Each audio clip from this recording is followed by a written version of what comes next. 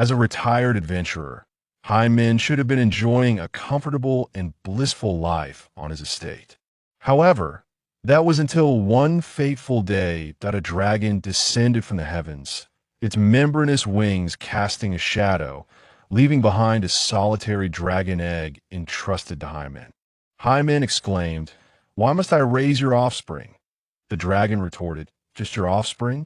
Oh, how irresponsible humans can be. Do you not recall what transpired that day?" Hyman replied, "I merely acted as a dragon knight. Surely, that cannot warrant such a burden."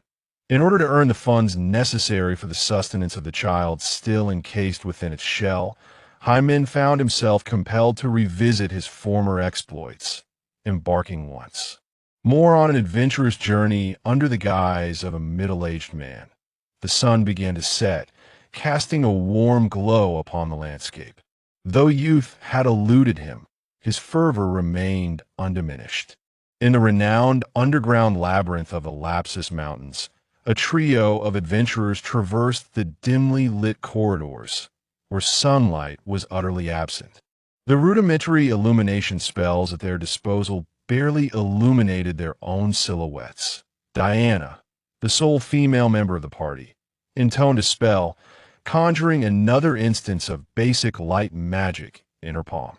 Turning to glance at the man behind her, who was dawdling and marking the walls, she urged impatiently, "Could you please hasten your pace? The illumination spell consumes energy." The man she referred to as Old Man was Hyman Odin, approximately 35 or 36 years of age, with deep-set eyes and well-defined features, complemented by a robust physique. Even at his age, he exuded a certain charm, albeit somewhat muted by the plain and somewhat inexpensive full-plate armor he donned, rendering him rather unremarkable. Hyman raised the torch in his hand and earnestly suggested, if the illumination spell is of a lower level, using a torch would actually provide better light. His voice, muffled by the helm, sounded somewhat dulled. Diana rolled her eyes dismissively. "Surely you jest. An adventurer of your stature still resorts to using a torch? I can't believe you can't even afford the basic illumination spell." Her taunt had become a new source of amusement for Diana during their journey. "Oh, my apologies for posing such an obvious question. I distinctly remember your information board at the Adventurers Guild during the recruitment session." Diana laughed heartily. "Shield block, shield throw. Such antiquated skills could only belong to someone like you. Perhaps you should refrain from speaking. So much marking the walls in a dungeon is a necessary precaution," a youthful male voice interjected. The speaker was Ivor, who walked alongside Diana, clad in gleaming silver armor, with a matching helmet and crossed sword hanging at his waist, deliberately revealing a mane of golden hair akin to that of a lion. The combination of golden locks and silver armor rendered YVO both formidable and accentuated his noble demeanor. In terms of appearance alone, he undeniably overshadowed the local elder. This is merely a subordinate task. With your prowess nearing that of an intermediate adventurer, YVO, accomplishing this mission should be effortless. Diana's tone softened significantly in the presence of the silver-clad knight. She leaned against YVO, either intentionally or unconsciously, her voluptuous form contrasting against the cold metal of his armor. Yet she could sense the rising warmth within him. An expression of admiration graced Diana's face, while internally she scoffed. "Humph, pretentious noble brat. Once this task concludes, you shall see who truly prevails." Trailing behind, Hyman Outwin observed the two temporary companions. The equipment and skills of these young adventurers were commendable, yet their professional conduct as adventurers was genuinely concerning. First, there was YVO, the warrior. Not only did he neglect to don his most crucial helmet properly, but he also failed to maintain basic tactical formations. And then there was Diana, a healer by specialization, foolishly choosing to walk alongside the fighter. Did she desire to hasten her demise? In his previous team, the captain would undoubtedly have used his legendary belt to impart a stern lesson to these youngsters. As he pondered this, Hyman suddenly noticed several crimson streaks darting through the darkness ahead. The two adventurers in front also sensed the anomaly. YVO drew his crossed sword from his waist, executing a series of elegant flourishes as he faced the unseen threat in the shadows. Diana instinctively stepped back, not fearing the challenge of a subordinate task, but rather seeking refuge behind YVO. Suddenly, the torch held by Hyman flickered violently, as if the oxygen sustaining the flames had thinned dramatically. A realization struck him, prompting him to shout, "Get back! It's fire magic!" As soon as the words left his lips, Hyman dove aside, rolling toward the wall. Almost simultaneously, the spell brewing in the darkness reached its climax. A fiery orb, the size of a human head, raced forth, illuminating the dark and crashing violently against YVO in that instant. The necklace YVO wore shattered, manifesting a pale blue barrier that enveloped him. Shielded by this protective charm, YVO emerged unscathed. However, Diana, sheltered behind him, was not as fortunate.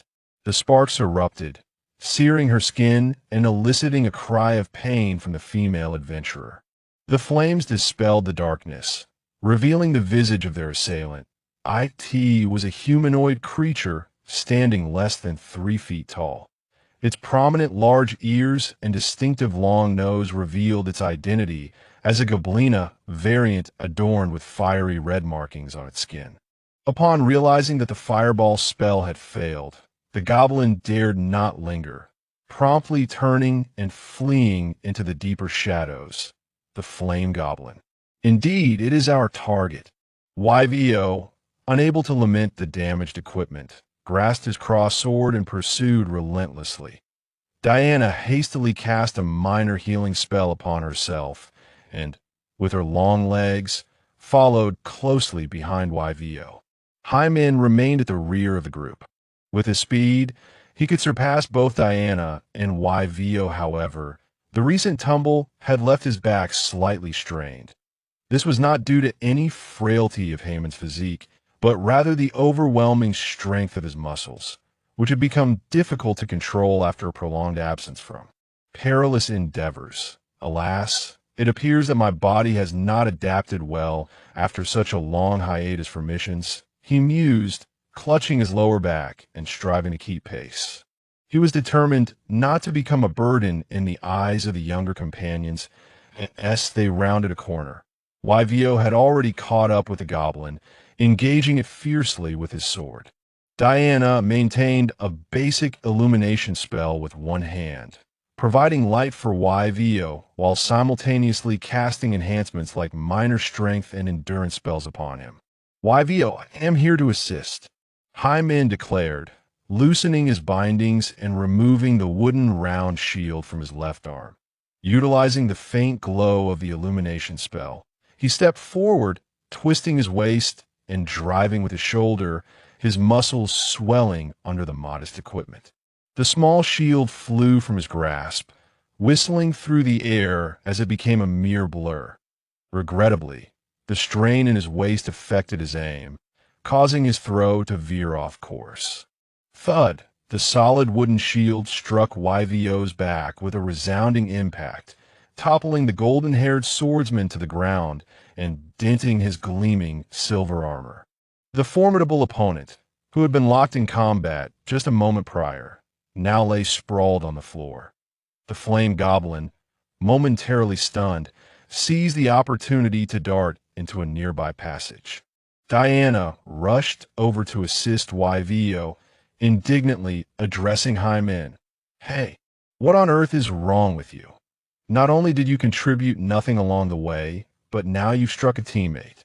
Hyman repeatedly apologized, feeling genuinely ashamed. Diana, emboldened by the situation, retorted, "Do you think an apology suffices? Do you believe I won't report you to the Adventurers Guild when we return? YVO, with a complex expression, gently restrained Diana's hand that pointed at Hyman. As the victim of the incident, YVO understood all too well the weight of that shield throw. In terms of sheer physical strength, this seemingly ordinary man was certainly not inferior to him. Enough. Let us cease this discussion, Ivor declared, retrieving the small round shield and returning it to Hyman. Uncle Odin, as a shield bearer, you should fulfill the responsibilities of your profession, the task of dealing damage falls to Diana and me. Hyman nodded repeatedly. Ivor, I sincerely apologize for earlier. Ivor waved his hand dismissively and led the way down the corridor from which the flame goblin had fled. Hyman approached Diana, a hint of embarrassment in his voice. Diana, could you possibly cast a healing spell on me? Healing spell? Diana replied, her expression wary. You didn't twist your ankle, did you? No, it's just my back. Hyman hurriedly clarified. Oh dear, Diana exclaimed, visibly distressed. Someone of your age shouldn't be out adventuring. I must have been bewitched by a demon to have allowed you to join our party. Despite her words, Diana recited the incantation and cast a basic healing spell on Hyman. She had no desire to risk her life, while simultaneously caring for a hapless elder. After pursuing down the corridor for a while, they emerged into a spacious area. Before them lay a large intersection connecting several passages. Which way did that goblin run? Ivor conjured a sphere of basic illumination, attempting to track the flame goblin's whereabouts. Suddenly, a spear whistled through the darkness. Before either Ivor or Diana could react, Haemon's small shield intercepted the projectile. The spearhead embedded itself in the wooden shield, its tip still trembling slightly. Ivor glanced sideways, surprised by Haemon's quick reflexes. Haemon's ears twitched, his voice low. Something is approaching, and in great numbers. As if to validate Haemon's words, a swarm of diminutive figures burst forth from the passages.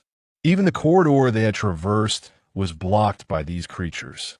The cacophony of hurried footsteps and indistinguishable cries, whether of laughter or distress, instilled an unsettling fear in the adventurers.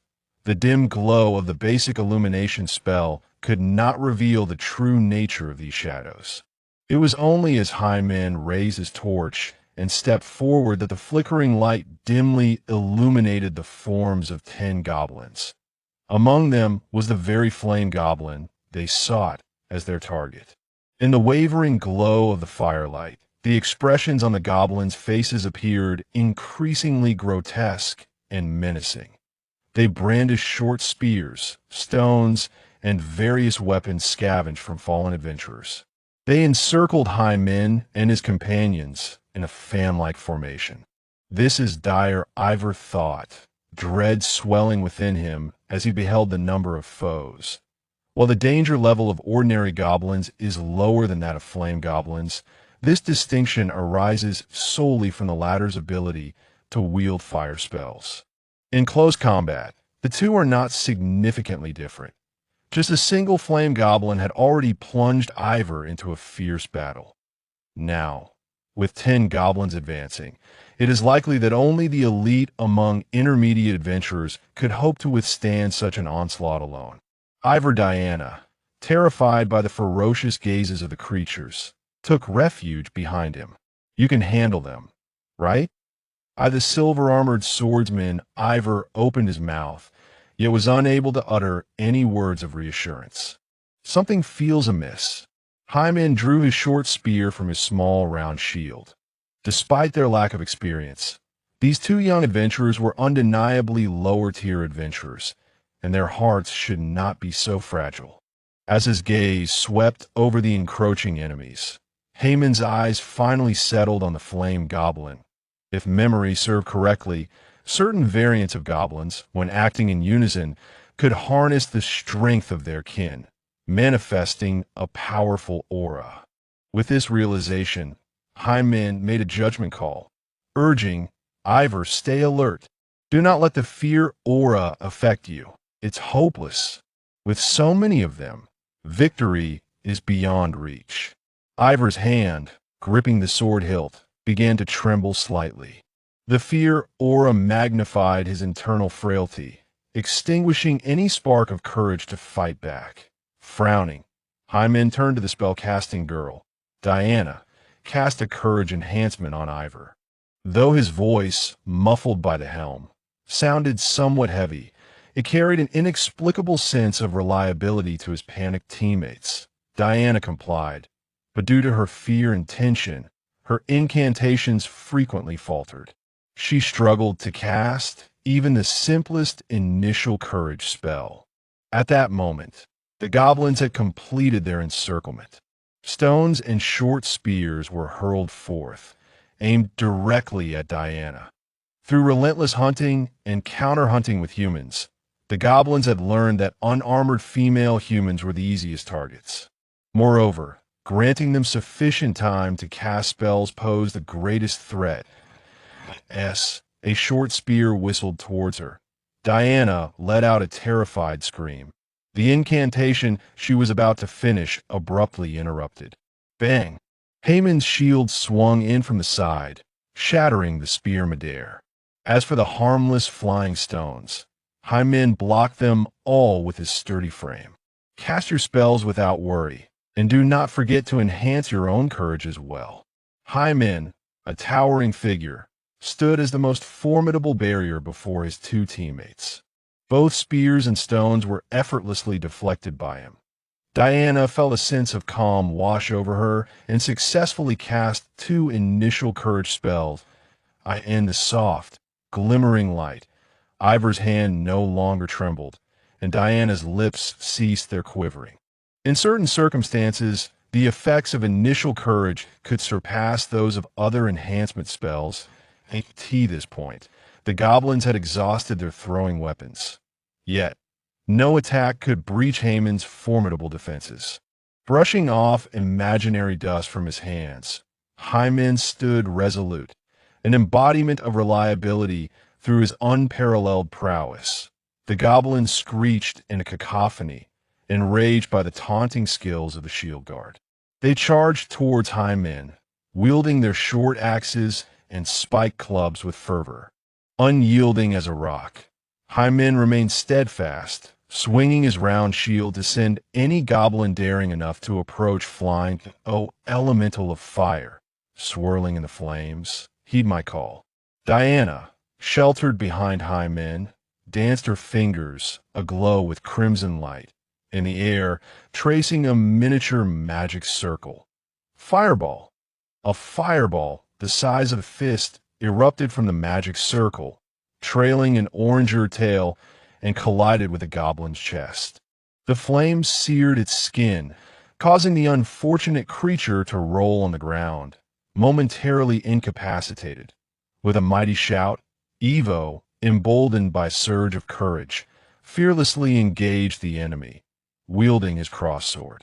However, his strength proved inadequate against multiple foes after several exchanges. His once glimmering silver armor was marred with dents and damage, and defeat loomed. Inevitable. Uncle, please help Evo, Diana urged anxiously. As a specialist in enhancement magic, her offensive capabilities were indeed limited. On it. Evo, I come to your aid. Upon hearing Haman's voice, the beleaguered Evo instinctively shielded his head and dodged to the side. The dread of being struck by a shield surged within him, nearly dispelling his enhanced courage. Shield throw. Whether it was Haman's remarkable recovery or the effect of Diana's basic healing spell, Hyman, now free of his previous injuries, strode forward with renewed vigor, swinging his arm fiercely. The small round shield spun as it toppled the first goblin, then ricocheted off, striking the flame goblin on the head, ultimately returning gracefully to Haman's grasp in a triangular arc. Evo, still evading danger, may not have caught the full spectacle, but Diana was utterly mesmerized. Even as a non-combatant, she recognized the extraordinary mastery hidden behind this seemingly outdated shield throw. Seizing the moment, Evo executed a low, sweeping strike with his sword, a hazy light bursting forth from its blade. The goblin, felled by the shield, could not rise in time and was swiftly cleaved, blood gushing as its head separated from its body. Meanwhile, the most formidable threat, the flame goblin, lay dazed from Haman's flying shield, unable to recover for the moment. With three foes vanquished in one stroke, the adventurers' morale soared. Just as they prepared to press their advantage, a ferocious roar echoed from a nearby corridor, followed by the rapid approach of heavy footsteps. The goblins were taken aback, unable to rescue their fainted leader, each fleeing into a passageway. Before the two team members could comprehend the situation, Hyman had already hoisted the flame goblin onto his shoulder and was sprinting back the way they had come. "Don't just stand there. We're dealing with a formidable foe." Ivor and Diana quickly followed suit, dashing through the intricate maze of tunnels. Despite their desperate efforts to escape, the sound behind them grew ever closer, as if the darkness itself had fixated on their presence. "Why is it only chasing us?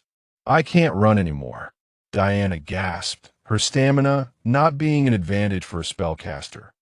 "Cancel the illumination spell," Hymen advised, and as they approached a fork in the path, he forcefully hurled the torch toward the opposite end of the corridor. With the cessation of the illumination spell and the torch's light, the passage was engulfed in utter darkness.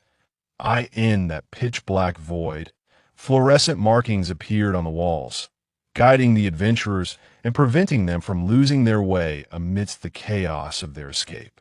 It turned out that the paint Hymen had used to mark the route possessed a phosphorescent quality. The unknown creature seemed to have been distracted by the light of the torch. The footsteps pursuing them gradually faded into the distance until they vanished completely. Leaning against the stone wall, Ivor swallowed a stamina restoration potion and couldn't help but exclaim, "This dungeon truly lives up to its reputation as the most perilous area of the Lapsus Mountains, that we barely scratched the surface and already encountered such a formidable monster. If it weren't for your foresight in marking the route, we would have been in real danger."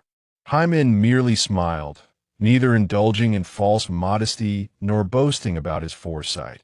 With the light of Haman's reignited torch, the spellcasting maiden retrieved a bottle of basic stamina potion from her pack, replenishing the energy she had expended during their frantic flight.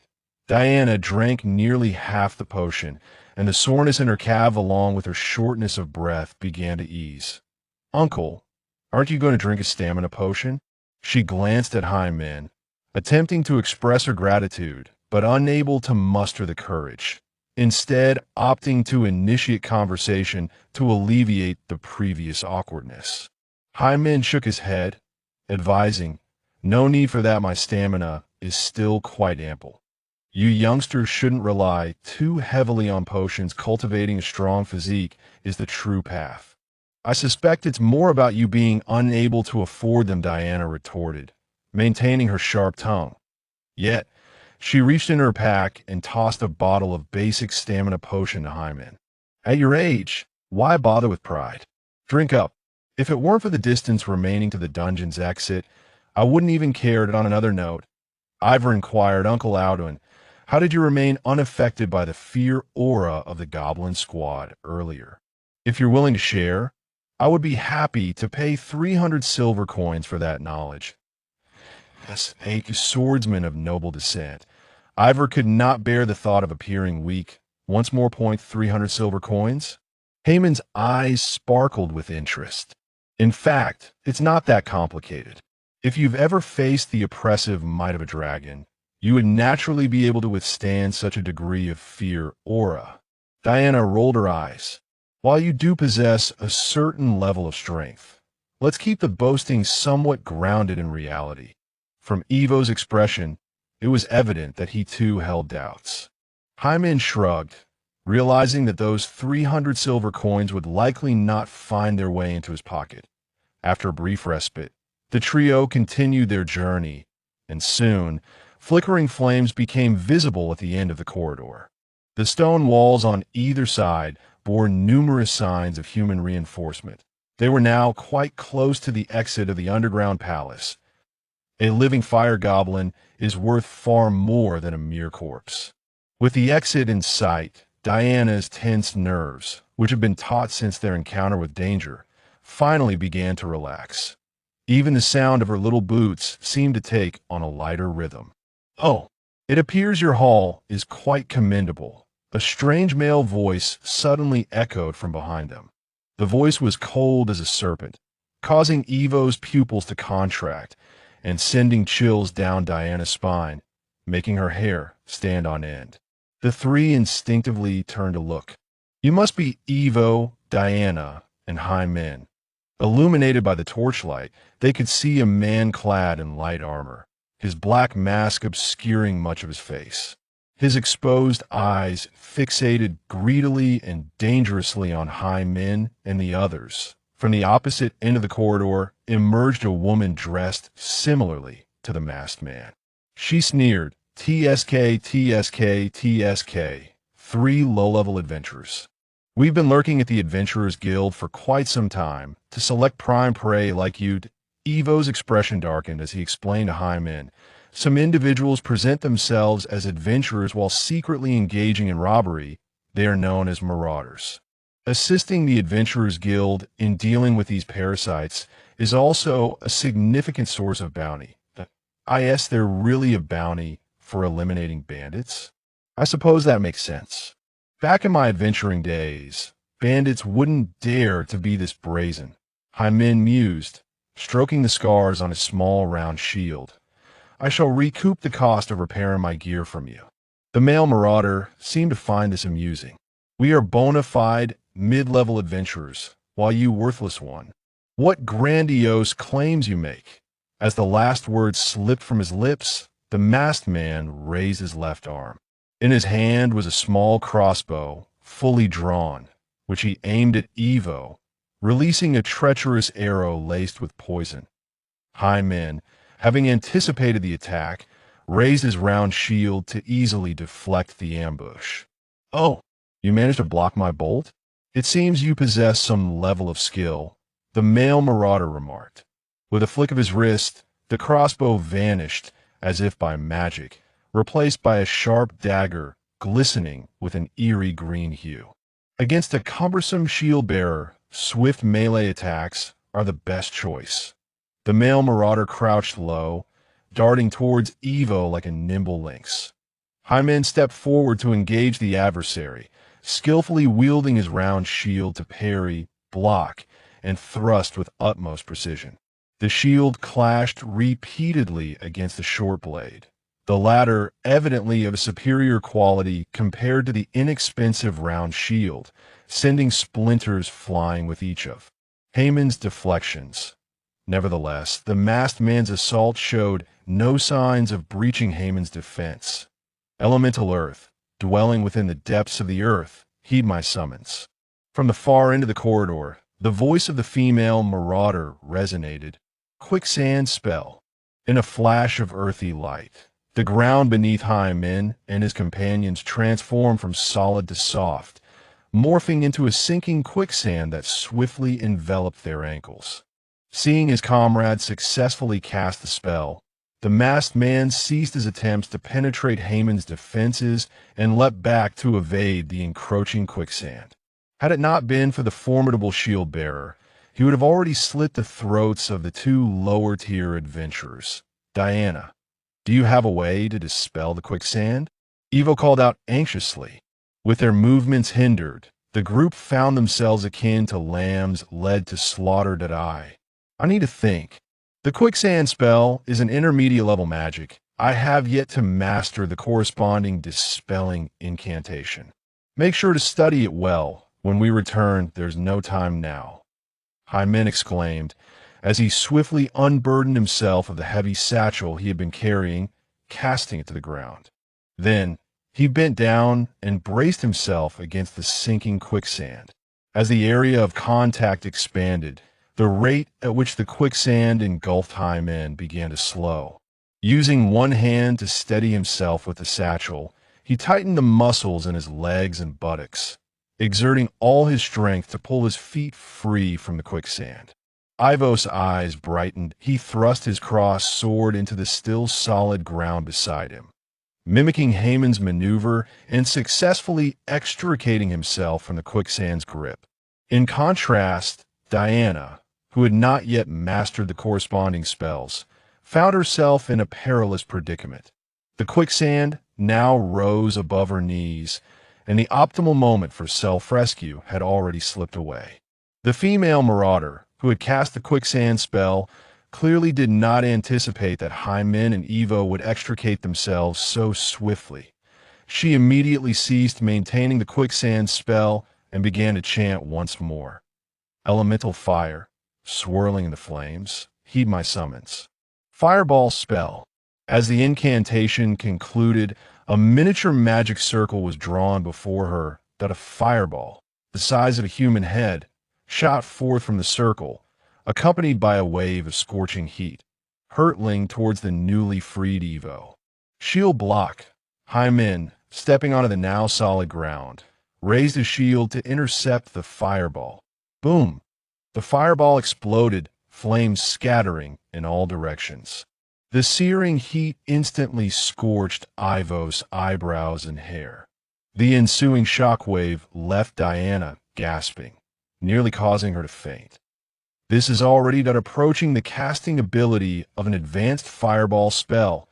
Diana was acutely aware of the disparity in strength between the two sides, her heart sinking considerably. As she glanced towards Hymen, the remnants of her hope evaporated entirely. Confronting the explosion of the fireball, Hymen did not retreat an inch. However, the small round shield in his hand had become charred and shattered, its durability nearly depleted. How could a shield guard, stripped of his shield, withstand such a ferocious fireball spell? The masked man sneered as he charged again. Humph, your shell is cracked. Let us see how you resist now.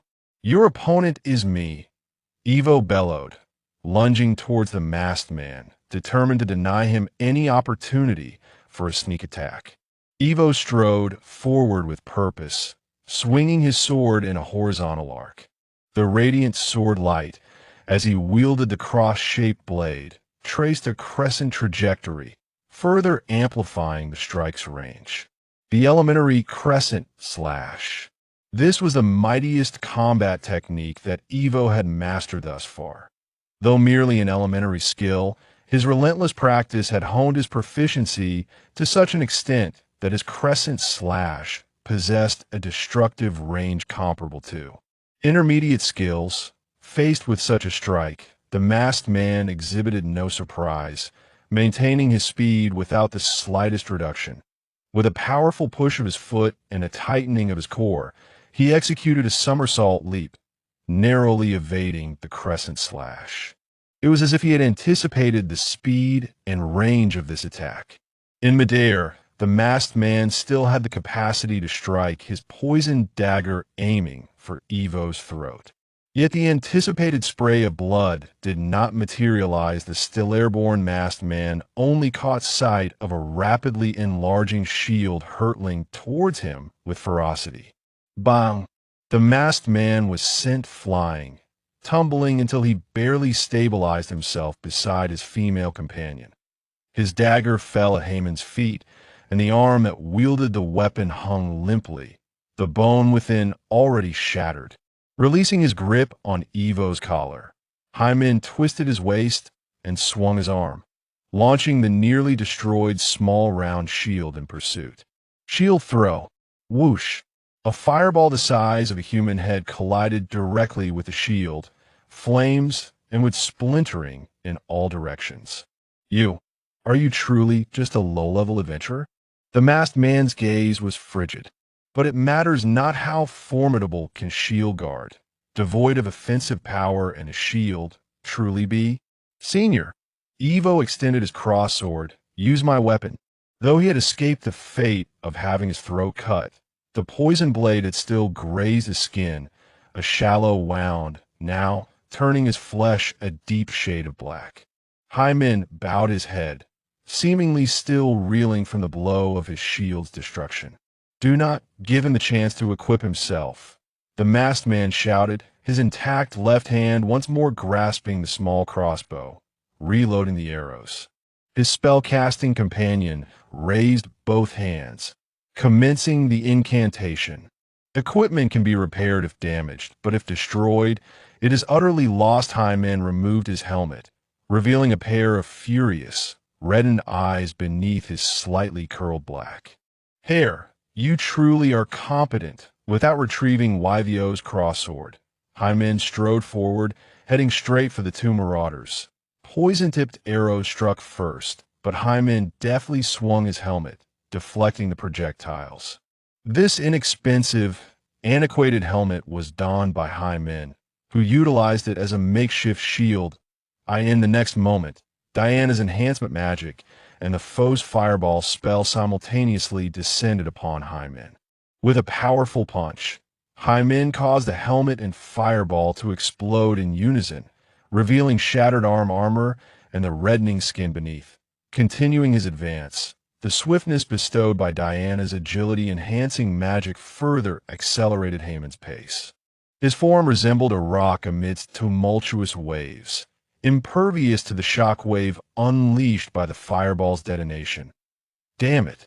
What manner of monster is this? Faced with a shield guardian like Hyman, who seemed impervious to harm and unstoppable, the female marauder visibly faltered. Given the distance between them, she initially had one last opportunity to cast the fireball spell. However, as those words escaped her lips, the chance slipped away, her inner retreat clearly outweighing her will to fight. The masked man wore a grave expression. With a broken right arm, his situation was far more precarious than that of his companion. Yet, as his gaze fell upon the increasingly darkening wound on YVO's neck, a sense of relief washed over him, and he said to his companion, "There's no need to engage him further. We must retreat." With that, the masked man loosed an arrow at Hyman, then fled towards the exit of the underground palace without looking back. Just as Hyman prepared to pursue, he was suddenly alerted by Diana's urgent voice. "YVO, what happened? Wake up." Hyman halted and turned to see YVO, who had been vibrant just moments ago, now collapsed on the ground. Foam trickled from his lips, and he emitted raspy sounds from his throat, rendered incapable of uttering a single word. Chapter 4. The Universal Elixir. "Diana, is your magic ineffective?" Hyman inquired as he approached. Diana shook her head, revealing that none of her two rudimentary healing spells possessed the ability to dispel toxins. She glanced at Ivor's satchel and remarked, "There should be an antidote in Ivor's backpack, but it bears his unique seal, which I cannot break." Upon hearing this, Hyman reached for Ivor's satchel, an invisible force manifesting to thwart his attempts at opening it. "Your master is on the brink of demise, yet you still resist," Hyman growled, his arms bulging with muscle, with a tearing sound akin to that of fabric being rent. He forcefully tore a hole in the satchel, and various items tumbled out. "This is it," Diana exclaimed, picking up a pale purple glass vial. She uncorked it and poured the contents onto Ivor's wound. However, even after emptying the entire vial, the darkness at Ivor's neck did not dissipate. It merely slowed its expansion temporarily. How can this be? This antidote is of intermediate quality, given the rate at which the toxin spreads. Ivor surely won't survive long enough to return for treatment. Try this vial of mine. I hope it hasn't expired. Hyman's satchel was not as sophisticated as Ivor's, but he easily opened it and extracted a bottle containing a liquid that shimmered with a myriad of colors, immediately indicating its extraordinary nature. Cautiously, he tilted the vial toward Ivor's wound, his expression a blend of careful deliberation and pained reluctance. as if the liquid he was about to drop was not a potion, but a collection of gleaming silver coins. Just a few drops of the elixir caused the darkness at Ivor's wound to recede like a retreating tide, ultimately transforming into a noxious black smoke that dissipated into the air. Witnessing such miraculous effects, Diana could hardly believe her eyes. Could this be the universal elixir? True to its name, the universal elixir could alleviate a range of negative conditions, including toxins, curses, freezing, petrification, and burns. Even the most inferior universal elixirs were categorized among high-grade potions, and judging by the hue of this particular vial, it was certainly not of the lowest tier. Diana cast a complex glance at Hyman. This man, who had been so reluctant to use even a stamina potion after battle, was in possession of such a high-quality elixir. To her astonishment, the miserly uncle would expend such a precious potion for the safety of a temporary ally. Regardless of the circumstances, Diana's manner of speaking remained as acerbic as ever. In the face of Diana's sarcasm, Hyman remained unfazed. As a shield-bearer, allowing his comrades to suffer injuries was already a disgrace. Witnessing a teammate perish before his eyes would be an utter failure. Diana could not help but roll her eyes at this. The most grievous wound on Ivor was inflicted by your shield, wasn't it? Yet, this particular quip remained unspoken. As she removed her helmet, Hyman observed that her appearance was rather pleasing. Once the toxins were completely purged, Evo awakened, leading Diana to reassess the quality of this miraculous potion. Thank you, Senior Alduin, for your timely rescue. I shall forever cherish this kindness. Evo expressed his gratitude, refraining from mentioning the compensation for the loss of the potion. For this noble-born adventurer, his life was undoubtedly worth far more than an entire vial of the elixir. He was reluctant to simply repay Hyman's life-saving grace with such triviality. The strength of those two ruffians does not resemble that of ordinary bandits. Their intent was clearly to assassinate you, Brother Evo, Hyman remarked. Though he had been engulfed in fury moments ago, he had keenly observed the actions of the two marauders. Logically, targeting the physically weaker Diana would have been the most prudent course of action. Yet, from the outset, the assailants had aimed their attacks solely at Evo. Thus, Hyman's conclusion came with relative ease. Evo's expression darkened as he grasped this unsettling reality. Assassins sent by a rival family? Or perhaps some within my own family wish for me to remain forever outside? With no clear answers, Evo shook his head. Let us not dwell on this for now. Upon our return to town, I hope that Senior Alduin will graciously accept my gratitude along with that of the Lazar family. Diana, listening nearby, felt a twinge of envy. Having already teamed up with Evo for 3 missions, she had yet to encounter the influential family behind him. She marveled at how this gentleman had garnered such friendship in a single encounter. As they conversed, the group exited the underground maze. The night had fallen. With a crimson crescent moon hanging in the sky, its brilliance complemented by a tapestry of stars, adding a touch of lively charm to the tranquil night. It is quite dark now. Shall we rest for the night at the outpost camp? Diana proposed. The outpost camp, hastily constructed for the purpose of conquering the underground maze, provided basic food and lodging, along with rental services for carriages, facilitating the movement of adventurers between the town and the camp. Traveling in the darkness was not convenient, and both Evo and Hyman concurred. They proceeded to the camp without encountering any further mishaps. As Hyman and his companions passed by, the station soldiers couldn't help but cast several glances at the still-breathing flame goblin. Envy flickered in their eyes. A living specimen of this exotic creature could fetch a handsome price from nobles with a penchant for collecting magical beasts, even if submitted to the Adventurers Guild. It would yield a decent reward in valuable adventure points. Senior Alduin, you are the strongest among us. Shall we entrust this goblin to your care for the time being? Of course, if it proves too troublesome, I can oversee it instead, Evo suggested. Hyman glanced at the half-alive flame goblin in his grasp, hesitating for a moment before finally articulating his thoughts. I require the skin of the flame goblin. I may have to slay it shortly, so I wish to seek your opinions. Diana's eyes widened in disbelief as she exclaimed, although the guild mission only necessitates the goblin's head, a living flame goblin could fetch several times the price of merely a severed head. Hyman replied, if you all agree, I am willing to relinquish my share of the mission reward to compensate for your loss. Ivor immediately shook his head, asserting, capturing this flame goblin alive is already a testament to your prowess, Senior Alduin. Submitting its head will suffice to complete the mission. There is absolutely no need for compensation.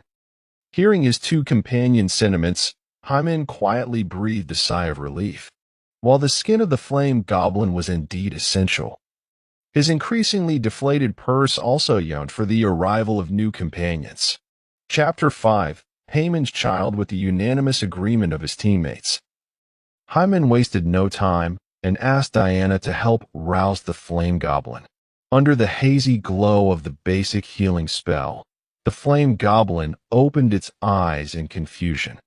Lacking the familiar, suffocating aura of fire elements that usually permeated the dungeon, it quickly became alert in this unfamiliar environment. However, before it could react further, Haman's large hand was already pressing down upon its head. The threat of death provoked the flame goblin. Its limbs, bound by ropes, were unable to struggle. Yet the fiery patterns etched into its skin began to glow and radiate uncontrollably. Just as the flames reached their zenith and the incantation for a fireball was about to materialize, Hyman swiftly twisted and snapped the flame goblin's neck. A lingering sense of resentment and pure fiery energy coalesced within those markings. Hyman took out a small knife and began to meticulously peel away the skin adorned with the vivid red patterns. Ivor watched in astonishment at Haman's dexterity. Casting a questioning glance toward the mage's sister, Diana, in search of a professional's insight, Diana furrowed her delicate brows and observed, by maximizing the extraction of the beast's unique abilities and residual essence. Dear sir, are you intending to concoct some magical artifact? Or perhaps create a skill scroll? Such materials cannot be preserved for long. Just preparing some formula for a child, Hyman replied, offering no further explanation. His focused demeanor resembled that of a father preparing dinner for his child. Having skillfully gathered the materials, Hyman left the flame goblin's remains to his temporary companions and returned first to the rented lodging. The campsite consisted of several wooden cabins amalgamated into one, furnished with merely a table and a small bed.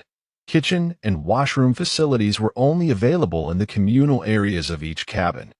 The simplicity of the accommodation also implied a low cost of stay. A single night here required Hyman to part with just 7 copper coins.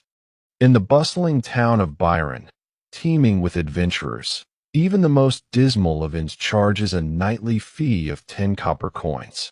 Locking the door behind him, Hyman tossed his satchel into a corner and unfurled the skin of a flame goblin upon the solitary wooden table. In that brief moment, the glow and warmth emanating from the intricate patterns seemed to have dimmed from their previous brilliance. Hyman hurriedly removed his armor and unfastened a small net pouch from around his neck. Inside lay a dark red egg, quietly resting, about the size of a fist. Its shell was adorned with numerous small protrusions, indicating its remarkable hardness. Once placed upon the table, the previously inert dark red egg quivered slightly, drawing itself towards the surface of the flame goblin's skin. The patterns, imbued with the goblin's extraordinary power, erupted into a new burst of radiance, which quickly faded and gradually merged into the dark red egg. A rhythmic pulse of crimson light began to emanate from within the shell, illuminating the silhouette of a curled-up hatchling dragon. Indeed, this was a dragon egg. Hyman caressed the textured shell of the diminutive dragon egg, encouraging it, "Come on, little one. Once you hatch, take me to your mother." Hyman had invested considerable effort in nurturing this egg, as a model of a successful adventurer who knew when to retreat. He had liquidated his hard-earned estate, selling his manor complete with 5 acres of vineyards. His once remarkable gear had dwindled to a mere few remnants. Despite the substantial expenses incurred, Hyman never pondered the worth of his investment. After all, contained within was his child.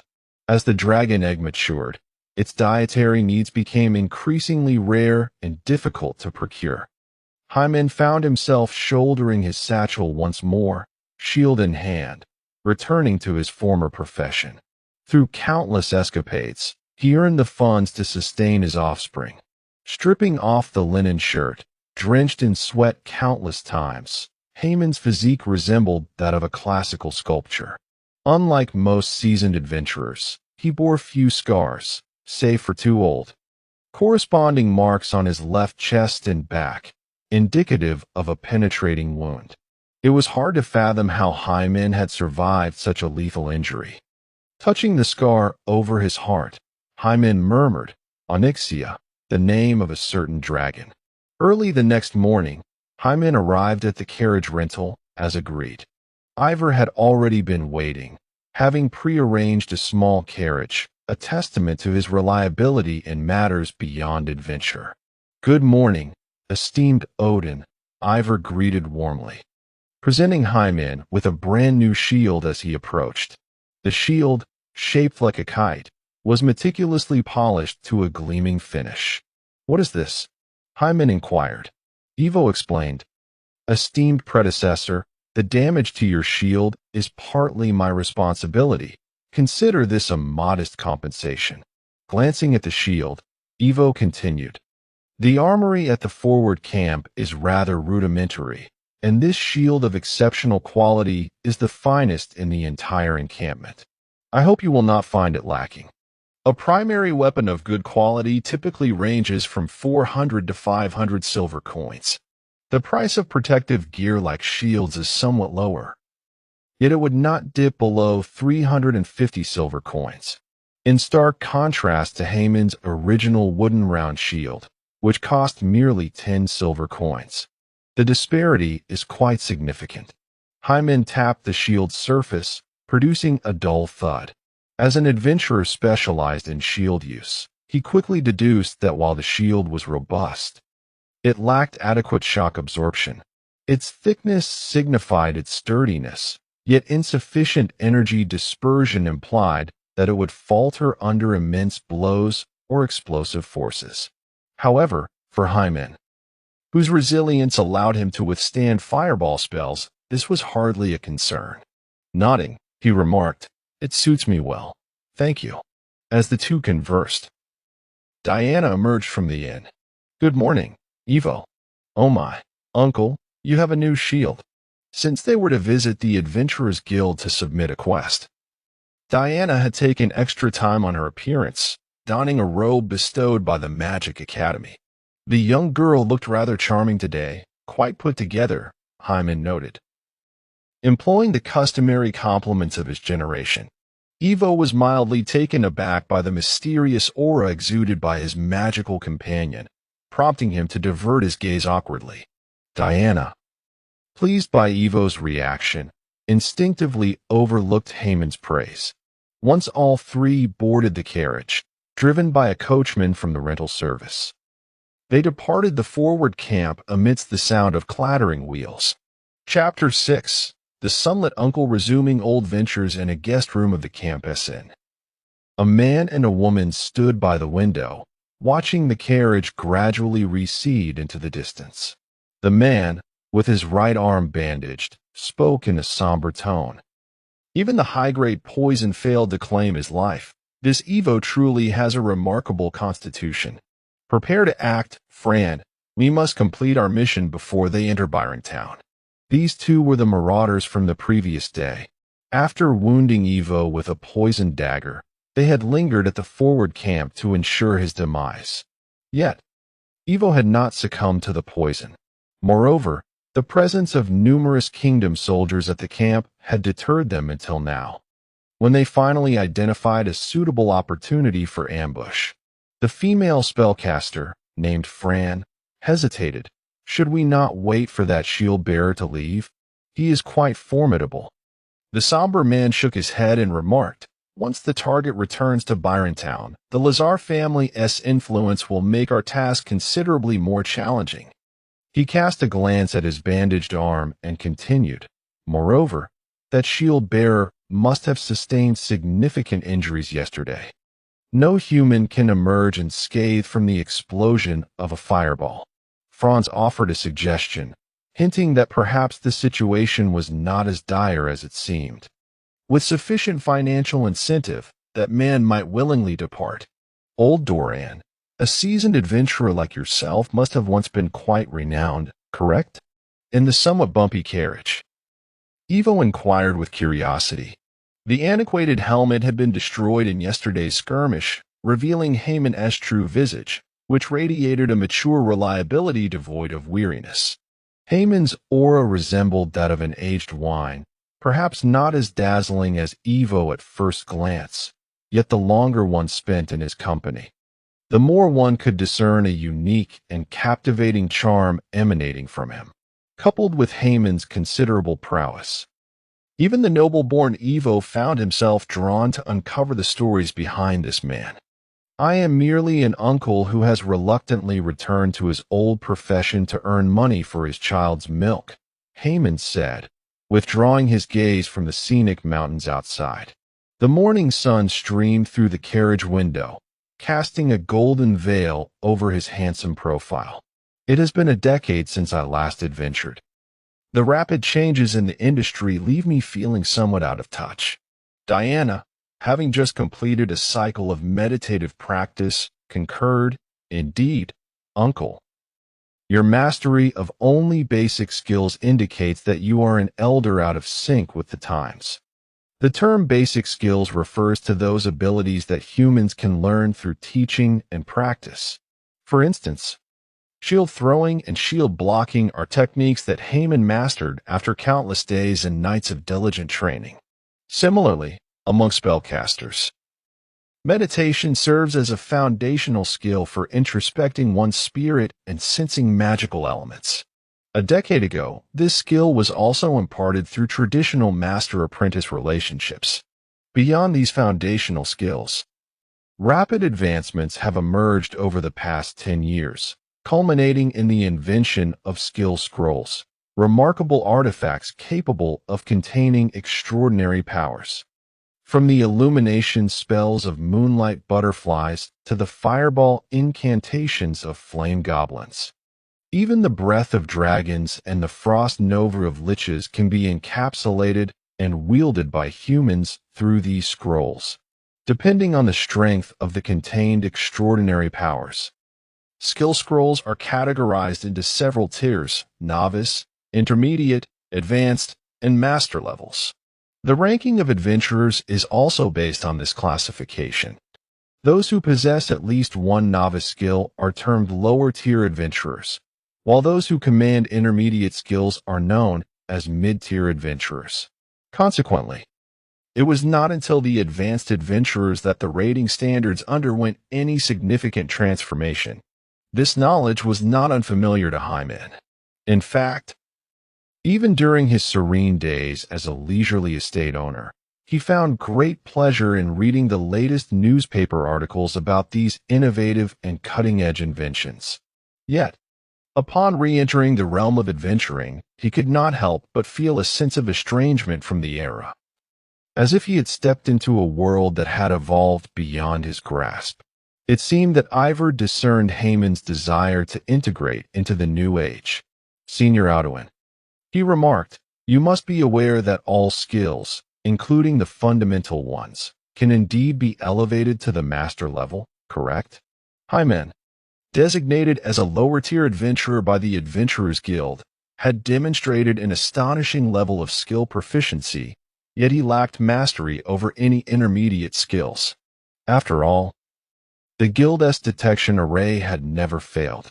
Nodding, Hyman replied, by merging 5 identical beginner scrolls from the same field, one can elevate a skill to the intermediate level. Having resolved to return to his former profession to earn a living for his child, Hyman had naturally developed a fresh understanding of this familiar yet alien industry. Ivor continued, beginner scrolls that belong to the same field as the fundamental skills are quite rare and often have a price without a market. If it proves inconvenient for you to collect them, I can devise a way to procure them for you upon our return to town. Upon hearing this, a warm smile graced Haman's face, and his gaze towards Ivor softened considerably. The notion of a price without a market had not crossed his mind. The primary concern for Hyman, the fallen estate owner, was that each scroll commanded a price no less than 500 silver coins. As Hyman pondered how a noble scion ought to express gratitude towards his savior with a sum of 600 or 700 silver coins, the sound of hooves echoed from behind the carriage. At that moment, the carriage had entered a perilous mountain path. Although this narrow trail was not particularly smooth, it served as the essential route for adventurers traveling between the forward camp and Byron Town. As the hoofbeats drew near, Hyman turned his head and, indeed, beheld a lady donned in adventurer's attire approaching on horseback. "Good morning, everyone," the lady adventurer greeted, her chestnut hair cascading around her, her countenance radiant, and her age slightly surpassing that of Diana. As she greeted them, she guided her steed closer to the carriage window. "Could you please direct me towards Lake Vino? It seems my map has marked the route incorrectly." As she spoke, the lady adventurer reached into her satchel, seemingly intending to retrieve the map and seek Haman's assistance in navigation. Haman's gaze held a hint of scrutiny, his eyes never straying from her hand as it delved into the satchel. "Your voice seems somewhat familiar, madam. Have we perhaps crossed paths recently?" Diana, unable to suppress a roll of her eyes within the carriage, thought to herself that such a cliché approach to flirting would even make dogs shake their heads. "I doubt it," she replied. "If I had encountered a face as handsome as yours, I would certainly remember." The female adventurer wore a charming smile as she withdrew a rolled-up map from her satchel, extending it towards the carriage window. "If you don't mind, let us introduce ourselves. My name is Fran." Chapter 7. The cliff chase. Before Hyman could respond, Ivor, raised in the lap of nobility, graciously accepted the map with a gentlemanly demeanor. "Lady Fran, you intend to visit Lake Wino, correct? Allow me to take a look." As he unfurled the map, Ivor's hand inadvertently brushed against something peculiar. A tattered doll, its mouth stitched shut, tumbled forth from the parchment. As it hit the floor, a surreal blue powder suddenly enveloped the carriage. Realizing something was amiss, Ivor attempted to alert his companions, only to be struck with astonishment as he found himself utterly voiceless, his parched lips moving soundlessly. Fran chuckled softly, pulling the reins to create distance from the carriage. The blue powder was no poison, but rather a curse that rendered its victims mute. Knowing that Haman's group possessed an antidote to potent toxins, resorting to poisoning seemed an unnecessary strategy. The silence curse was particularly effective against fellow spellcasters, such as Diana. "O darkness, eternal beneath the abyss, heed my call for chaos." Fran intoned the incantation. 2 miniature arrays symbolizing dark power materialized within her pupils. As her gaze swept over Ivor and Diana, their eyes widened in alarm, their thoughts spiraling into disarray. However, Diana, relying on her formidable mental fortitude, soon broke free from the enchantment. Ivor, too, escaped his stupor after receiving a slap from Hyman. In terms of effectiveness, it was a mere novice-level chaos spell. Though its impact on the 3 adventurers was minimal, the coachman and the horses, also caught in Fran's gaze, inevitably plunged into chaos.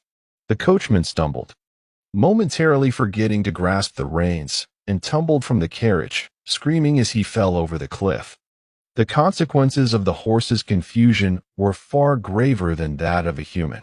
Their eyes blazed a furious red, nostrils flaring as they snorted violently. Their hooves galloped wildly, dragging the swaying carriage forward, teetering dangerously close to the precipice. Ivor's forehead glistened with sweat. He was aware that Diana possessed purifying magic, yet under the silence curse. He could not even articulate this desire. Element of fire, raging in the flames. He might call for the fireball spell, Fran conjured with a single hand. A fireball shot forth from the magical array in her palm, hurtling towards the carriage. Hyman silently yanked Ivor behind him, brandishing a brand new kite-shaped shield forward. Boom! Amidst the flickering flames, a section of the carriage wall was obliterated. As the dust settled, Hyman stood resolutely, his shield unwavering against even the most advanced fireball spells. Witnessing this, Fran's eyelids fluttered slightly, recalling the sense of helplessness she felt in the underground palace against Hyman the previous night. Furthermore, this man had acquired a new shield. Without hesitation, Fran retrieved a bulging pouch of coins from her satchel and proclaimed, "To my friend across the way, if you refrain from further interference, this 800 silver coins shall be yours." The remuneration for Hyman and his companions on this mission was a mere 900 silver coins. Upon hearing her words, Hyman glanced at Ivor, who quickly spread his arms and gestured the number 10, even flipping his palm over. "Oh, are you offering me an increase to 2,000 silver coins?" Hyman nodded in satisfaction and, with one hand, retrieved a universal potion from his pack, tossing it to Diana. In truth, even if Ivor hadn't sweetened the deal, Hyman would not have stood idly by. Whether this woman was an assassin or a brigand, she could conduct her business as she pleased. However, to achieve her goals, she had callously taken the life of an innocent coachman. An act of malevolence that Hyman could not abide. Diana took a sip of the universal potion, feeling a refreshing sensation slide down her throat, merging with her body before it could even traverse her esophagus.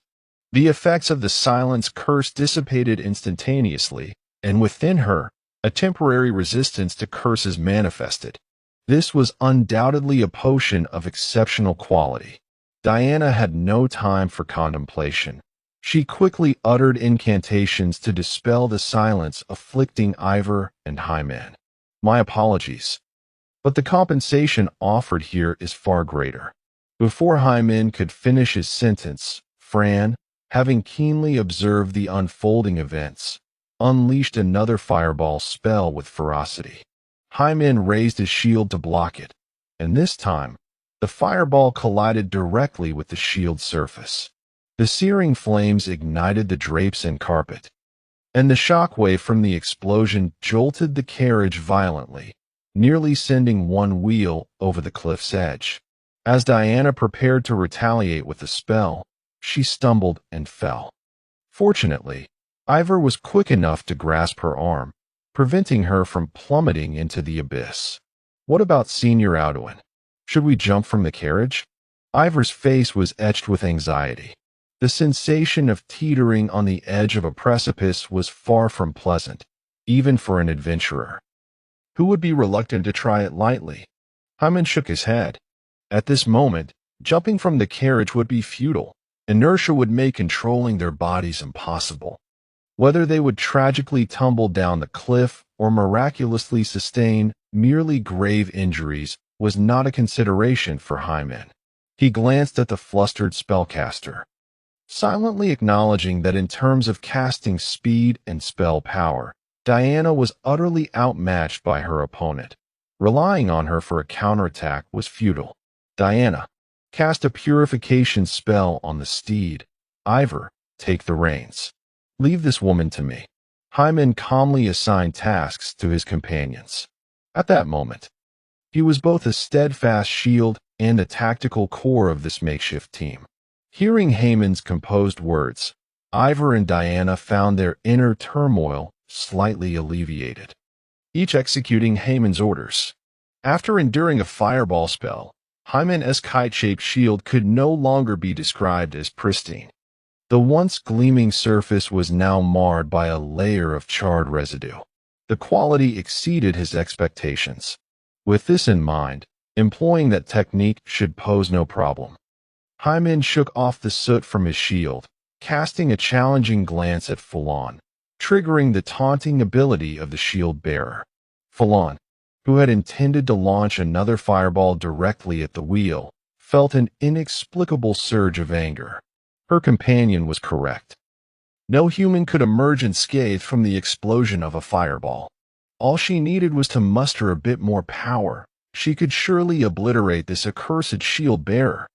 Drawing upon all her mental energy, Falon inscribed a crimson magic circle, magnitudes larger than before. She was willing to wager her entire mental fortitude on this fireball to determine the victor against Hymen. Come on, useless woman. Let me see if your little flicker can harm my finger. Hymen fully unleashed the talents of the shield bearer, drawing Falon's wrath firmly upon himself. Boom! A fireball, half a meter in diameter, surged angrily from the magic circle, trailing an orange tail as it hurtled towards Hymen. The fireball moved swiftly. Its forward momentum coupled with the searing heat posed a deathly threat capable of instilling dread in any human.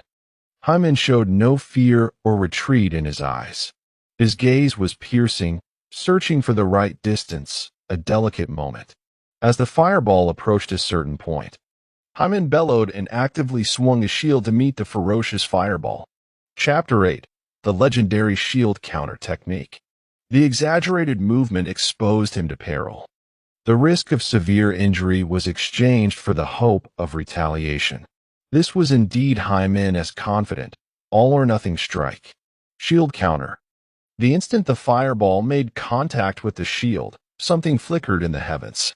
As Hymen fully swung the shield, the blazing fireball altered its trajectory, hurtling back towards Falon. The fireball spell lacked any tracking or locking ability. However, once Hymen employed the technique of shield throwing, everything changed. The fireball's tail blazed an arc as it ultimately detonated beside Falon. Dust and smoke billowed as the steed collapsed amid its whinnies. The brief exhaustion of mental energy prevented Falon from erecting her magical shield in time. The potency of the fireball spell has found new validation in its caster. Flames flicker upon her charred cloak, while her grievously injured body convulses involuntarily.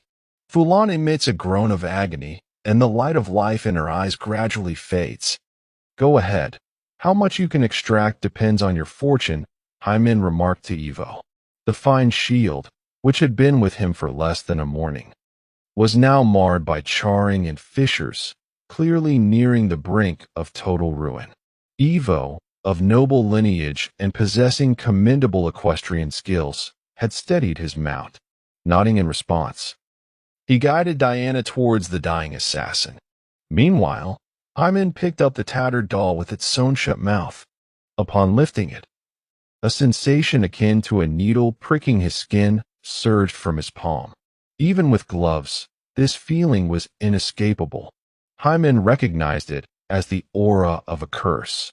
Remarkably, the recent battle had not damaged this wretched doll.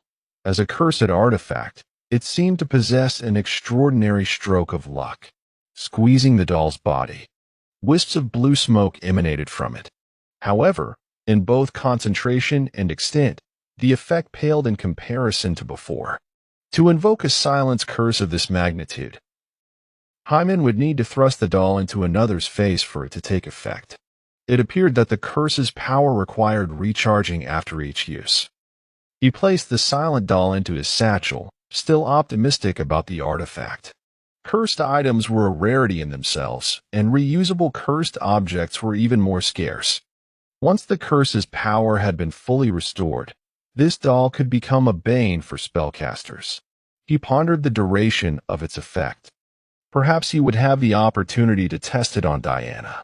At that moment, Ivo and Diana returned. The assassin's injuries were too severe for Ivo to extract much information.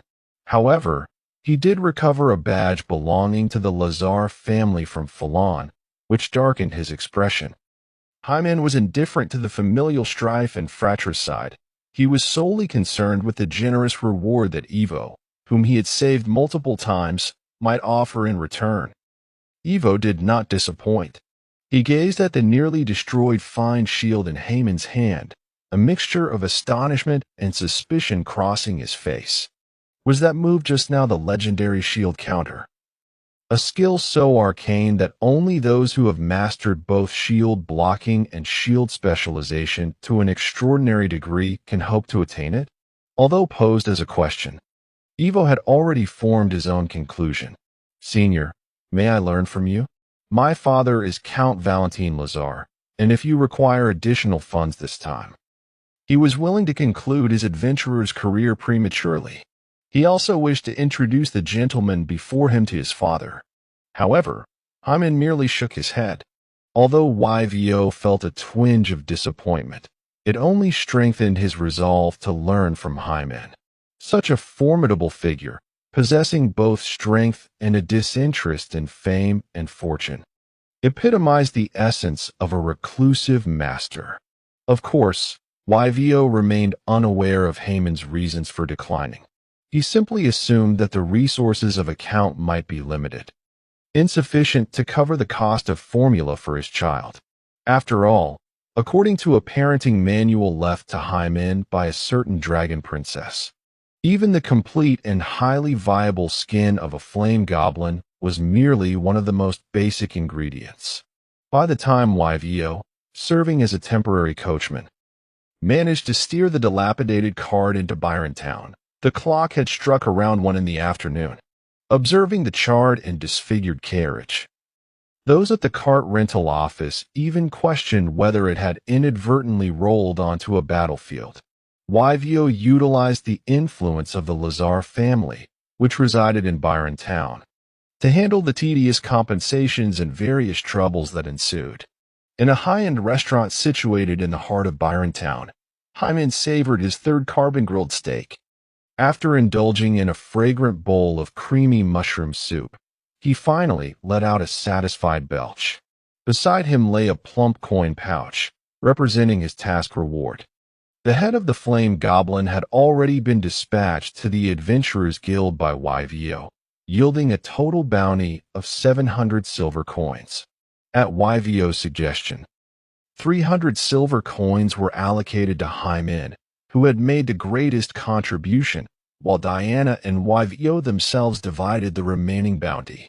Besides the monetary reward, Haman's task completion rate, adventurer reputation, and monster hunting statistics had also seen a modest increase.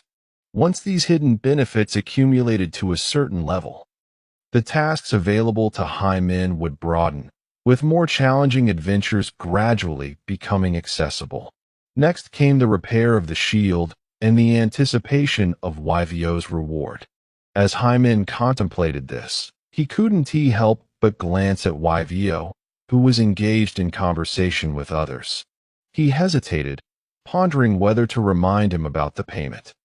It seemed Yvo sensed Haman's gaze, as he approached a member of the Lazar family residing in Byron Town, requesting a small coin pouch before striding towards Hyman. Old friend Odin, thank you once again for your assistance. This is a token of my appreciation. Hyman accepted the somewhat shriveled pouch and, upon opening it, discovered 25 delightful gold coins resting inside. A smile blossomed on Haman's face.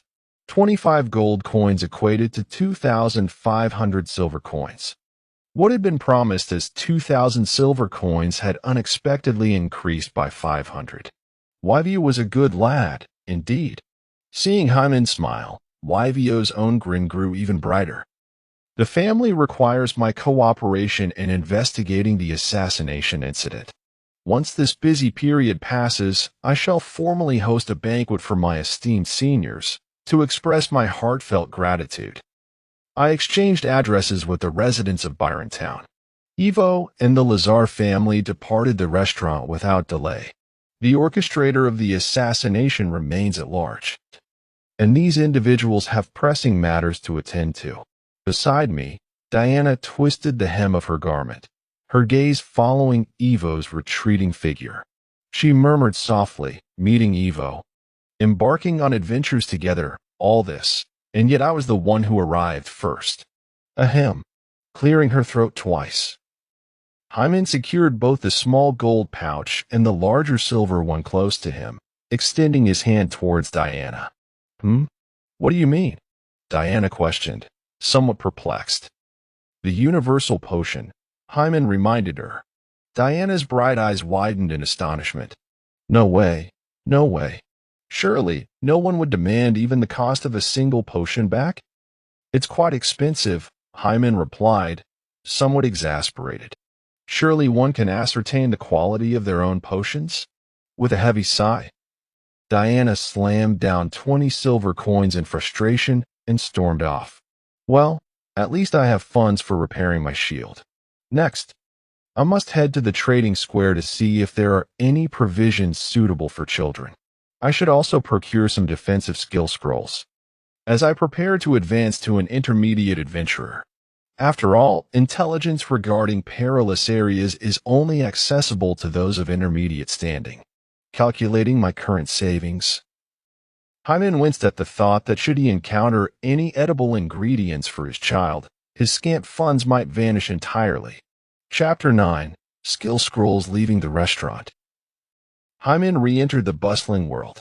Byron Town, as the largest and most comprehensive gathering place for adventurers in the Raps region, boasts not only mainstream adventuring industries, but also flourishing sectors in dining, lodging, and entertainment. Each day, it draws a substantial number of adventurers and merchant caravans. The main thoroughfare at the town center is exceptionally spacious, capable of accommodating up to 10 horse-drawn carriages side by side. Yet, a sea of humanity fills the streets. For this thoroughfare connects the Adventurers Guild and the Trading Square, two pivotal landmarks. Following the flow of people, Hyman soon arrived at the Trading Square. True to its name, this expansive circular plaza is surrounded by various itinerant merchants and vendors, from the most commonplace goods to the most peculiar curiosities. It houses nearly every item a customer could conceive. Hyman meandered around the periphery of the square. The extraordinary materials on sale here are primarily of a lower and more ordinary grade. Occasionally, one might find some materials harvested from fire attribute magical beasts. Yet they have largely lost their vitality. These can only boast qualities such as hardness and fire resistance, rendering them suitable for the crafting of armor and weapons. For dragon eggs, such items hardly qualify as food. As he passed by, a voice called out, urging him not to miss the remarkable sale of beginner skill scrolls, promising a comprehensive variety to assist in advancement. The voice belonged to a slender old man, likely in his 60s, with graying hair tied back in a short ponytail. A short bow was slung at his waist, attiring him unmistakably as an adventurer. It was the first time Hyman had encountered an adventurer of such age. Stirring his curiosity. Don't just stand there staring. If you need a scroll, simply speak up, the old man urged. His gaze was as piercing as that of a hawk. Yet it was directed not at Hyman, but at his side. Unsure, Hyman pointed to himself, asking him, "Are you speaking to me?" The old man, showing impatience, replied, "Of course I'm talking to you. Am I talking to myself?" Hyman waved a hand in front of the old man's eyes, saying, "But I'm over here." The old man looked momentarily taken aback, then turned his sharp gaze to Hyman's back, retorting, "I don't need your reminders. My eyesight is just fine." Hyman, glancing at the empty space behind him, wisely refrained from correcting the man further. He inquired, "I intend to upgrade my basic skills. Do you have any suitable beginner scrolls?" When he touched upon scrolls that corresponded to his own skill set, he felt a subtle connection. By appropriately leveraging this trait, adventurers could avoid unnecessary expenditure on skill scrolls. Basic skills. The old man regarded Min with surprise. Is it possible that someone is still upgrading basic skills in this day and age? You must have money to burn.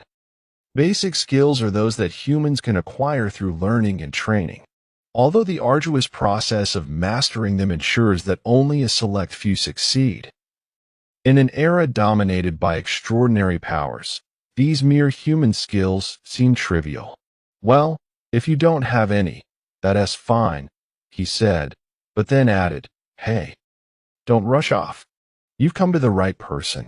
The military of various kingdoms currently holds a large stock of scrolls in the basic domain. What I have here are some old stock that has become quite rare in the market. With that, the old man retrieved 3 beginner skill scrolls from his storage pouch. He seemed confident in his abilities, showing no concern that Min might attempt to seize them. Here are 3. See if any suit your needs. After touching the 3 scrolls, a look of surprise crossed Min's face. To his astonishment, 2 of the scrolls established a subtle connection with him. They are name, battleship maintenance, level, beginner, field, defense, fundamentals, source, captain of the guard, name, shielding technique, level, beginner, field, defense. Fundamentals, source, elite soldiers of the Heavy Shield Battalion. The abilities contained within these 2 skill scrolls originate from humanity itself, although they do not possess extraordinary power. The assistance of the skill scrolls enables soldiers to bypass arduous training, allowing them to effortlessly acquire these tactical skills. This is precisely why foundational skill scrolls are predominantly circulated within military ranks. Hyman expressed his satisfaction. What is the total price for these 2 scrolls? The shielding technique is 500, while the battleship maintenance is rather rare, originally priced at 700 silver coins. The elder, though lacking in eyesight, was astute.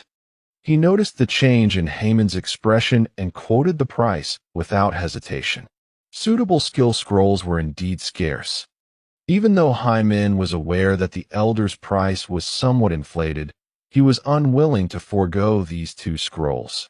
However, concerning finances, Haman was equally resolute in his stance. Thus, after an intense round of haggling, Haman successfully acquired both scrolls for 10 gold coins, equivalent to 1,000 silver coins. Oh, to earn such a sum of gold coins, there must be a reason for it. Your experience is quite remarkable, the elder sighed, seemingly exhausted. It was unclear whether he was praising Haman's adventurous experience or his adeptness in negotiation. Raising a gold coin above his head, the elder appeared to be examining its quality, while, in truth, he was discreetly rubbing it between his fingers, as his vision was indeed not the best. What experience could I possibly have? I am merely a novice adventurer, recently returning to my old profession to earn some money for baby formula, Hyman humbly replied, tucking the small pouch of gold coins into his pocket. After safely storing the 2 skill scrolls, he ventured deeper into the core shopping district. Following the repair of his shield at the blacksmith's, Hyman retrieved a piece of parchment from his satchel. The remaining skill scrolls would be entrusted to young Master Evo. Next, it was time to find food for the child. The parchment bore the names of various extraordinary materials, with the top few already crossed out by Haman's pen. The latest to be struck through was the skin of a fire goblin. Let me see. The next phase of ingredients is the stomach of a lava frenzy lizard. After wandering the shopping district for quite some time, Hyman had yet to locate this extraordinary material. However, during this period, he did come across another skill scroll suitable for himself, which he acquired for 480 silver coins. It seemed he would need to visit the Adventurers Guild to gather intelligence and rely on his own hunting skills. Leaving the trading square, Hyman retraced his steps for nearly 20 minutes. A grand edifice, predominantly adorned in shades of gray and white, exuding a sense of classical beauty, emerges before Hyman. The builders of Byrontown seem to have a particular fondness for circular structures. This three-tiered, tower-like building is none other than the Adventurers Guild, a landmark of Byrontown. The 9-foot-high arched entrance doors, resembling the gaping maw of a colossal creature, are constructed on 8 different sides of the guild, facilitating the comings and goings of adventurers with utmost convenience. Hyman enters through the southeastern entrance. The first-floor hall is bustling with adventurers, teeming with life, yet maintaining a commendable order under the watchful eye of the guild staff. After a few minutes of patiently waiting in line, Hyman finally finds himself at the service window. Please provide me with information regarding the Lava Frenzy Lizard. He presents his adventurer badge and offers a gentle smile to the charming staff member across the counter. Chapter 10. The 3 major adventurer groups. Certainly. Please hold on for a moment. The guild attendant begins to sift through the records. The latest intelligence on the Lava Frenzy Lizard dates back 3 months, located in the central region of the Lapis Underground Labyrinth. Listening to the attendant's report, Hyman strokes his chin thoughtfully. Is it once again that labyrinth? It appears to be a territory exclusively belonging to fire-type beasts. I shall need to accept a few more labyrinth quests and sweep through it shortly. However, upon arriving at the quest reception area, Hyman unexpectedly learns of some disheartening news. Due to fluctuations in the difficulty of the Lapis Labyrinth, the guild has ceased issuing tasks to individual adventurers.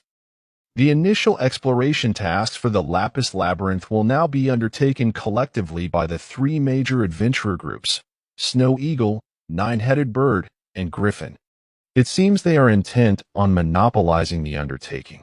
Frowning, Hyman realizes that the entrances and exits he had previously discovered will undoubtedly be guarded by members of the 3 major adventurer groups, making future entry increasingly troublesome.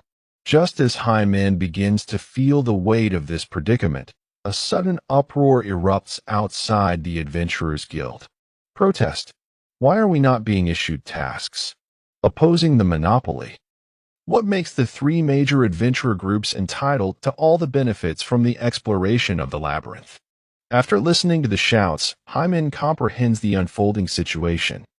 Feeling a similar fire ignite within him, he steps out of the Adventurers Guild, preparing to join the throng of protesters. Outside the guild, a sizable assembly of adventurers has already gathered. This protest was initially sparked by several smaller adventurer groups who refused to be pushed aside by the 3 major groups in the pursuit of profit. Furthermore, passing solitary adventurers, upon learning the cause of the unrest, spontaneously join in solidarity with the protesters. After all, the Lapis Labyrinth remains an uncharted territory. Among the adventurers entering Byrontown, a significant number are here specifically to explore the labyrinth. On the 3rd floor of the Adventurers Guild, behind a floor-to-ceiling window, the leaders of the 3 major adventurer groups stand side by side, watching the raucous crowd below with amused expressions. A bald, muscular man sneered, "Humph." Their reactions are truly predictable, a pack of greedy vultures. He was the leader of the Nine-Headed Bird adventure group, distinguished by the 9 fiery bird tattoos adorning his scalp. In the realm of adventurers in the Lapis region, he was known as the Nine-Headed Bird. He glanced at a curvaceous woman beside him, licking his lips as he inquired, "Snow Princess, when will your people make their move?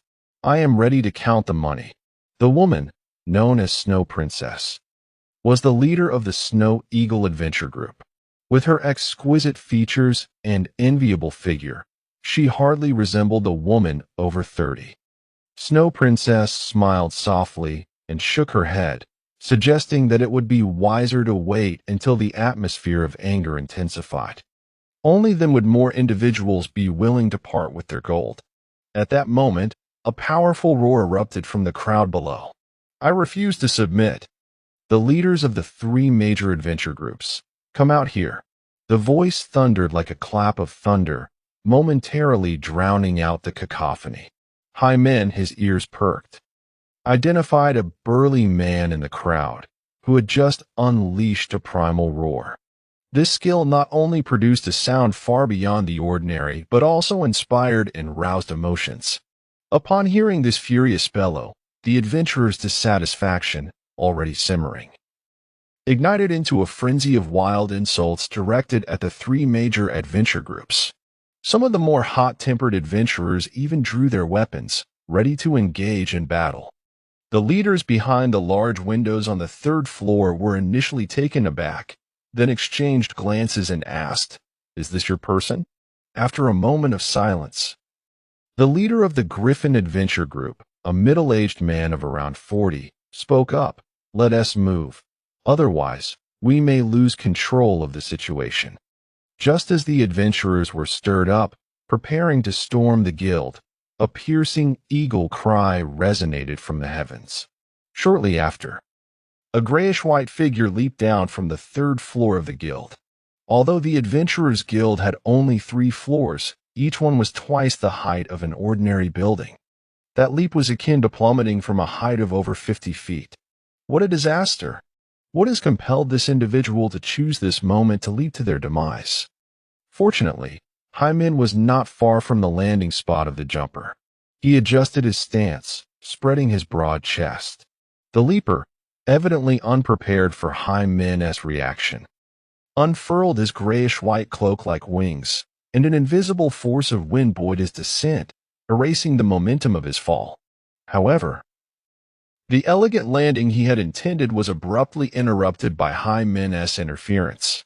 The grayish figure tumbled somewhat chaotically into Hyman's embrace, a wave of fragrant, snow lotus-like aroma wafting over him.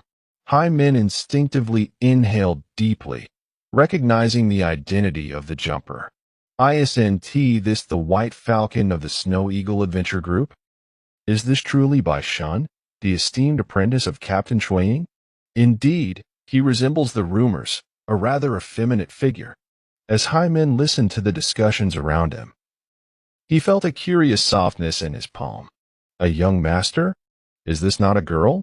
Suddenly, a sharp kick struck his chest, and before he could react, Bai Shun had leveraged the force of the kick to free himself from Hyman's embrace. Observing the dent in his armor, Hyman frowned. That kick was clearly aimed to inflict harm. Bai Shun, with a gaze as icy as a winter lake, regarded Hyman with a mix of vigilance and wariness. The power behind that kick could have severely injured a mid-tier adventurer, yet the man before her remained unyielding, unscathed by her assault. This astonishing sight surpassed Bai Shun's comprehension. Hyman shook his head, opting not to engage with the woman. After all, anyone would feel anger when their privacy was invaded. However, the fury of this woman was something most could scarcely withstand. Noticing Hyman retreat into the crowd, Bai Shun, burdened with her own mission, chose not to pursue further, but silently committed his appearance to memory. "Lend me your ears." Bai Shun's voice rang clear and cold, reminiscent of ice clashing, accentuating her aloof demeanor. According to the latest intelligence, the difficulty of the Labis dungeon has escalated to an upper tier. The Adventurers Guild has refrained from providing quests to protect those whose strength is lacking. Before she could finish, a still wild adventurer, caught in a fervor, interrupted with a vehement outburst. "What nonsense! My strength is no less than that of you adventurers. Why doesn't the guild protect you?" Bai Shun turned her gaze towards him, her eyes sharp and frigid as a mirror of ice. Under her penetrating stare, the brash adventurer felt an involuntary chill sweep over him, causing his body to tremble. As Bai Shun's gaze intensified, his sense of coldness escalated, ultimately leaving him curled on the ground, clutching his legs in a shivering silence. What is this power? Hyman, not far off, observed with curiosity. Upon meeting her gaze, Even he felt a shiver run down his spine. It was evident that within the Labus region, there were indeed formidable individuals among the three great adventurer groups. In Hymen's active years, he had never heard of these three renowned groups. Yet correspondingly, the majority of those once illustrious adventurer groups from a decade ago had faded into obscurity. Chapter 11. The selection tournament. After demonstrating her prowess and achieving an initial deterrent effect, Bai Shun withdrew her gaze and continued, though that individual was a fool. There was some truth in his words. Your strengths and abilities should be showcased in a more equitable manner, rather than subjected to the unilateral judgments of the Adventurers Guild. Upon hearing this, the assembled adventurers were left in a state of bewilderment. Initially, it was presumed that this young white falcon would advocate for the three major adventure guilds. However, to our astonishment, he chose to abandon the shadows and instead dealt a blow to the Adventurers Guild, in pursuit of providing everyone with an equitable opportunity. Our Snow Eagle Adventure Guild shall collaborate with the Griffin and Hydra Adventure Guilds to host a selection competition. The White Falcon raised a slender, fair-skinned, well-proportioned finger. The selection competition will be divided into 3 rounds. Those adventurers who successfully pass the first round will be granted access to the outer regions of the subterranean maze. He extended a second finger. Adventurers who advance to the second round will have the privilege to join our 3 major guilds in exploring the mid and inner layers of the maze. All rewards earned during these adventures may be exchanged for contribution points. Then, the White Falcon lifted a third finger. As for certain adventurers from other guilds, if you possess the strength to pass the 3rd round of assessments, the guild will permit you to undertake independent expeditions, for your capabilities will have been duly validated. At this moment, a voice from the crowd inquired, "How can we be assured that this so-called selection competition is truly fair? If you are intent on making things difficult for us, will we not be merely led by the nose? The selection will assess various aspects, including adventurers' professional levels, personal combat abilities, and team cooperation.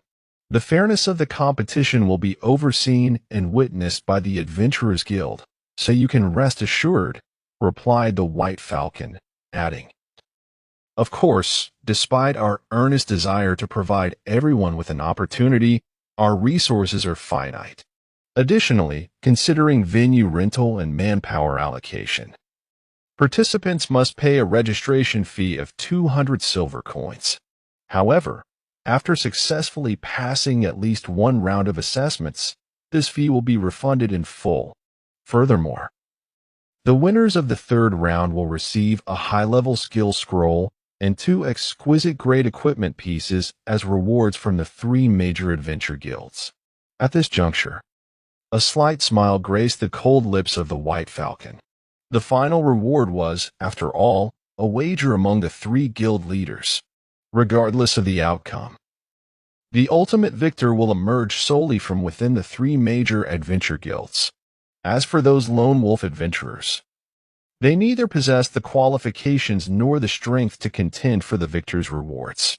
Upon hearing this, a cacophony of discussions erupted among the crowd. High-level skill scrolls are indeed a rare commodity on the market. Those that remain in use to this day either belong to exceedingly rare skill domains that do not complement the abilities of most adventurers or are skills that are not particularly rare themselves. Rather than spending hundreds of gold coins on a high-level scroll, it would be more prudent to learn the lower-level version of the skill, gradually enhancing proficiency and advancing through the ranks. Nevertheless, irrespective of the circumstances, the mere appearance of a high-level skill scroll as a reward is certain to ignite a fervent ambition among adventurers. As for the other 2 rewards, each exquisite grade piece of equipment is undoubtedly crafted by the hands of master artisans. As an adventurer, possessing a piece of exquisite equipment tailored to one's needs can enhance combat prowess to a degree that rivals a mid-tier skill scroll.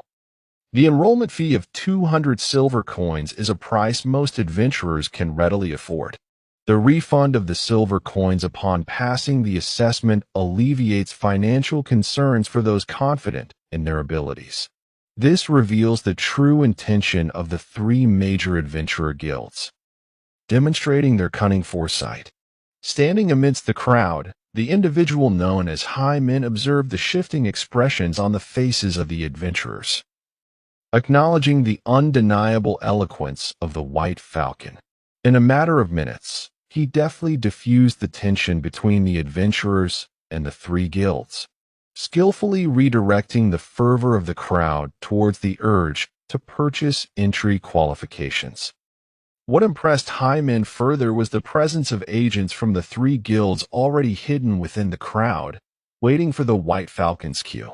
As he provided direction, these prepositioned members promptly voiced their support, becoming the first to pay the registration fee. With the atmosphere primed and a leader emerging, more and more adventurers began to join in, creating a snowball effect of compliance.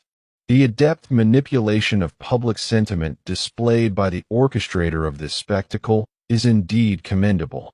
Those like High Men, who remained unaffected by the emotional stirrings or the herd mentality, found themselves inevitably swept up in the tide of the rules established by the three guilds if they wished to venture into the dungeon. The operatives of the three guilds demonstrated remarkable efficiency, having arranged the rented venue in a matter of moments. The first round of the selection competition would take place on the second floor of the Adventurers Guild.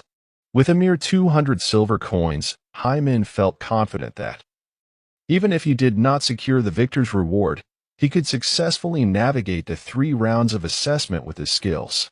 Entering the Adventurers Guild once more, he brushed past the White Falcon, feeling a distinct chill emanating from her presence.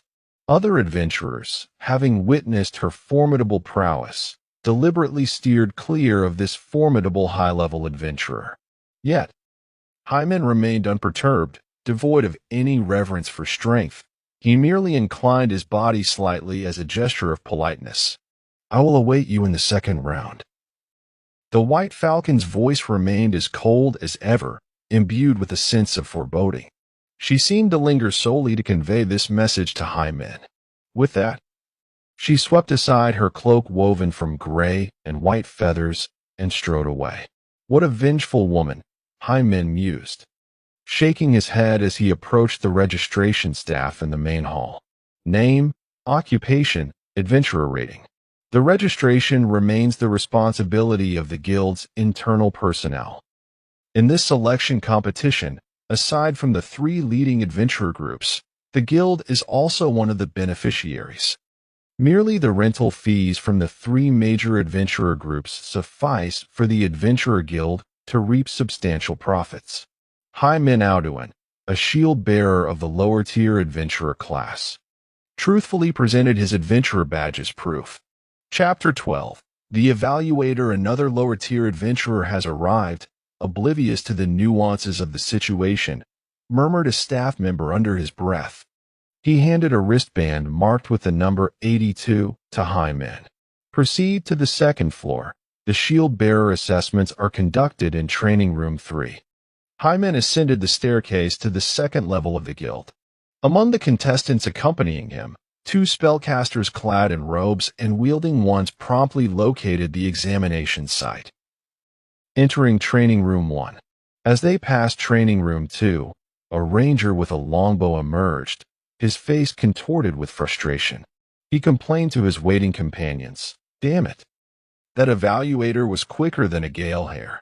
And they won't let us use our own weapons. How could I possibly hit anything? No use of personal weapons?" Hyman glanced at his empty hands, deeming this rule rather reasonable. He waited outside Training Room 3 for over 10 minutes until the door finally swung open. A dozen adventurers, some with bruised faces and swollen features, filed out of the training room. Judging by their generally robust physiques, they all belonged to the shield-bearer class. Yet their faces bore no trace of the steadfast courage typical of their profession. Instead, they exhibited expressions of dread and regret. At the end of the line, a staff member shouted from the doorway, "Numbers 80 to 95, enter for assessment." Holding the wristband numbered 82, Hyman was the third to step into the training room. The contestant behind him, number 83, seemed to recognize Hyman and took a step forward, engaging him in conversation. "Hey, you're the one who disrupted the White Falcon's appearance, aren't you?" Upon Hyman's tacit acknowledgement, number 83 glanced at the dent in Hyman's breastplate, exclaiming, "You are quite fortunate. You should know that the White Falcon is a formidable adventurer with mastery over 3 advanced skills. If he had truly engaged you, you wouldn't be standing here now." Silence. A thunderous voice suddenly resonated within the training room, interrupting number 83's words. The adventurers turned towards the source. Standing in the spacious training room was a man wielding a black iron staff, dressed in a pristine white martial arts uniform. His short, light golden hair stood on end like a hedgehog. The man's sharp gaze swept across each entrant, and he spoke in a deep voice. "I am the evaluator responsible for the selection of shield bearers. From this moment until your elimination, you must obey my commands without question. Do you understand?" The words of the examiner carried an ineffable aura of intimidation. Merely hearing his inquiries caused the other shield warriors, excluding Hyman, to feel a shiver of apprehension, prompting them to respond repeatedly. Intimidation skills? From this display, it seemed they possessed at least an intermediate level of proficiency. Hyman silently assessed the situation in his mind. Even the most fortified citadel can be easily dismantled from within. When these shield warriors became susceptible to the examiner's intimidating prowess and began to harbor fear towards him, they had already forfeited their right to confront him directly. This further demonstrated that the examiner possessed a considerable understanding of the essence of the shield warrior profession. "Are you all a bunch of cowards too full to speak up? Raise your voices. Do you comprehend?" The examiner unleashed his intimidation skills once more. Listening to the resounding yet anxious responses, he nodded in satisfaction. However, upon noticing Haman's continued silence, his light golden brows furrowed slightly. The black iron staff pointed accusingly at Haman's face. "Why do you not respond? Are you deaf?" In the face of the examiner's triad of intimidation, Hyman merely smiled and replied, "Sir Examiner, you have yet to elucidate the rules of this assessment." The examiner cast a penetrating glance at Hyman before retrieving a small wooden round shield from the weapon rack and handing it to the 80-numbered adventurer. "Utilize this shield to withstand 3 strikes from my staff, and you shall pass the assessment. Of course, my staff, like your shields, is of ordinary quality." Under the influence of the intimidation skills, none of the adventurers dared to question the examiner's words.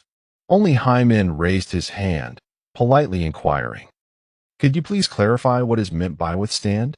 Is it merely about being knocked down? Or must one disarm the weapon to render you incapable of attack to be deemed successful?" In the language of this nation, withstand and subdue are synonymous. The examiner, taken aback by Haman's question, found himself pondering whether his words were so obscure. This troublesome individual needed to be dealt with swiftly. Despite already contemplating Haman's expulsion, the assessment had to proceed in numerical order. The 80-numbered adventurer stood at the forefront, his inner turmoil and anxiety almost palpable.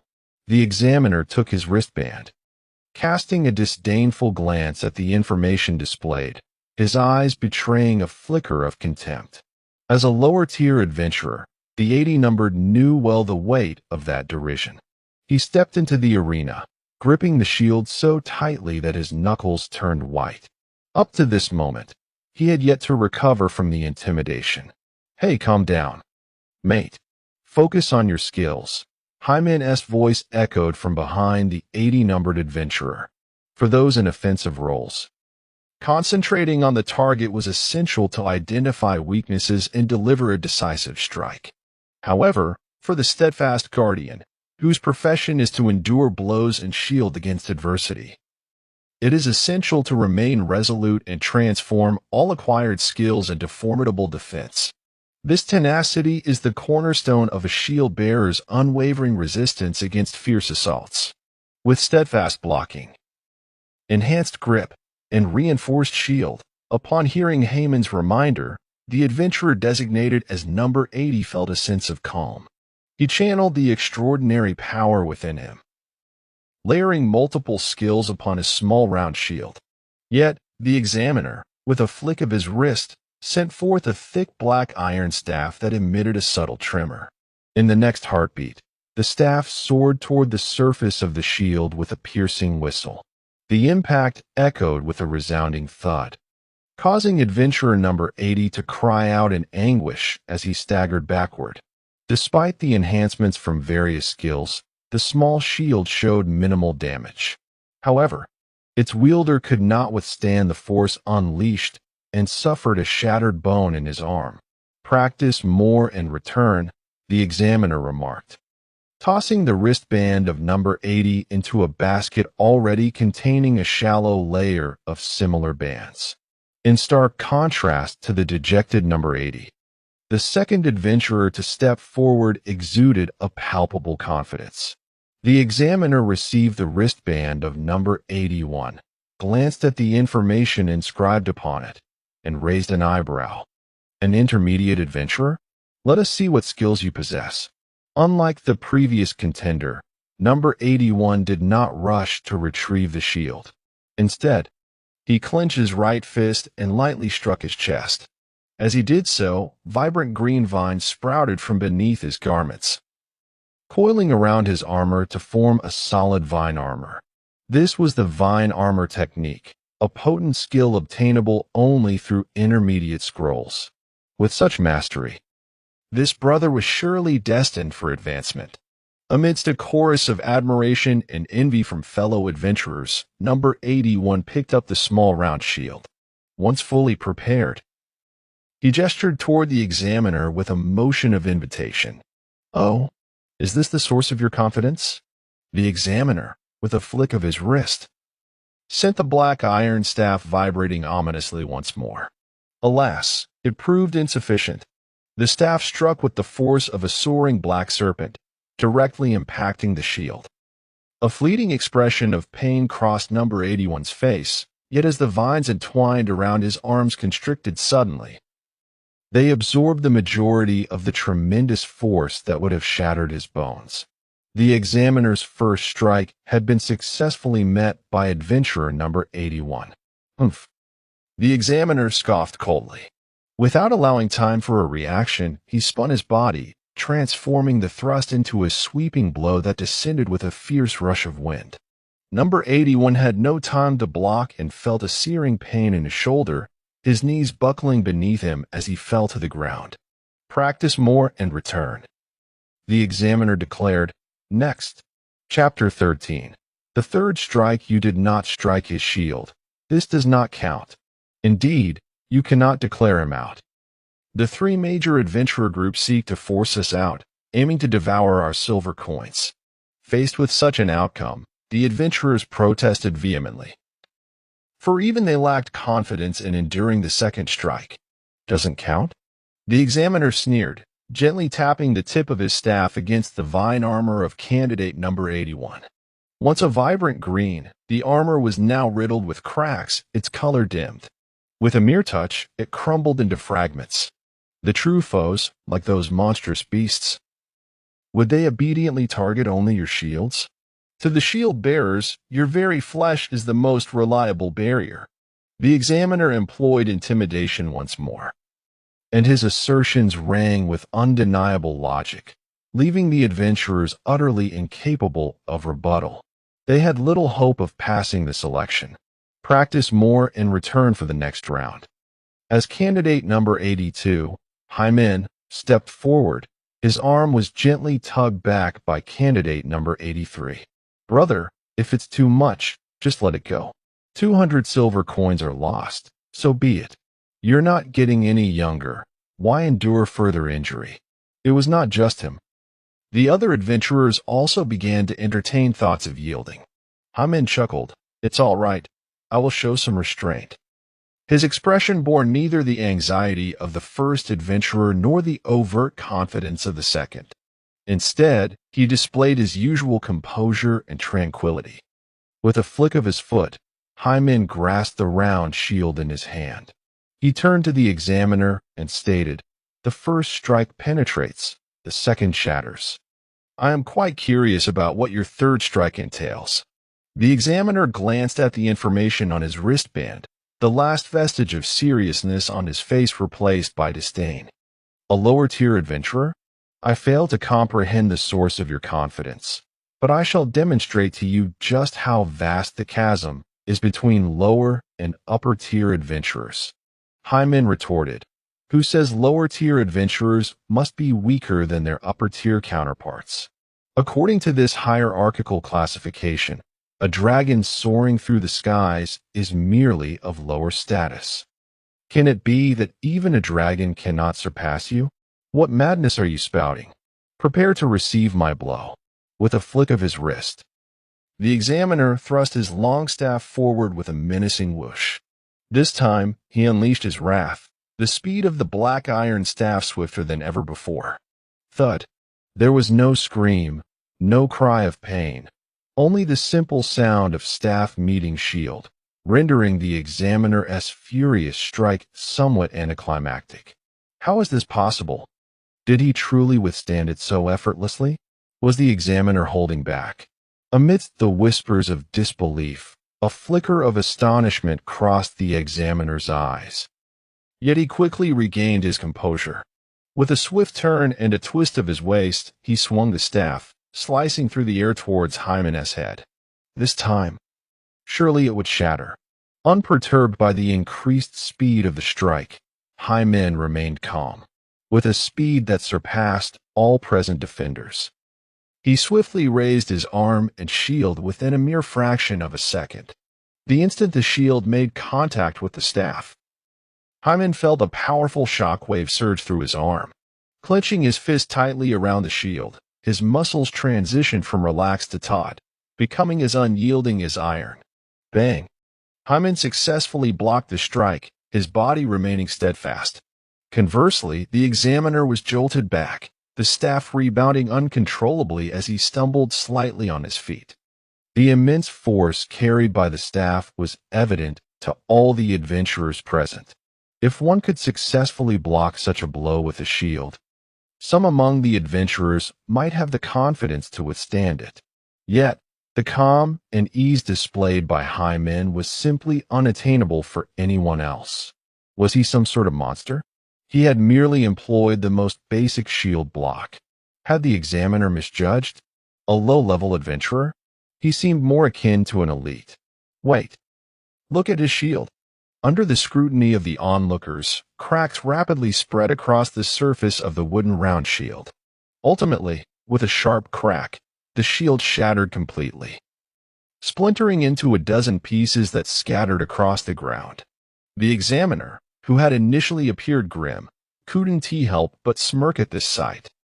Shaking his head in a feigned display of regret, he remarked, "What a pity, you still lost."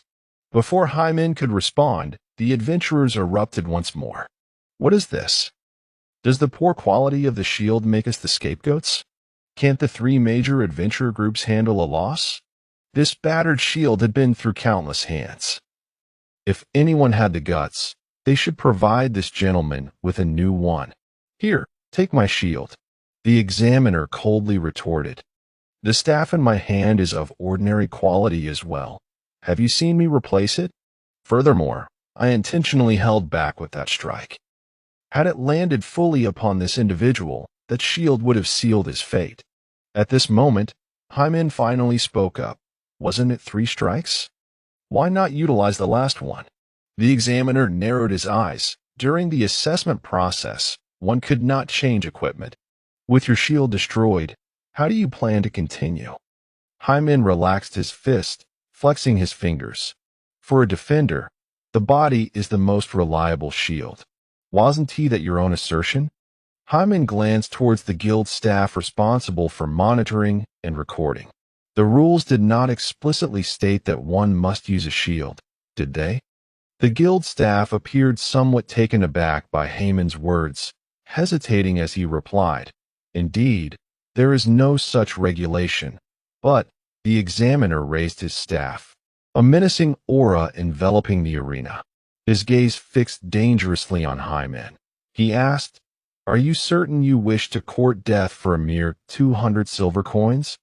Hyman merely mirrored the gesture of adventurer number 81, extending his hand in a polite invitation towards the examiner. Without further ado, the examiner silently retreated 10 steps. His black iron staff began to spin, first raised above his head in a slow rotation, then dancing close to his body, resembling a black python, gaining speed with every revolution. At the climax, it became increasingly indistinguishable whether the examiner was wielding the staff or if the staff was orchestrating the chaos around him. In this moment, only fleeting shadows remained, accompanied by the ominous sounds of thunder and wind. Flee, escape swiftly. It is unstoppable. It could lead to death. The adventurers wished to warn each other, yet under the dual impact of the examiner's astonishing staff dance and his intimidating abilities, they found themselves so overwhelmed that even uttering a word was a daunting task. Only then did they finally comprehend the true terror of a superior adventurer. Enveloped in the swirling staff technique, the examiner resembled a human tornado, charging rapidly towards Hyman. With the advanced skill, Storm Staff, the black iron staff completed its final rotation, accompanied by the roaring winds and thunder, striking fiercely at Hyman's shoulder. Even if this blow did not directly target a vital point, its immense force would undoubtedly inflict severe and potentially fatal injuries. Was this third strike merely a manifestation of sheer strength and acceleration? Hyman, somewhat disheartened, reached out and grasped. In an instant, the myriad of staff shadows before him ceased. A wisp of white smoke rose from Haman's palm as he seized a long staff. The gloves and a portion of his arm armor shattered upon impact, leaving his palm a gruesome sight, blood trickling down the staff. Yet, such disarray could not overshadow the marvel he exhibited at that moment. The advanced skill, Storm Staff, was effortlessly caught barehanded. Chapter 14. Scoring. Could it be that I did not see wrongly? Did this elder just catch it barehanded? How absurd. Who exactly is this individual? Is he a powerful figure sent by another adventurer group? Compared to the astonishment of the other adventurers, the impact on the examiner's mind was even more profound. The Storm Staff was indeed a genuine advanced skill, the very cornerstone of his status as a superior adventurer. To intercept his full-force attack with bare hands? Was this truly a lower-tier adventurer? The examiner shook his head vigorously, doubting whether he had been affected by some illusionary magic. In comparison, your first 2 strikes were far more intriguing. Hyman released the staff, his palm still stained crimson, yet the bleeding had ceased. Such a degree of healing ability might not elicit surprise, but should anyone examine his palm closely, they would discover that the damaged flesh had nearly healed. This is impossible. It must be an illusion. The examiner could hardly believe the reality before him and aimed the staff once more at Hyman. Indeed, the crux of the evaluation lay in absolute subjugation. Hyman raised his fist. The size of a sandbag, his fist bore no embellishments, relying solely on pure strength and speed, leaving an enormous imprint on the examiner's face, toppling him over. Hyman possessed only the skill of shield throwing. Thus this punch appeared fierce, yet was merely a display of raw power. The harm inflicted is far less severe than the blows dealt by the examiner. The examiner, struck by a punch, collapsed onto the floor, his face smeared with blood. Too dazed to wipe it away, his eyes filled with confusion about life. Hyman felt a twinge of compassion. After all, there were still a dozen adventurers awaiting their assessments. He offered some words of consolation. Your skills are quite commendable. The reason for your lackluster performance lies in your own frailty. Perhaps you should return and strengthen your physique. Subpar? Weak? Return to practice? The bewilderment in the examiner's eyes was gradually replaced by humiliation and rage. Unable to endure the insult any longer, he bellowed and fled the training room. Observing the examiner's retreating figure, while Hyman displayed a look of satisfaction, the others felt a mix of relief and astonishment, their eyes tinged with sympathy. After all, just moments ago, he had been a dignified and formidable examiner, but now, following the assessment of the 82nd candidate, his dignity was all but shattered. As the instigator of this event, Hyman turned to the guild staff. Given the current situation, I should have passed the selection, correct? Indeed, you have passed. The staff member replied, somewhat speechless. The examiner has been driven away by you, and you still inquire about this? Hyman approached the small table where the examiner's bracelets were stored, joyfully retrieving his own 82nd bracelet, with a magical seal left behind by the examiner. He forcefully stamped it onto the bracelet. Please evaluate the performance of Adventurer 82. As the seal was applied, a magical array emerged from the wristband.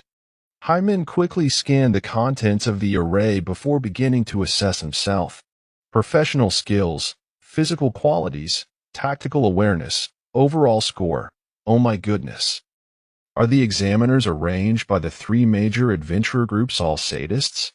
They clearly do not wish for us to pass the selection. Yet, one could not entirely dismiss the notion. Earlier, he had heard whispers of a certain individual who not only passed the selection but also sent the examiner fleeing. Is that true? Have you been deceived? What he spoke was likely accurate. However, the version I heard suggested that the fellow had reduced the examiner to tears. Hyman was utterly disinterested in such rumors.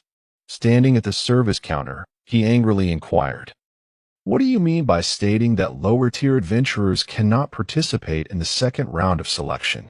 He raised his wristband. "Do you see this? Tiered rating. With such an outstanding score, how can I be barred from advancing to the next round?" The young lady behind the counter appeared quite troubled, timidly responding, "But sir, this is the rule of the selection. One must possess at least the strength of a mid-tier adventurer to ensure that severe casualties do not occur in the second round." With a sigh, Hyman decided not to press the young woman further. As long as he passes the second round of screening within 2 days, he will have the opportunity to participate in the third-round team competition and contend for the ultimate reward. I, too, aspire to ascend to the rank of intermediate adventurer. Thus, I shall seize this chance to make a significant breakthrough. Hyman arrived at the task posting area of the Adventurers Guild and issued a quest titled Acquisition of Specific Domain Scrolls, offering a reward of 50 silver coins above the market price for each scroll. However, I cannot solely rely on guild tasks for my promotion. It is essential to pay a visit to my friend YVO as well. Having been apart for less than half a day, I found myself missing the good friend I had just made. Hyman flagged down a carriage outside the Adventurers Guild and, after confirming the fare, quietly stepped back from the carriage, opting to walk to YVO's residence instead. It is not that he is being stingy. He has a family to support, and his child is quite the money-consuming little one. Therefore, every silver coin must be conserved. With this thought, Hyman couldn't help but tap his chest and mutter, "After consuming so many extraordinary materials, even a pig should be able to breathe fire. Why can't you make any noise?" The dragon egg concealed beneath his collar wiggled slightly, expressing its hunger through some innate connection. Alas, what a predicament. By the time Hyman arrived at the address provided by YVO, the last glimmer of sunset had vanished from the horizon. Looking at the opulent mansion before him, he realized he had underestimated the financial power of the Lazar family. Perhaps it would indeed be worth considering a few years as a tutor for YVO. Hyman rang the bell hanging at the entrance of the mansion and called out a few times. Shortly thereafter, a middle-aged man dressed as a butler hurried to the door. Upon seeing Hyman, the butler's pace momentarily faltered but quickly returned to normal. However, the way he instinctively concealed his right hand behind his back caught Hyman's attention. The hand, wrapped in bandages, seemed to indicate an injury. Why then was he hiding it from me? Hyman scrutinized the man, feeling a sense of familiarity intertwined with strangeness in that face. After Hyman explained his purpose, a fleeting hesitation flickered in the butler's eyes. Ultimately, he opened the door and welcomed Hyman inside. Young Master YVO is in the study on the second floor. I have some matters to attend to, so you may proceed on your own. Chapter 15. Intermediate Scrolls. Once the butler departed, Hyman sensed something amiss. He endeavored to recall the man's face, but could not place it. Unbeknownst to him, he had already ascended to the second floor. YVO, engaged in discussion with family members in the study, was evidently taken aback by Hyman's unexpected visit at such an hour, especially since he had come unannounced without a servant to relay his presence. Despite his confusion, Evo warmly approached, inquiring, "Senior Auden, what brings you here at this hour? Is there something amiss?" The occupants of the study cast curious glances in their direction. Hyman felt a twinge of embarrassment, as he had come to fulfill a promise to Evo. Suddenly struck by inspiration, he asked, "Evo, how did your butler injure his hand?" Evo shook his head, replying, "I rarely stay here and am not well acquainted with the staff of the mansion.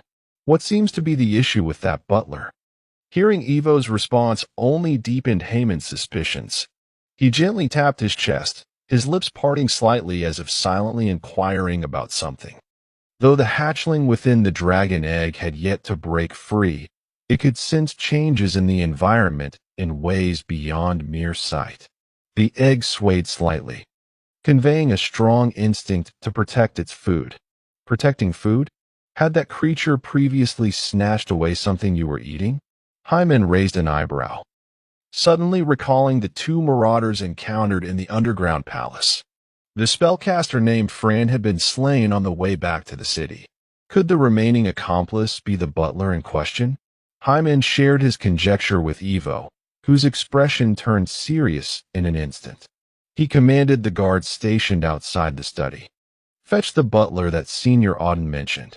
The entire security force of the mansion sprang into action. Shortly thereafter, a guard returned with disconcerting news. The butler's body had been discovered beneath his bed, with an estimated time of death around 2 hours prior. This confirmed that the butler Hyman had encountered earlier was indeed an imposter. Hyman, somewhat disconnected from the current adventurer scene, was astonished that such skills could even alter one's appearance. A member of the Lazar family explained, this ability, derived from the thousand-faced wraith, has only recently emerged in scroll form, and it is exceedingly rare. Evo took Hyman's hands in gratitude, saying, "Senior Auden, I am immensely grateful for your assistance once more. Had it not been for your keen insight, the consequences could have been dire." Hyman replied, "In truth, my visit encompasses not only the discovery of the butler's anomaly, but I also have a small favor to ask of you." Evo patted his chest confidently, saying, "Whatever you require, Senior Auden, please do not hesitate to ask." Once Hyman revealed his true intentions, Evo promptly ordered his servants to gather every skill scroll available within the mansion. "You may select any scroll you desire, Senior Auden. Even if you do not find what you seek, you may take an intermediate scroll as my token of appreciation." Evo's generosity once again endeared him to Hyman. Who would not wish to befriend such a noble soul, one so eager to offer gifts at every opportunity? The true master of this mansion, Ivor's uncle. opened his mouth but ultimately refrained from voicing any objection. He had gleaned from Ivor a preliminary understanding of his nephew's harrowing journey. From the adventure to the ambush he encountered, he had also formed a rough estimation of Haemon's capabilities. In the current era's classification of adventurers, Haemon might merely be regarded as an unremarkable low-level adventurer. However, Ivor's uncle had genuinely experienced the adventurous age of yore, in an era before the emergence of skill scrolls. Adventurers trained through ancient methods, possessing a robust foundation that far surpassed that of contemporary adventurers. Should those seasoned adventurers elevate their skill levels, their prowess would reach a remarkably substantial degree. For instance, Ivor's father, the current patriarch of the Lazar family, became a master-level adventurer only after enduring the rigorous trials of the previous era and seamlessly adapting to the advent of skill scrolls. Nevertheless, had Ivor's uncle witnessed Haemon in action, he would be astonished to discover that Haemon's foundational skill proficiency was nothing short of extraordinary. Amidst a collection of skill scrolls, Haemon finally found one that met his requirements. Name, Shield Strike, Level, Intermediate, Domain, Basic, Offensive Source. A shield master who prioritized offense over defense. An intermediate skill scroll? Can it be utilized to promote a low-level skill? This was Haemon's first encounter with an intermediate scroll in the basic domain. Were it not for the fact that each skill scroll represented the extinguishing of a life, he would have been eager to meet this fellow practitioner skilled in offensive shield techniques. The master of the mansion remarked, "In theory, it is indeed possible. If successful, a single scroll could elevate a low-level skill. However, in documented cases, only a scant few adventurers have managed to reverse promote their skills through exceptionally high proficiency." Oh, is it related to skill proficiency? Then I have no concerns, Haemon confidently asserted regarding his own proficiency.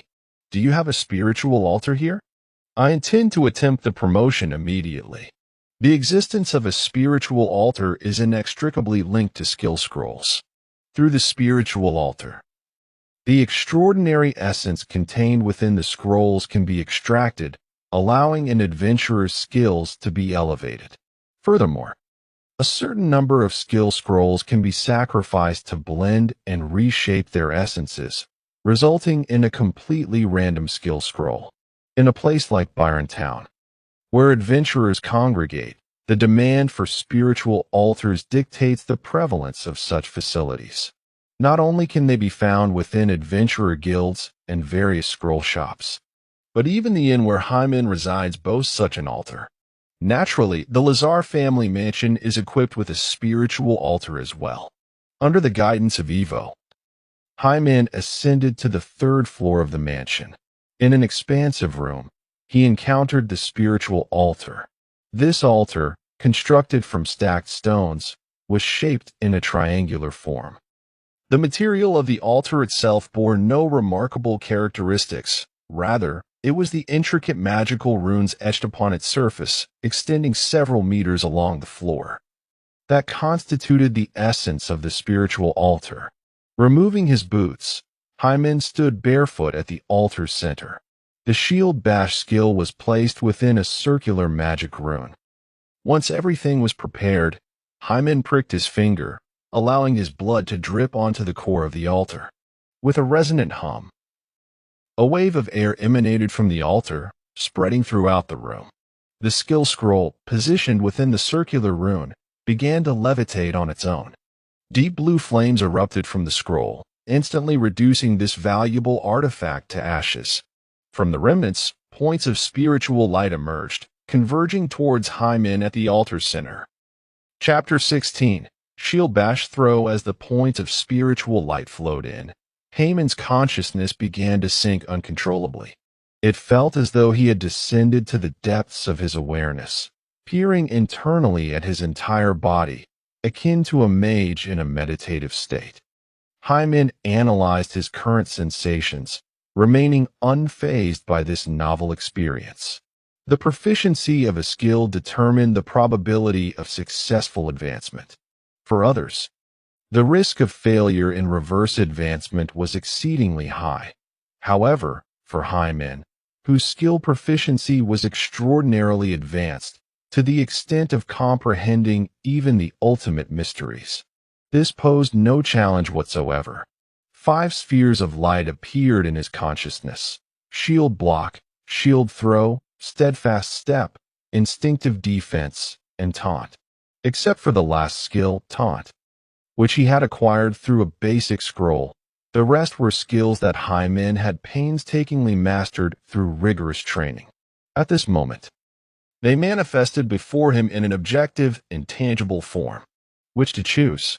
To secure victory in the selection trials, mere defense would undoubtedly prove inadequate. Hyman made his decision. Shield throw would be advanced. The points of spiritual light surged fervently into the sphere representing shield throw. Time became an indeterminate concept. After an unknown duration, Hyman, who had remained motionless since stepping onto the altar, opened his eyes. Within his mind, a new piece of information materialized. Name: shield bash throw, level, intermediate, domain, fundamental, offensive, source. Fusion of shield throw with bash characteristics. When an adventurer's skill advances, not only does their inherent ability enhance, but there also exists a chance to extract certain characteristics from the scroll skills for fusion and reinforcement. This probability is unaffected by skill proficiency. His successful fusion was purely a boon from the goddess of fortune.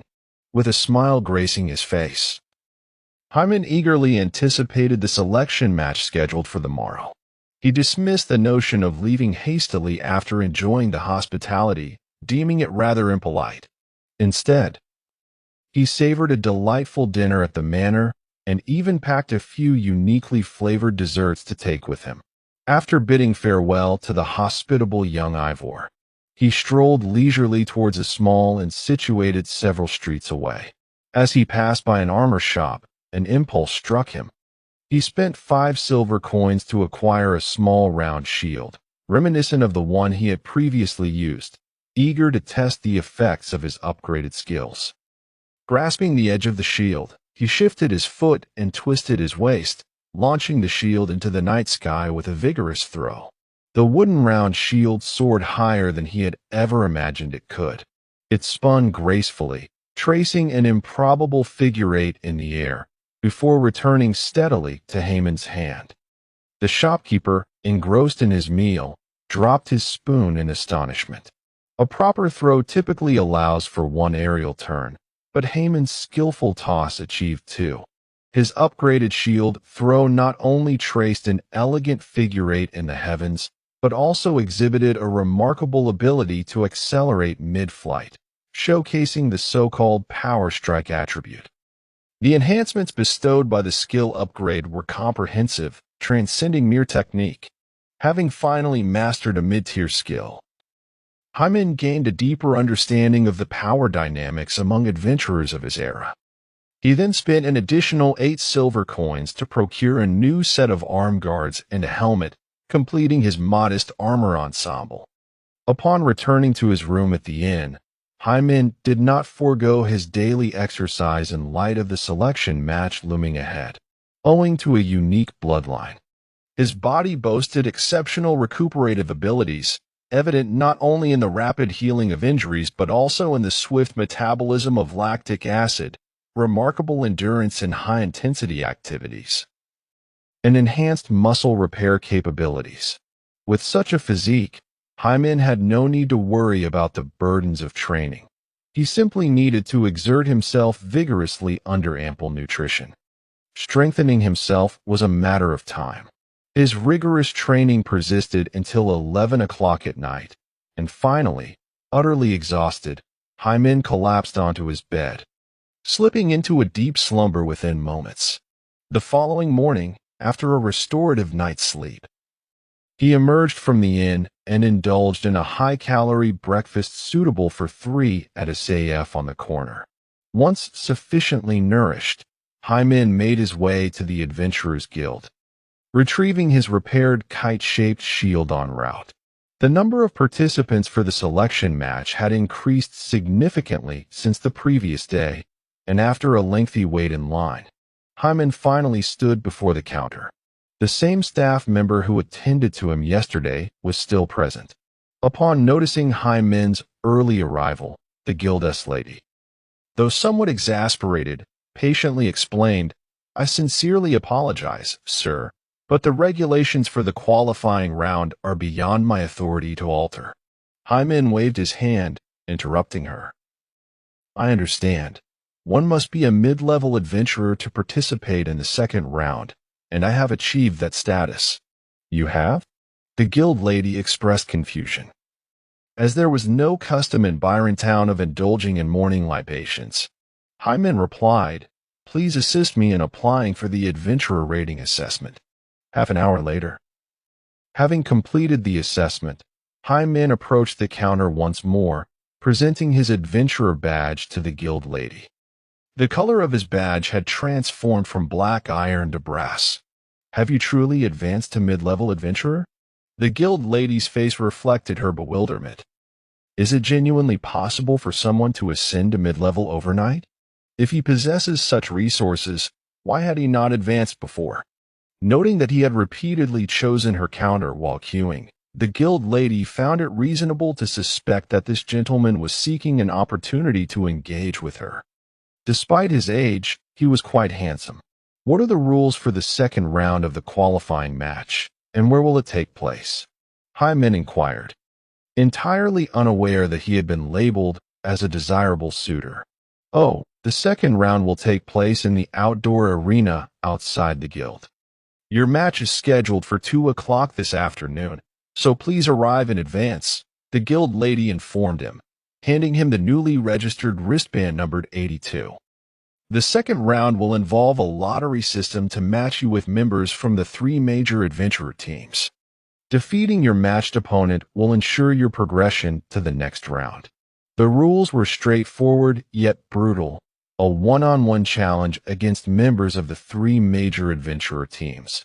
Victory would naturally grant him recognition and the opportunity to join a pioneering team, while defeat would relegate him to the periphery of the underground palace, scavenging for scraps. As the competition had commenced, and with nothing else to occupy his time, Hyman decided to observe the arena beforehand. He arrived at the outdoor arena affiliated with the Adventurer Guild.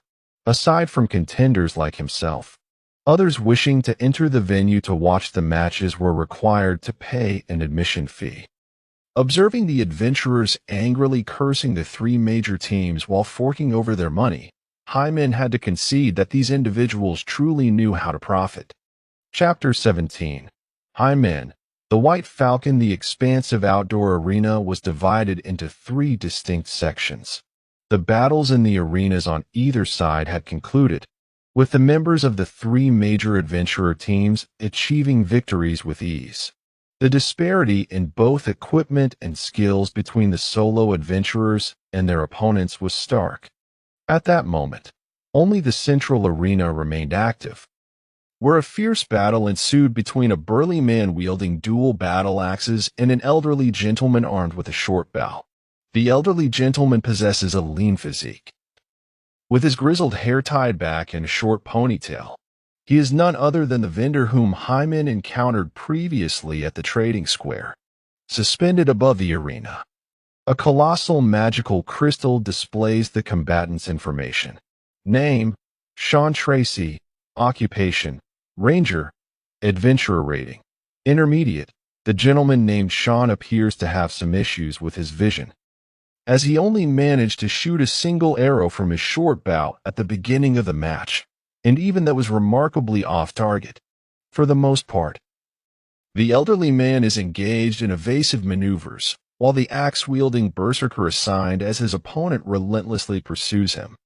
What should have been a swift conclusion to the contest is prolonged due to the elderly man's tactical retreat. From the audience, numerous spectators expressed their dissatisfaction with boos.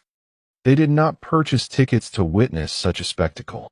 The dual-axe berserker from the Griffin Adventurers Guild seems to share this sentiment of boredom. He halts his pursuit and shouts at the elderly man, "Old man, stop running. I'll give you a chance to surrender. Otherwise, one swing of my axe will send your pension flying."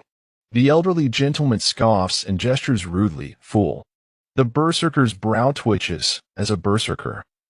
His anger is not something he can easily suppress. "Charge." The berserker bellows, his right arm bulging with muscle as he hurls his hand axe at the elderly man. This throw, marked only by sheer strength and speed, is evidently a mere intermediate skill. The elderly man rolls to the side, narrowly evading the flying axe. Though advanced in age, his agility and quick reflexes rival those of a youthful ranger. "Is that all you've got? Fool." Hyman in the audience muses that if this elderly gentleman were a bit more robust, he might excel as a tank. Seeking death, the berserker stomps heavily, charging at Sean like a rampaging bull. Yet Sean ceases to evade, as if this moment were precisely what he had been waiting for. Rapid fire. His fingers move with the grace of fluttering butterflies, drawing his bowstring in a mere instant. The arena is filled with a series of buzzing sounds as 5 consecutive arrows are unleashed towards the berserker, given his poor eyesight affecting his aim. Sean opts for area strikes to ensure hits. The berserker, caught in his own charge, has no means to evade. Thud, thud, thud. An arrow strikes his knee, another his abdomen, and a third his shoulder, causing the berserker to stumble and fall. He rolls towards Sean, only to have the elderly man place a foot firmly on his chest, his poised short bow aimed directly at the berserker's face. The sudden reversal leaves the audience in stunned silence. Hyman is the first to break the stillness with applause, his clapping igniting the atmosphere in the arena. "Wow, this old man is quite formidable. 5 arrows in a second. His speed must have kept him single for decades. It seems you have misjudged the situation. The magical crystal indicates that this elder is an intermediate adventurer. Is this the level of expressiveness exhibited by your intermediate skills?" The 3 major adventuring groups have dispatched elite adventurers to face him. Yet the berserker on the opposing side hasn't even had the chance to utilize his advanced skills. This is clearly a case of underestimating the opponent. Regardless, the elder's recent victory has invigorated the spirits of the adventurers preparing to compete. However, in the subsequent matches, the 3 major adventuring groups learned their lesson and no longer held back. They unleashed a barrage of advanced skills without hesitation. The intermediate adventurers, who entered under the minimum competition standards, possessed almost no competitive edge. Only the elite adventurers stood a chance against the members of the 3 major groups. Yet, the disparity in equipment remained stark, often leading to overwhelming assaults that left the intermediate adventurers suppressed from the outset. Few could turn the tide as the elder did. What a predicament! I had thought the first round of selections would be arduous enough, but I never anticipated that in the second round, the 3 major groups would abandon all pretense. The primary issue lies in the superior equipment of the members of these groups. They are clad in exceptional gear, rendering those with slightly weaker attack power utterly ineffective. Hearing the murmurs around him, Hyman felt a twinge of anxiety. To speak frankly, his attack power was indeed rather mediocre. He touched the small round shield hanging at his waist. His hopes rested solely on the upgraded shield toss. Hyman's ring, number 82, began to emit a rhythmic glow, signaling that the competition was about to commence. Half an hour later, Hyman's name appeared on the magical crystal. Hyman Alduin, class, Shield Guardian, Adventurer rating, Intermediate. Oh, a Shield Guardian? I have heard that among the first round selections, Shield Guardians faced the most difficulty in passing, having barely made it through the first round. There seemed to be little chance of him succeeding in the second, a Shield Guardian, particularly one at the intermediate level. would struggle to breach the defenses of an elite adventurer even if they stood still. At this moment, Hymen's opponent's information also surfaced on the magical crystal. Name: by Huan. Class: Magic Swordsman. Adventurer rating: Elite. By my word. By Huan. A talent of such caliber is personally entering the fray? An intermediate adventurer up against an elite, and his opponent is by Huan. Hymen's fortune seems rather grim. Yet, one cannot say so lightly. An intermediate shield guardian would find it challenging to triumph against anyone. If he could manage to endure a bit longer against Bai Huan, he might just earn some renown. Hey, do you think there is a possibility that Bai Huan is personally entering the match specifically to target Hymen? Amidst the chatter, Hymen donned his full-face helmet and strode toward the arena. Some spectators near Hymen gazed at him in astonishment, taking in his attire, a suit of armor so inexpensive that it scarcely met even the most basic quality standards. A shield that has evidently undergone significant repairs. Could this individual truly be Hymen? Is he even worthy of battling against the White Falcon? In stark contrast to Hymen's grounded entrance, the White Falcon descended from the heavens, draped in a magical cloak, undeniably more dazzling and captivating. Female spectators erupted in applause for the White Falcon's arrival. Beneath the mask, Hymen curled his lip in disdain. Were it not for the fact that the match had yet to commence, he would have hurled his shield, sending this flamboyant character crashing to the ground. Today, the White Falcon still eschewed a helmet. Her shoulder-length black hair danced in the wind, exuding a sense of untamed beauty. Paired with her fair complexion and striking features, the White Falcon could be deemed an exquisite beauty, irrespective of gender. The White Falcon scrutinized Hymen, her brows furrowing slightly. Her voice icy. "You intend to battle me in that pathetic attire?" The equipment she donned was, at the very least, of superior quality.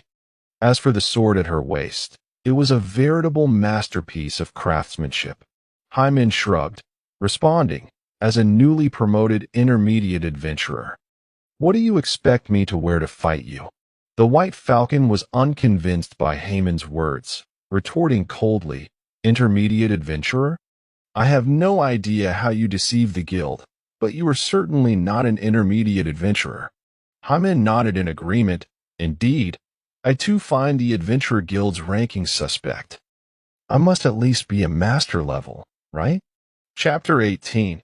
An insurmountable barrier. Hey, look. Why are they still chatting? Do the White Falcon and this fellow know each other?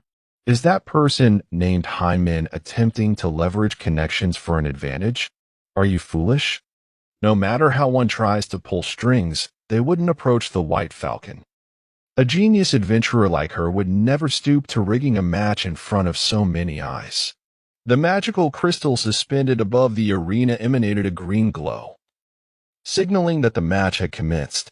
The White Falcon drew her sword, its blade elongated and sharp. Equipment and skills alike form an integral part of an adventurer's strength. "Since you have chosen to face me in this gear, you must be prepared," she asserted. "You are quite right. Let us begin." No sooner had her words fallen than Hymen, who had been under the White Falcon's gaze, suddenly felt a chill enveloping him. Unbeknownst to him, he had unwittingly succumbed to the effects of the White Falcon's skill. The condition for her skill's activation appeared to stem from direct eye contact.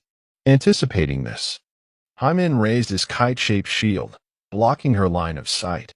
The chilling sensation that surrounded him indeed began to wane. It took Hymen less than 2 seconds to counter the effect, but the White Falcon required only that fleeting moment. With her sword held inverted, the White Falcon swiftly closed the distance. Having witnessed Hymen's defensive capabilities, she unleashed a lethal strike, aiming her sword at his abdomen.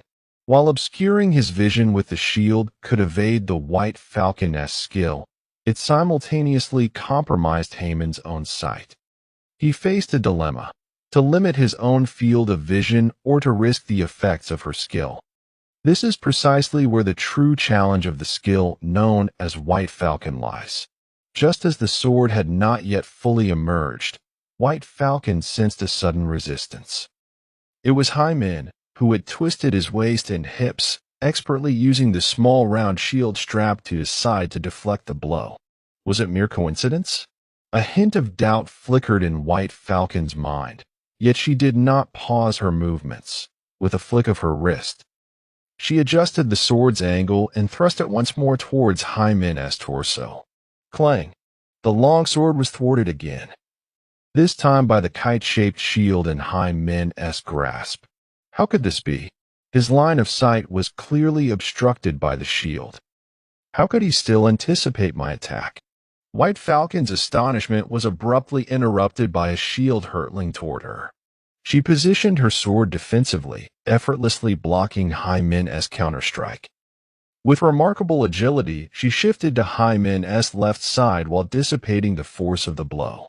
A swift upward slash followed, and this time, the angle and timing of her attack were exquisitely calculated. Yet, as expected, Hyman's shield remained steadfastly in place before her longsword. In the audience, whispers filled the air. Was White Falcon merely toying with her opponent? Why did every strike seem deliberately aimed at the shield?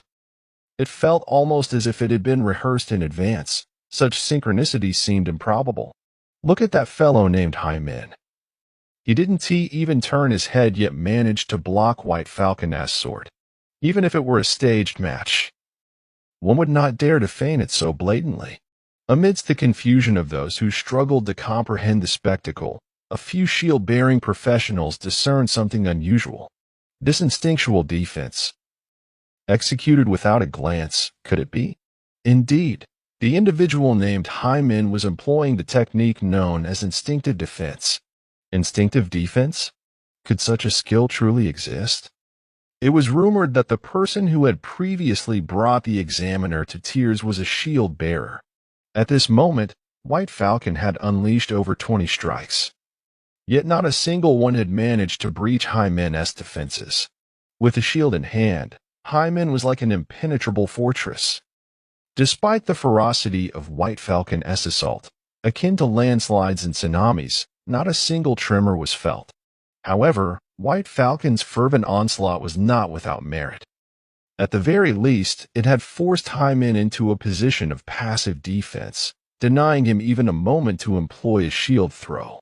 Continuing in this manner would yield no further advantage. It was time to invoke magic to conclude the battle.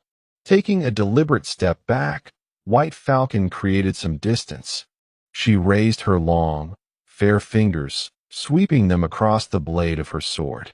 A layer of frost-laden chill immediately enveloped it. This was one of the advanced skills she had mastered, known as Ice Spirit Enchantment. With the spell cast, White Falcon surged forward once more, executing a straightforward horizontal slash. Her blade collided forcefully with Hyman's shield, producing a resounding clang.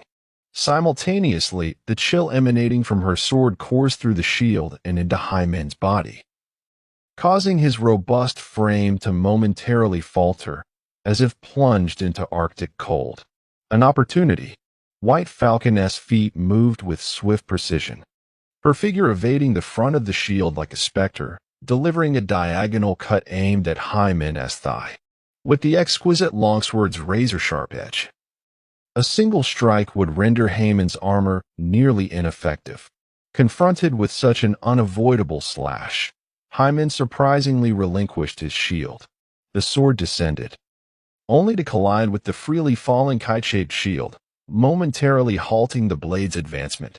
Cursed be this adversary! How has he managed such a feat? The relentless assault was thwarted time and again, and a sense of irritation surged within the heart of the White Falcon. Yet, she harbored no concerns regarding the prospect of victory. The frost effect, imbued by the ice soul enchantment, disregarded defenses and could accumulate unfettered. As long as she landed enough hits, the frost alone would incapacitate Hyman. However, this also implied that the tempo of battle would be prolonged. For a high-level adventurer to be engaged in such an evenly matched contest against a mid-tier opponent was, to the self-important White Falcon, a profound indignity.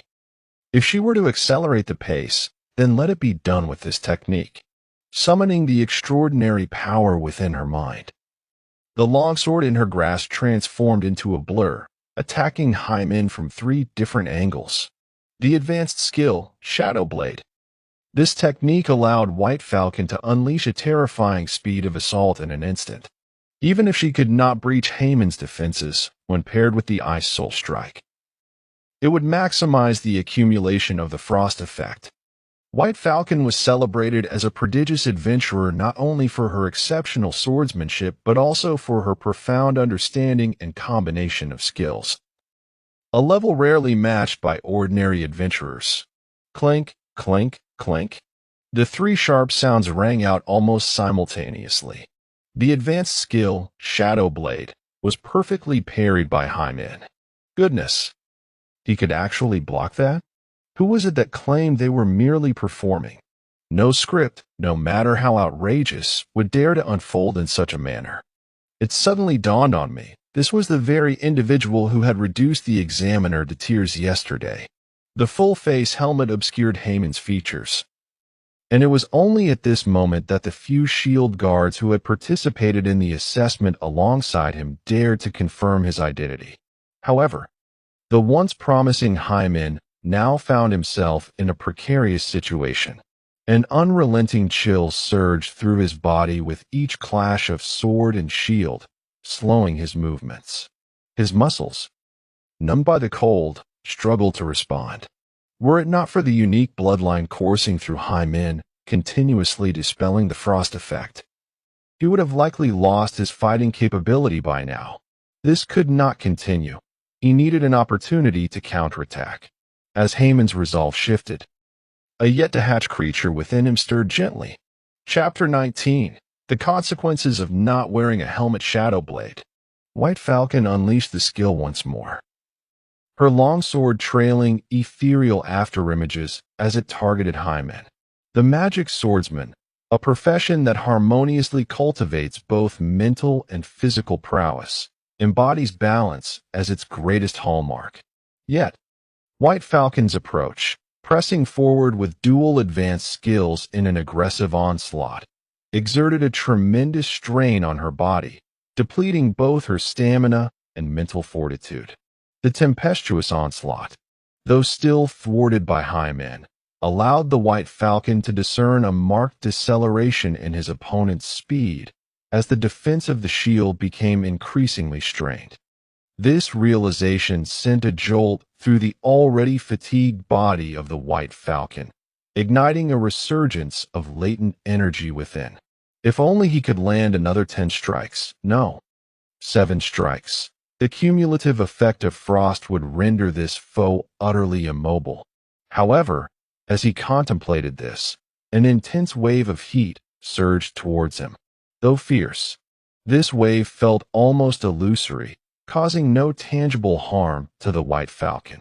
Yet, upon glancing at Hyman, his heart plummeted. The frost that once clung to the shield had completely melted away, restoring Haman's movements to their original swiftness. The warm-up was over. It was now time for a counterattack.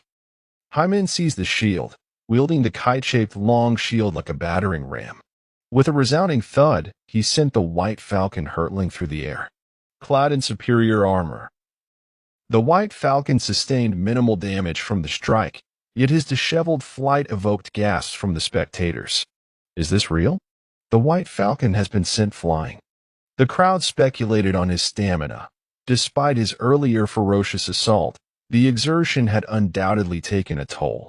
Haha, if the White Falcon falls here, it would indeed be amusing. A distinguished upper-tier adventurer, hailed as a genius sword mage, defeated in the arena by a mere mid-tier shield warrior. What a satisfying thought. Rising, the White Falcon, sword in hand, bore a flush upon her once pale visage.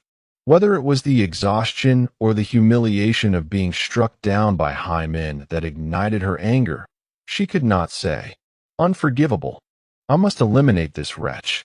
Initially, she had ascended the stage to redeem herself from yesterday's disgrace, intent on publicly avenging herself against Hymen.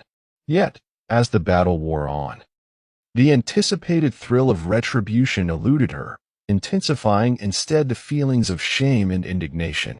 Observing the seething fury in the white falcon's eyes, Hymen remarked, "Your bloodlust is commendable. But alas, you lack the requisite strength." He removed a small round shield from his waist, and, with a sudden stride forward, unleashed a swift throw that sent the shield whistling through the air towards the white falcon.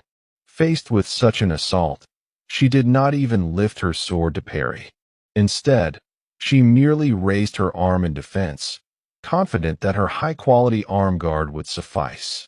To her astonishment, the small shield veered off course before it could close the distance, seemingly due to a flaw in Hymen's throwing technique, spiraling past the white falcon and into the distance. "Umph, it seems you are indeed inept at offense," she scoffed, her taunt abruptly silenced. The returning shield struck her from behind with a forceful impact, triggering a knockdown effect that sent the talented adventurer sprawling to the ground. Hymen chuckled. "TSK, TSK. It seems that not wearing a helmet truly invites trouble." Hovering above the arena, a magical crystal emitted a crimson glow, signifying that someone on the field had lost consciousness or was rendered utterly immobile. The contest had concluded. Victory? That individual known as Hymen had indeed triumphed. Although it may sound fantastical, it was evident to all that Hymen's defensive prowess was formidable. If only Baishun had not been so eager for victory, he could have methodically worn down that shield guardian, employing his skills to greater effect. But such reflections are futile now. Baishun has lost, and he must relinquish his title of genius. In the arena, Hymen observed that Baishun had yet to regain consciousness and felt a twinge of concern that he might have inadvertently caused Baishun's demise. Just as he contemplated approaching to check, a biting wind, laden with snowflakes, suddenly swept through the arena. As the storm abated, a voluptuous and exquisitely beautiful woman appeared beside Baishun. A master-level skill? Though Hymen had never witnessed a true master-level ability, he had encountered extraordinary magical beasts possessing similar capabilities during his past adventures. Baishun's mentor, the Snow Eagle Commander, effortlessly lifted her unconscious disciple, accentuating Baishun's already elegant and fair neck. The Snow Eagle Commander turned her striking gaze towards Hymen, scrutinized him for a moment, and coldly remarked, "You are impressive. I shall remember you." Hymen, ever the courteous individual, nodded in response, "And you as well." The Snow Eagle Commander squinted slightly. Her pristine white cloak billowed without wind. Ultimately, this stunning woman, now in her 30s, refrained from taking action. She carried Baishun like a noblewoman cradling a cat and walked away with apparent ease. It seemed that her previous skill could not transport another along with her. How forward of her to reveal her capabilities upon their first encounter. Hymen silently pondered as he watched her depart. Meanwhile, voices in the audience began to chant Hymen's name fervently. His victory was not merely a triumph of the weak over the strong. It was a resounding act of defiance by a lone adventurer against the three major adventurer guilds and their monopolistic practices. With inexpensive gear and straightforward skills, many lower and mid-tier adventurers could see reflections of themselves in Hymen. This created a sense of identification, leading them to feel joy and exhilaration at Hymen's success. Hymen, Hymen, Hymen, Hymen. In the stands, a woman clad in a mage's robe with wine-red hair gazed at the arena with a complex expression. Her lush, vibrant lips parted slightly as she silently uttered Hymen's name along with the crowd. In her beautiful eyes, there was a mixture of surprise at encountering an old acquaintance and a wistfulness for the passage of time, where everything has changed. The bracelet numbered 106, worn on her snow-white wrist, began to glow. Her own competition was about to commence. After the match, Hyman returned to the Adventurers Guild, where he promptly updated the advancement information on his bracelet. He then arrived at the task release area. Unsurprisingly, there were no messages awaiting him in his taskbar. The skill scrolls of the foundational domains were scarce due to their niche nature. In an era dominated by extraordinary powers, the skills that humanity could independently master scarcely warranted documentation on scrolls. As for the stomach of the lava-mad lizard, it was an exceptionally rare material, far surpassing the intermediate skill scrolls. After enduring the relentless onslaught of the white falconess blade, Hyman found his zheng-shaped shield in need of repair, which would require expenditure. Moreover, the third round of the competition mandated the formation of trios. The number of solitary adventurers who could advance past the second round was already limited, with the aspiration of claiming the championship and securing rewards. Hyman needed to swiftly seek out companions. Chapter 20. The first companion upon returning to the inn he rented. Hyman was handed a letter from the Lazar family by the innkeeper at the front desk. He did not immediately open the letter. Instead, he removed his armor and tossed his sweat-soaked shirt into the basket. Throughout this process, the dragon egg hanging around his neck conveyed a plaintive hunger.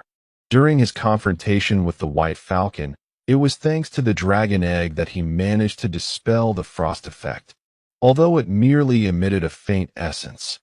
This effort was indeed taxing for an unborn dragonling. A child can endure the pangs of hunger for a meal or two. Once I pass the qualifying round, I shall treat you to a grand feast in the underground palace. After soothing the dragon egg, Hyman tore open the envelope, revealing an invitation from Evo. The assassin's infiltration under disguise the previous night appeared perilous, yet it was merely the last desperate attempt of the puppeteer behind the scenes.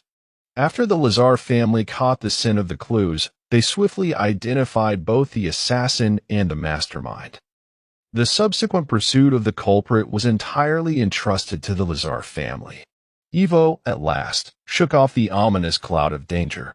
Since the ambush, his taut nerves had finally relaxed. Evo would host a banquet that evening, insisting that high men must attend. How splendid! That saved him the cost of a meal. After taking a shower, Hyman donned a clean and comfortable outfit. He first visited a nearby blacksmith to have his severely damaged shield repaired. Then, he returned to the open arena, intending to scout for capable companions on site while passing the time watching the matches until the banquet. Unlike the contemporary adventurers who reveled in the limelight and sought to amass fame, the old-fashioned and cautious high men always donned a helmet during battles. This allowed him to walk into the audience without being recognized. Although the inexpensive helmet offered limited defensive enhancement, it remained the most crucial piece of armor, without exception. The fate of the White Falcon served as a stark warning against the folly of not wearing a helmet. As soon as Hyman settled into his seat, he noticed the magical crystal above the arena emitting a crimson glow. The competition has just concluded. As Hyman directed his gaze towards the arena, he beheld a woman clad in a flowing white mage robe, her long crimson hair cascading down her back, standing proudly in the center of the stage. The hem of her robe was lifted, cinched at her waist, revealing two long, shapely legs of a porcelain hue. The graceful contours of her legs added an element of wild beauty to her presence, while the delicate, rosy complexion retained her feminine softness. Meanwhile, her opponent lay sprawled on the ground, having been unceremoniously ejected from the platform, still unable to regain composure. Oh heavens! Is this lady truly a lone adventurer? She has effortlessly overpowered members of 3 major adventuring parties. How utterly outrageous! Have you ever witnessed a mage wielding a staff to strike an opponent? Some may outwardly appear as magic practitioners, yet in truth, they are warriors adept in brutality. Listening to the murmurs of the crowd, Hyman gleaned the general course of the battle and felt a twinge of regret for missing such an exhilarating encounter. Gazing at the red-haired lady once more, Hyman felt a flicker of familiarity. It seemed they had crossed paths before, though he couldn't quite recall her name due to their lack of intimacy. It appeared he had seen her a decade prior when his team collaborated with another adventuring group to explore Dragon Valley, and she seemed to have been among them. After a moment of contemplation, he finally dredged a few details from the recesses of his somewhat aging mind. At that time, the leaders and formidable members of both adventuring parties were well acquainted with high men, indicating that this red-haired lady was not a powerful adventurer back then. He glanced at the magical crystal displaying information. Name: Nicolia Michelle. Occupation: Mage. Adventurer rating: Advanced. Softly repeating her name, Hyman mused to himself, a decade has passed. And this Miss Michelle is still merely an advanced adventurer. It appears she lacks the gift for adventure. Nevertheless, he resolved to invite this lady to join his team shortly. The matter of strength was truly inconsequential. Hyman would never concede to having been captivated by Nicolia's long legs. A nostalgic soul. He simply wished to extend a helping hand to a fellow adventurer from the past. What ill intentions could an honest, straightforward man harbor? After all, teaming up with me would virtually guarantee victory. Surely, Miss Michelle would have no reason to decline. As he followed Nicolia out of the arena, Hyman turned his attention away from the rather mundane competition and rose to pursue her. Few adventurers had progressed to the third round.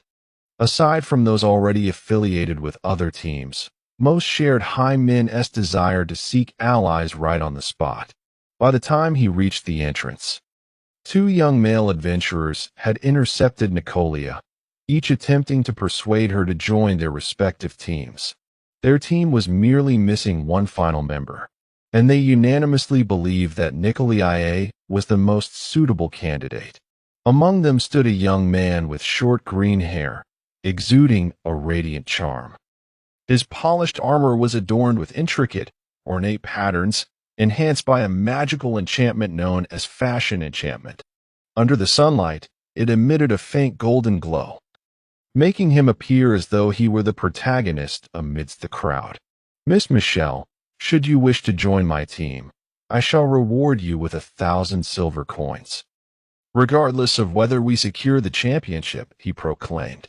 Upon hearing the green-haired youth's proposition, another young man, stoic with dark hair and dual swords slung across his back, scoffed dismissively. In comparison to the rewards for the victors, your promise of 1,000 silver coins is utterly trivial. Michelle, join my team, and I shall lead you to victory and claim the rewards. His own equipment bore traces of fashion enchantment, with the smooth curves of his light armor shrouded in a delicate black mist that seemed almost alive, occasionally morphing into the shapes of black wings or menacing serpent heads, enhancing his enigmatic allure. Both of these individuals had triumphed in the arena, having bested 3 major adventuring groups, a testament to their formidable prowess, marking them as exceptional elite adventurers. Yet, in the presence of these two handsome and capable youths, Nicolia's reaction was peculiarly subdued. Her luscious lips parted as if to speak, but after a prolonged pause, no words emerged. "Excuse me, may I pass?" At that moment, Hyman approached the trio. The green-haired youth and the dual-sword adventurer regarded him as merely an ordinary spectator, paying him no mind, until Hyman squeezed between them and addressed Nicolia. "Nicolia, would you care to join my team?" The two striking adventurers, though possessing contrasting styles, turned their attention toward Hyman, towering above them.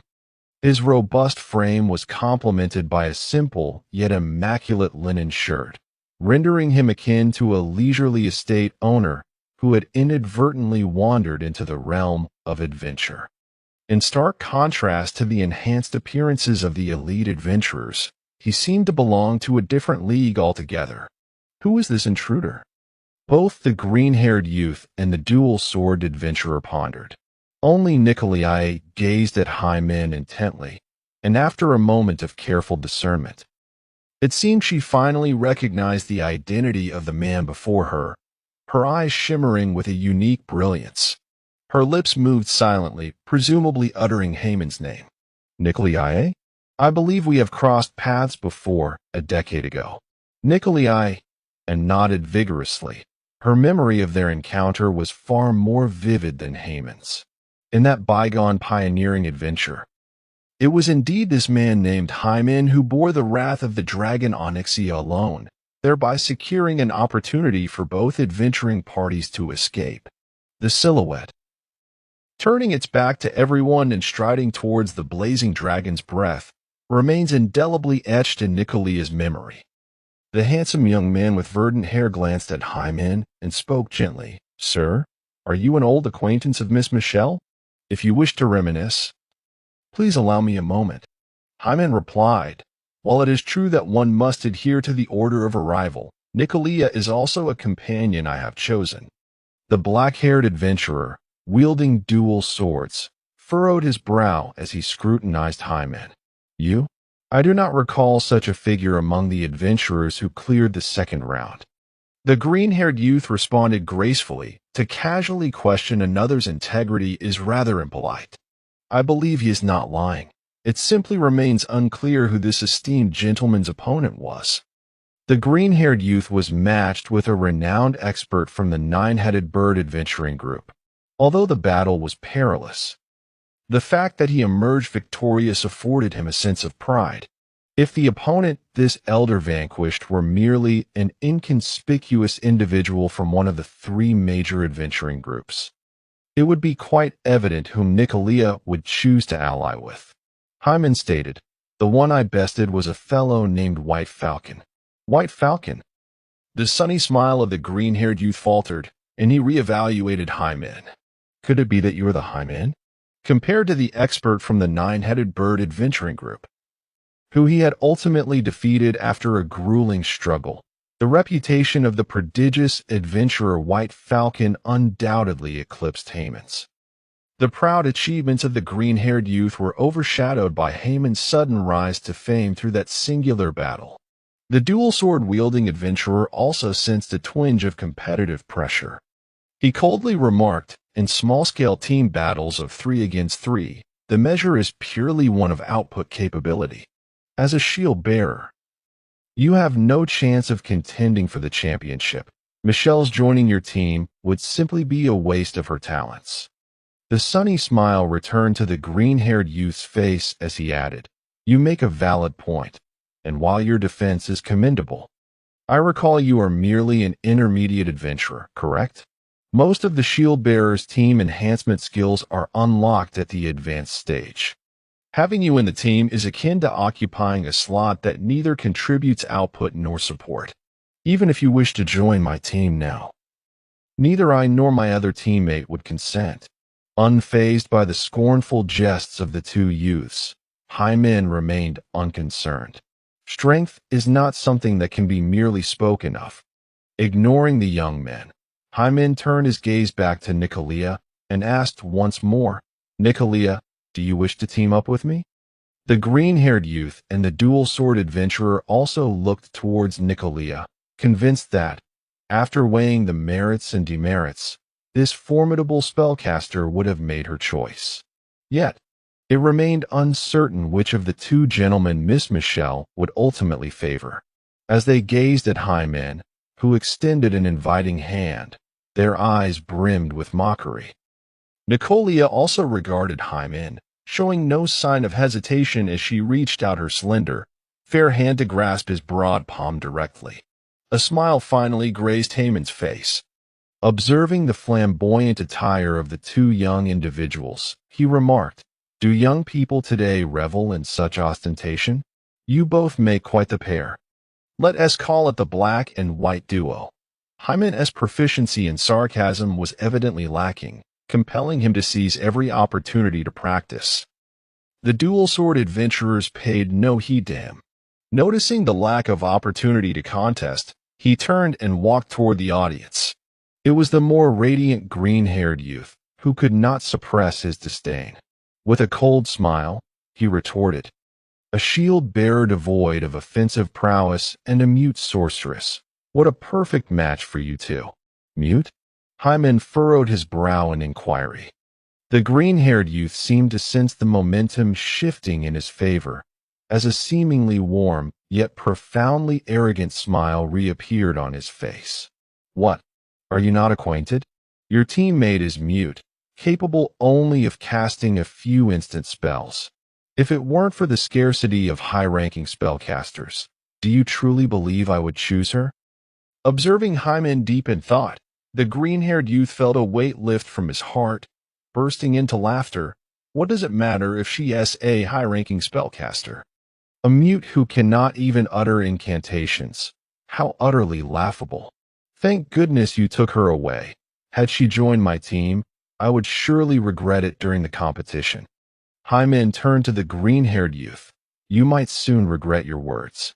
As he spoke, Haman's demeanor shifted dramatically, transforming from a leisurely lord of the manor to a mysterious powerhouse capable of vanquishing the White Falcon, the change in his aura occurring in an instant.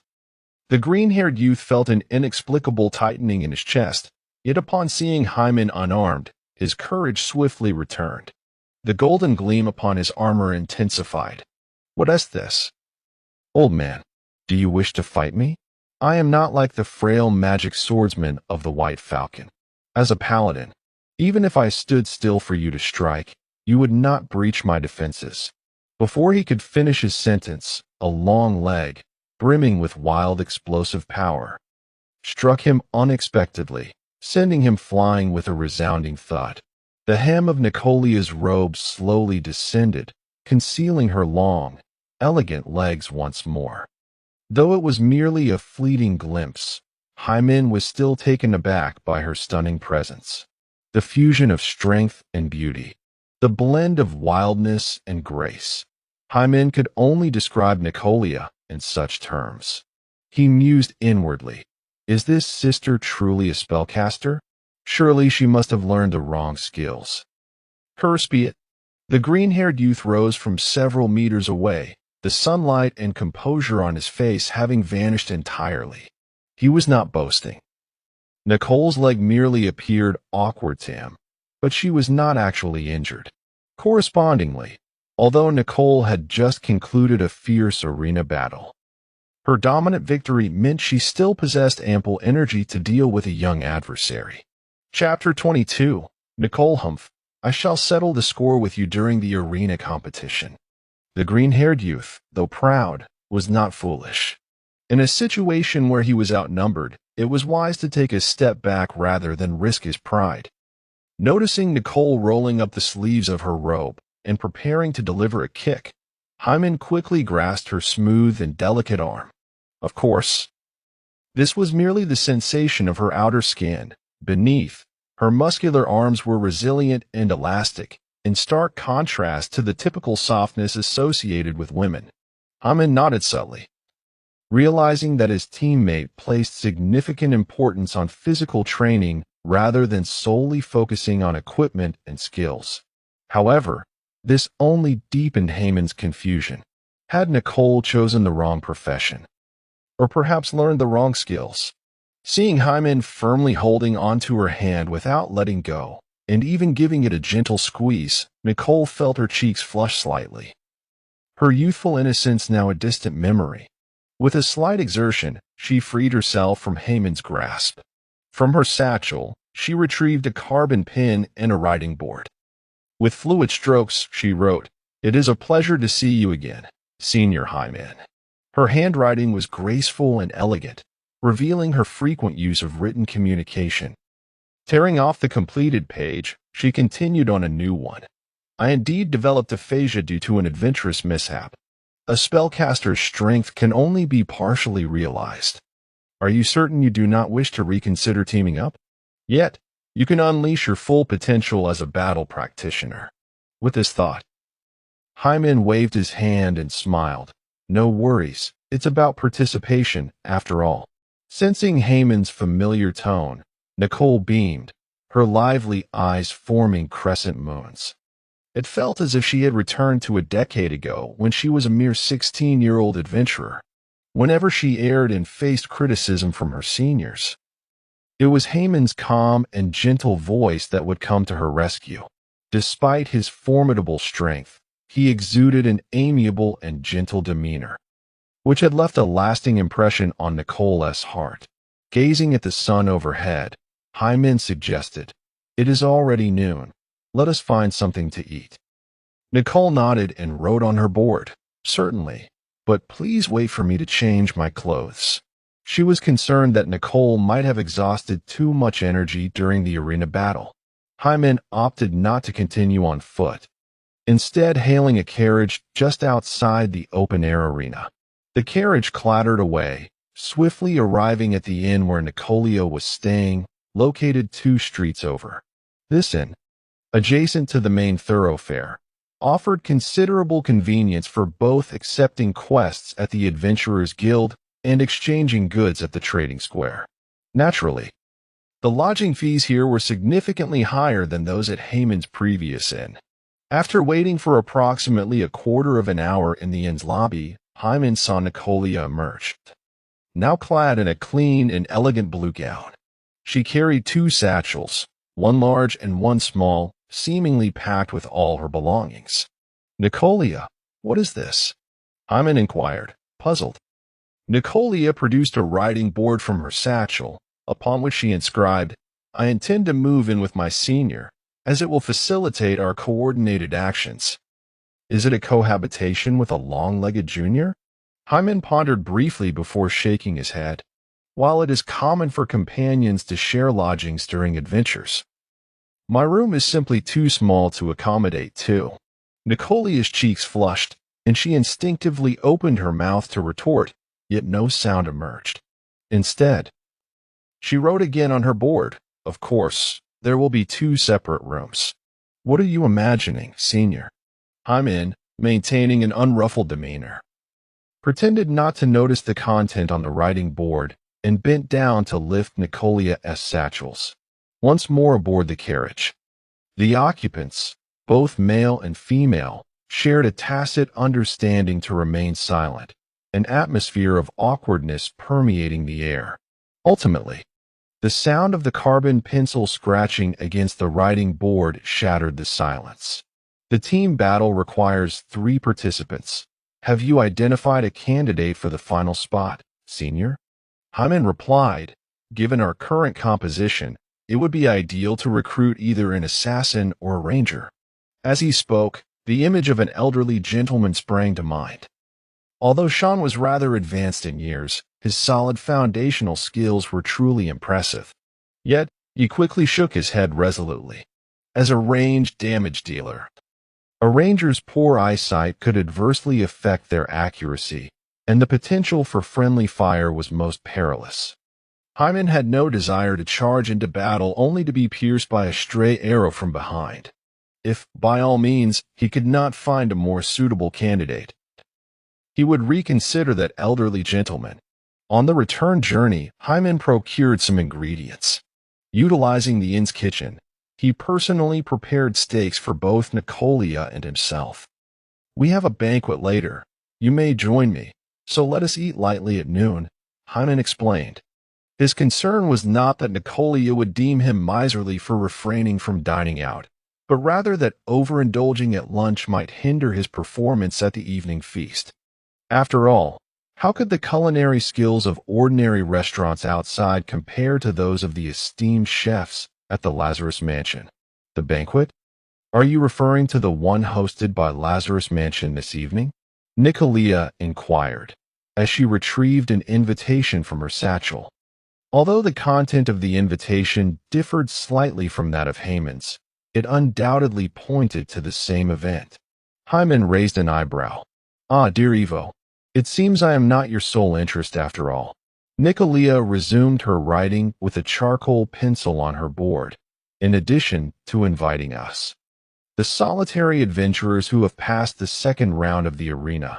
The mansion's proprietor has also extended invitations to the leaders of several other adventuring teams in order to discuss how to dismantle the monopolistic blockade imposed by the three major adventuring factions on the Labyrinth of Laps. Such a lengthy statement was penned with remarkable speed and fluidity by Nicolia, clearly indicating her familiarity with this mode of communication. While the three major adventuring factions wield considerable influence, they do not yet possess absolute control over Byron Town.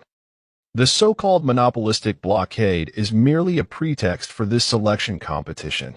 As for the Lazarus family and the other adventuring teams, their aim is to maximize their share of the profits from the Labyrinth of Laps.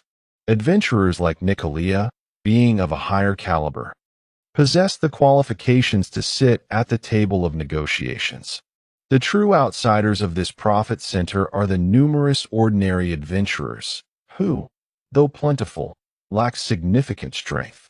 Hyman had already discerned these dynamics. However, he was indifferent to discussions of class groups or profit divisions. His sole concern was to gain access to the labyrinth and ensure that no child would go hungry. Who would lead this pioneering endeavor? What name would the Labyrinth of Laps bear after its exploration? Such matters were of little importance to Hyman. Chapter 23. The Banquet After Enjoying Lunch. Nicolia and Hyman returned to the open arena. Their team still needed to select one final member. At the same time, they could pass the afternoon by watching the matches. Although she had changed out of her pure white mage's robe, Nicolia's striking appearance and hair color were still too prominent. Her arrival immediately drew attention from the audience, surpassing even the combatants engaged in battle. Look, isn't that the woman who earlier this morning used her wand to mercilessly thrash her opponent in the arena? Yes, indeed. That is her. I believe her surname is Michelle. I was initially astounded by her strength, but now it seems she is quite beautiful as well. In terms of figure, beauty, and prowess, this young lady's charm rivals that of the leader of the Snow Eagle adventuring team, does it not? Huh, you've quickly become a fan of hers. The Snow Eagle leader is a master-level adventurer. Yet, aside from her identity and strength, Miss Michelle's beauty can indeed stand comparison with that of the Snow Eagle leader. Hey, do you see that muscular fellow behind Miss Michelle? Who is he? They seem to be acquainted. The figure appeared quite well proportioned. Noticing that he lacked any equipment, it was evident he held the status of a servant or attendant. For superior adventurers like Michelle, it was entirely normal to travel accompanied by one or two subordinates. As he listened to the unrestrained discussions around him, Hyman thoughtfully stroked his chin. After all, he had once been the master of an estate. How had he come to be defined as a mere servant? Did this mean he needed to acquire an entire set of fashionable attire? However, he had heard that such things were rather expensive. The most affordable fashion enhancements were pricier than his entire suit of armor. At that moment, Nicolia, who was walking ahead, abruptly halted. She raised a written board in front of Hyman, inscribed with words, "Do not take it to heart. These individuals have no understanding of your true strength." Nicolia wished to defend Hyman, but being unable to speak, she could only offer him comfort. Hyman smiled, not taking it too seriously. He approached a group of the most talkative spectators, seamlessly integrating himself into their conversation, and said, "Hey, gentlemen. Did you happen to see the formidable individual who defeated the White Falcon this morning?" One man turned to glance at Hyman. Despite his apparent status as Michelle's servant, curiosity sparkled in his eyes, indicating he was a kindred spirit. He replied, "That powerful individual is rather elusive. They have their own unspoken reasons." "Oh, what are those unspoken reasons?" Hyman was intrigued to know why someone would choose to remain incognito. The man leaned closer to Hyman, speaking in a conspiratorial tone. Did you not notice how thoroughly he concealed his face during the arena match? I've heard an insider rumor that the powerful individual known as Hyman is actually a master-level adventurer hired by several adventurer guilds. He pretends to be a mid-level adventurer to tarnish the reputation of the White Falcon prodigy. Oh, Hyman feigned surprise and inquired further, then why must he conceal his appearance? The man replied, without hiding his face, how could he masquerade as a mid-level adventurer? I suspect that Hyman is merely an alias. Hyman exchanged a few more words with several individuals, uncovering various undisclosed identities and several bizarre and convoluted life experiences. I see that Hyman is nothing remarkable. Even as a master-level adventurer, he hides his face, hardly imposing. Hyman remarked with feigned disdain. One spectator scoffed, "Ha! Look at how envious you are. Do you think you can comprehend the thoughts of a master-level adventurer?" Another chimed in. Yet what this fellow says holds some truth. If I possessed Hyman's strength. The delightful moments passed as he indulged in various imaginings of what it would be like to be Hyman. Hyman listened to it all with a smile, occasionally winking at Nicolia in the distance. Such simple pleasures brought him immense joy. By 5 in the afternoon, the second round of eliminations finally concluded.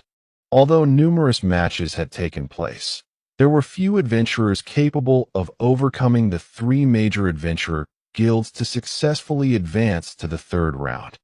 Among the 20 individuals who advanced, only Hyman and Sean are intermediate adventurers, while the rest are of a superior rank. Given the rigid requirement of forming teams of 3 for the competition, it is undeniable that 2 adventurers will be compelled to forfeit their eligibility due to an inability to assemble a full team.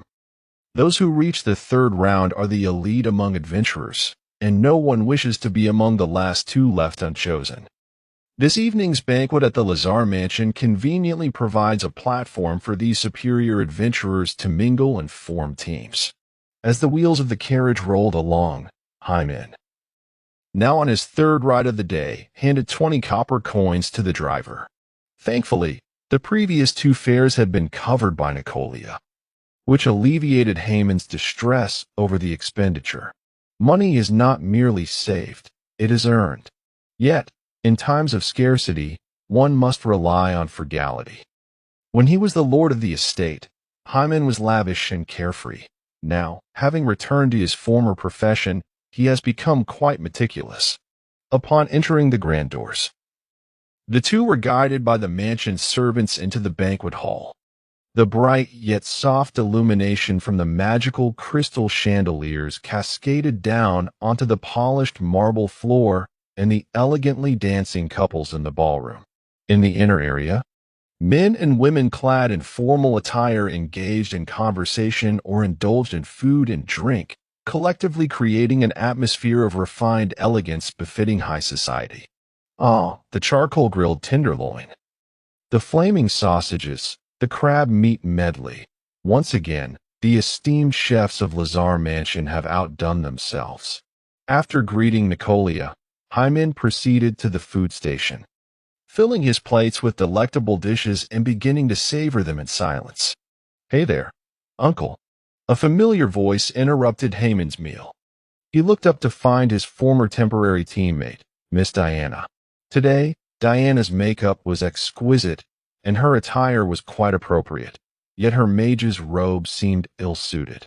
After all, the majority of the guests at today's banquet are superior adventurers, and her lower-tier mage robe would only invite ridicule. Diana scrutinized Hyman for a moment and, with a hint of exasperation, remarked, "Uncle, I know you're not one to fuss over appearances, but do you grasp the significance of today's banquet?" She glanced around to ensure no one was nearby before lowering her voice. "The attendees today are all superior adventurers. These individuals are not only formidable in strength, but also represent the elite backbone of the adventuring world. This opportunity to meet them is one that Ivor has painstakingly arranged for us, and you are merely here to eat and drink?" Chapter 24. No solicitation. The matter of making new acquaintances can certainly wait until one has satisfied their hunger. In keeping with the elegance of the mansion, the plates are rather dainty. However, with Hyman's rapid consumption, the food on his plate quickly vanished. As he prepared to rise once more for more food, Diana exclaimed urgently, "Know when to stop, uncle. The host of this banquet is Ivo's uncle, and we are merely informal guests. Let us remain discreet and not trouble Ivo." At that moment, Nicolia approached with her exquisitely delicate, yet somewhat inadequate plate of food. As a fellow practitioner of the arcane arts, Diana sensed an immense spiritual power emanating from Nicolia, akin to a vast lake. This instinctively silenced Diana, compelling her to lower her gaze in deference to the formidable presence. "Why the formality? We are all guests here," remarked Hyman, as he casually reached over to snatch a pastry from Nicolia's plate and unceremoniously popped it into his mouth. Diana's eyes widened in shock, utterly taken aback. Though Hyman possessed commendable skills, barely rivaling those of a mid-tier adventurer, Nicolia was undeniably a superior adventurer. How dared he take food from her plate? Diana discreetly glanced at Nicolia, who merely regarded Hyman with mild surprise before silently taking her seat. A sense of foreboding gripped Diana's heart. This was alarming. It would have been better if Hyman had been reprimanded on the spot, given the circumstances. It appeared this superior adventurer intended to confront Hyman after the banquet. After all, the more powerful the adventurer, the greater their pride.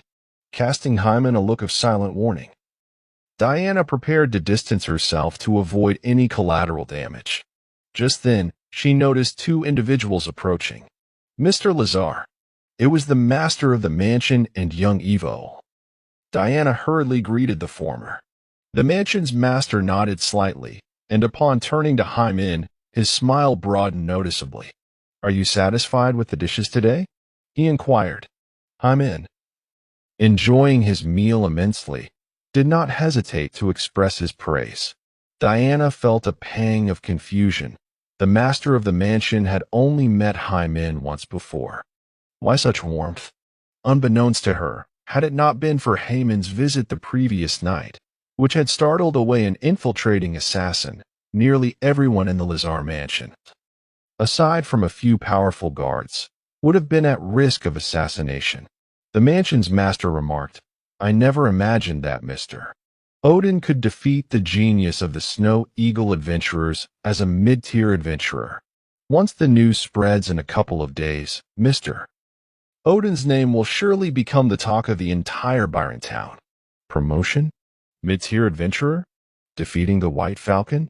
Diana's mind buzzed, her expression shifting to one of bewilderment and intrigue. "Is this Miss Michelle?" she thought, recognizing her beauty as consistent with the rumors. The mansion's master then turned his gaze to Nicolia, who raised a writing board with pre-prepared greetings, leaving the master momentarily astounded. After instructing Ivo to entertain Hyman and himself, the mansion's master took his leave to attend to other guests. "Regrettably, I was unable to attend the match on the day when the esteemed senior Audouin competed. However, I have heard that the so-called genius-level magic swordsman, by Juan, did not manage to breach your defenses at any point," as Ivo relayed with admiration in his eyes. Noticing Ivo's keen interest, Hyman recounted the details of the arena competition. Ivo listened intently, while the account struck Diana with an aura of the fantastical. Just days ago, a middle-aged man who had shared tasks with her and others in the guild had elevated himself to the rank of intermediate adventurer within less than a day of returning to town. He even ascended to the arena of the selection matches, defeating the renowned genius adventurer from Byron Town on the spot. Although the selection matches initiated by the three major adventurer guilds had a broad influence, Diana felt it was still too distant from her reality and thus did not pay much attention. Consequently, the shock and impact of this revelation were even more profound. As the group engaged in casual conversation, the host of the mansion had greeted each guest. He then stepped to the center of the hall, clapped his hands to gather the attention of all attendees. "Thank you all for attending tonight's banquet," he began. Hyman listened for a moment, noting the commonplace remarks and the condemnation of the monopolistic practices of the three major adventurer guilds. It was only when the host introduced a segment for forming teams on the spot that Hyman finally set down his knife and fork and turned his gaze toward the front. While the monopolistic actions of the three major guilds were indeed reprehensible, Hyman questioned why the Lazar family would go to such lengths for solitary adventurers like themselves. Ivo explained, "Our family is allied with the other two prominent families in Byrontown, using a substantial sum of silver coins as leverage to secure the opportunity to contend for the leadership in exploring the Lapus dungeon. The team that emerges victorious in the final round of the selection matches will earn the right to lead the expedition on behalf of the faction they represent." In other words, we solitary adventurers had unknowingly found ourselves working for the Lazar family? Hyman began to comprehend. Ivo smiled sheepishly and added, "The Lazar family will provide equipment and item support to all adventurers present today, and the champion team will receive an additional reward of 10,000 silver coins per member." At that moment, the mansion's host was also relaying this information to the adventurers. The adventurers responded with enthusiasm, as the prospect of leadership in exploration held little practical value for solitary adventurers. Conversely, the support in terms of equipment and items would help bridge the gap between them and the three major guilds. The additional monetary reward for becoming champions offered them no reason to decline. With the groundwork for collaboration firmly established, the next step was the on-site team formation segment. "Mr. Phillips, please step forward," announced the host, holding a list. A young man, adorned with gold-rimmed glasses and exuding an air of refinement, approached the center of the hall. The host introduced him, Mr. Phillips, a superior ranger who has mastered 2 advanced skills. Due to his remarkable powers of observation, he has been bestowed with the title of the Eye of Insight. Those wishing to form a team with Mr. Phillips, please step forward. In the ideal composition of a team in Hyman, both rangers and assassins are commendable choices. To secure the presence of this Eye of Insight, Hyman momentarily set aside his delectable meal, wiped his mouth, and approached the stage. There are 2 others? Alongside him, 2 additional adventurers also made their way to the forefront. The host of the mansion had evidently done his homework, possessing a general understanding of the basic information of each guest. He proceeded to introduce the trio, detailing their professions, levels, and areas of expertise. Turning towards Phillips, he remarked, "Mr. Phillips, these 3 express a desire to team up with you. You may now select one of them to form an initial pairing." Chapter 25, the final slot among the 3, only Hyman was a mid-level adventurer. The other 2 were high-level adventurers, one a swordsman of the warrior class, and the other an illusionist of the mage class. Given the rarity and power of high-level mages, the ranger named Phillips did not hesitate to select the illusionist. "My apologies to you both. My abilities are better suited to this illusionist." Having completed the initial pairing, Phillips and his chosen companion did not immediately exit the stage. Upon the mansion host's inquiry, 5 more adventurers expressed their willingness to join this small party. Hyman silently retreated into the crowd, for he had already committed to teaming up with Nikolai. Thus, he could not join another party alone. The plan was to form pairs first, and then select the final member based on the team's needs. Understanding the rules, Hyman nodded in quiet agreement. Although this pairing system was somewhat rudimentary, it presented no apparent drawbacks, effectively granting everyone a chance to choose. However, it remained true that those at the front had a greater likelihood of forming their ideal team.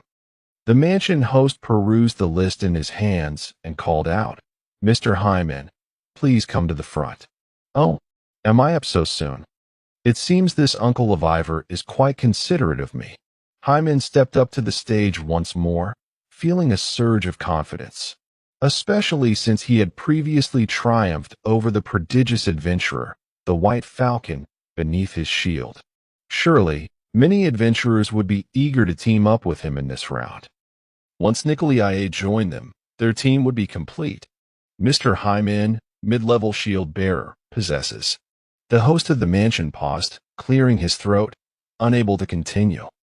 After all, among Hyman's skills, only one had recently advanced to a mid-level skill, which was indeed not particularly impressive. Adventurers willing to team up with Mr. Hyman, please step forward. Upon the conclusion of his words, a profound silence enveloped the room. Not a single adventurer approached. The confident smile on Hyman's face gradually stiffened, rendering the atmosphere somewhat awkward. A mid-level shield bearer? I recall that this level of shield guardian has not even mastered any team enhancement skills, let alone the notion of team benefits. In the context of a small-scale 3-on-3 skirmish, the role of a shield guardian is exceedingly limited. Indeed, rather than inviting a shield guardian, I would prefer to recruit a berserker. At least they possess both durability and offensive capabilities. At that moment, the crowd parted, and someone stepped forward. Under Hyman's eager gaze, Nicolia approached his side. Is it truly possible that someone has chosen to team up with this intermediate shield guardian? I also witnessed his match against Bai Huan. Apart from his commendable personal defense, his professional skills and offensive capabilities were decidedly mediocre. Regardless, among our 20 participants, it is certain that only 2 will remain. Deciding this now is rather convenient. Noticing the atmosphere had grown somewhat awkward, the host of the mansion spoke. Now, adventurers willing to join this team, please step forward. Yet, once again, there was no response. Even though Nicolia is a superior magical practitioner and Hyman has a record of defeating Bai Huan, in the eyes of these proud elite adventurers, they are not deemed particularly special. After all, every individual standing here is an elite among elite adventurers. Since everyone is elite, why choose to partner with someone evidently lacking in certain areas? Why not select allies who complement one's own strengths? The mansion host, clearly taken aback by the situation, offered Hyman an awkward yet courteous smile, saying, "Mr. Hyman, please step aside and take a moment to rest." There were only 20 adventurers present, and even considering the time spent on discussions and recruitment, the entire team formation process was nearing its conclusion. However, unexpectedly, apart from Hyman and Nicolia's team, there remained a vacancy for one last member. Another small squad was also composed of merely 2 members. Furthermore, one of them had encountered Hyman earlier that afternoon, the paladin with striking green hair and a sunny disposition. How peculiar. Wasn't it stated that there would be 20 adventurers attending the banquet? Clearly, someone has not arrived. Surely not. I had meticulously counted earlier, and there were indeed 20 individuals. Amidst this murmur of speculation, a somewhat irate voice suddenly rang out from outside the hall. No need for your reminder. I know the hall is over here. Do you think my eyesight is poor? As the words echoed, an elderly gentleman with a slender frame and white hair tied into a short ponytail appeared at the entrance. The mansion's servant who had guided him looked quite aggrieved. This gentleman had claimed he was going to the restroom, yet he had wandered outside for quite some time, utterly unable to find his way back to the hall. Having approached to lend assistance, he was met with a reprimand. Who wouldn't he feel wronged in such a situation? "Mr. Sean, where have you been? You return a bit late. The team formation segment may soon conclude." The host of the mansion guided Sean to the center of the hall, introducing him to both Hyman and the team of the green-haired youth. At present, both teams were merely lacking one final member. Mr. Sean, which side do you believe suits you best? The mansion host emphasized Haman's team during the introductions, almost overtly suggesting that Sean should choose that side. The green-haired youth always wore a sunny, cheerful smile in front of others. He addressed Sean, saying, "I have previously watched your matches, Mr. Sean, and I am highly impressed with your professional prowess. Should you choose to join my team, I shall offer you an additional reward of 1,000 silver coins, regardless of the outcome."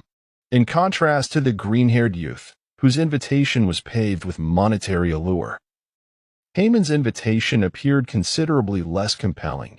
"Mr. Sean, do you still remember me? Join my team, and together we shall triumph over the other teams and divide the champion's rewards." Sean glanced at Haman, discerning his identity after a moment of recollection. "Ah, it's you." This individual had once haggled with Sean for half an hour over a scroll, attempting to save 50 silver coins, a memory that still lingered vividly in the old man's mind. The green-haired youth felt a pang of anxiety. How was it that this Haman encountered acquaintances wherever he went? While he hesitated, contemplating whether to increase his offer, Sean had already provided his response. "My criteria for selecting teammates are simple and fair. Both sides have a warrior. Whoever can withstand my arrow, I shall join their team." The green-haired youth was aware that Sean was merely an intermediate ranger. Despite possessing a high level of skill proficiency, his output was not particularly formidable. As a paladin, he felt no fear. Patting his gleaming, robust armor, the green-haired youth declared, "No problem, a fair condition indeed. Mr. Sean, you may shoot your arrow at me now." Sean shook his head, looking past the green-haired youth and said, "Remove your armor and turn your back." Chapter 26. Sean's conditions to receive your shot unarmored and with bare hands. The green-haired youth subtly furrowed his brow, yet his smile remained intact. "Mr. Sean, are you jesting? Such a feat is impossible for anyone." Unbeknownst to him, Sean was unwavering, stating, "This is my minimum and sole requirement for forming a team. If no one can meet this condition, I shall forfeit the opportunity to join a team." Implicit in his words was the notion that if no one could fulfill his requirement, Sean would even withdraw from the third round of the team competition. As the crowd stood in perplexity, Haman recalled Sean's previous arena match. Sean, with his poor eyesight, had utilized area shots to inflict effective damage. While this strategy posed no issues in one-on-one encounters, it became increasingly complicated with the presence of teammates. Sean found it exceedingly difficult to ensure that his arrows would not inadvertently harm his allies in the front line.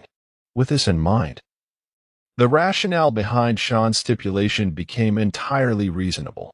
Only with teammates unafraid of collateral damage standing in the front line could Sean feel secure in unleashing his full potential.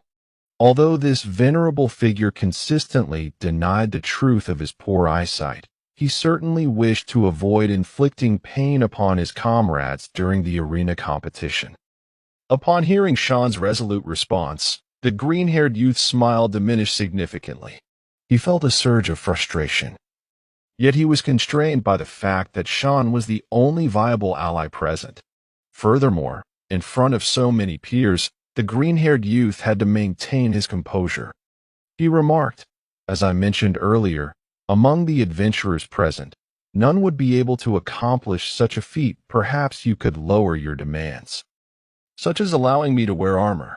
After all, for adventurers, donning equipment is the norm in battle." Before the green-haired youth could finish, Haman, dressed casually in a linen shirt, stepped forward. "Your inability to achieve something does not imply that others cannot," he stated. "Sean, my friend, I understand your concerns, and I am fully capable of meeting your requirements." With that, Haman took a few steps back and turned his back to Sean. The other guests in the hall, witnessing this scene, instinctively dispersed. Only the owner of the mansion, with a hint of worry, inquired, "Mr. Haman, are you certain you wish to proceed this way? After all, Aside from a select few abilities, such as hardened skin, which can temporarily alter one's physical structure to enhance defense, most adventurers remain within the realm of flesh and blood. Furthermore, one of Sean's conditions is to have the opponent turn their back. Consequently, even if an adventurer possesses such skills, the risk of misjudging the timing of Sean's shot could prevent the activation of those abilities. Even Sean, who had proposed the condition, was taken aback by Haemon's swift agreement. He asked, "Are you truly willing to take an arrow for me? If you sustain an injury, you won't be able to participate in tomorrow's team competition." Haemon did not respond verbally, but instead extended his thumb in a gesture of readiness, maintaining his turned-back position. Sean nodded silently, removing his ever-present short bow and drawing the string to warm up. This small bow, entirely cloaked in a deep green hue, was a piece of equipment of exceptional quality. As for the arrows he retrieved from his satchel, though they were of ordinary quality, they were more than sufficient to injure or even kill. As Sean prepared to draw the bowstring, an unspoken agreement of silence enveloped the room, allowing even the sound of the taut string to resonate clearly. Amidst the tension and quietude, only Nicolia remained unconcerned for Haemon's safety, for among all present, none understood Haemon's prowess better than she. With a hum, as the bowstring reached its full tension, Sean abruptly released his fingers. The bowstring, brimming with potential energy, forcefully propelled the arrow forward. Sean's shot was executed with such urgency and speed that among the elite adventurers present, only a select few, adept in perception and swiftness, had any hope of intercepting it. The intermediate skill, rapid shot, was Sean's most proficient technique, exhibiting its power in two distinct ways.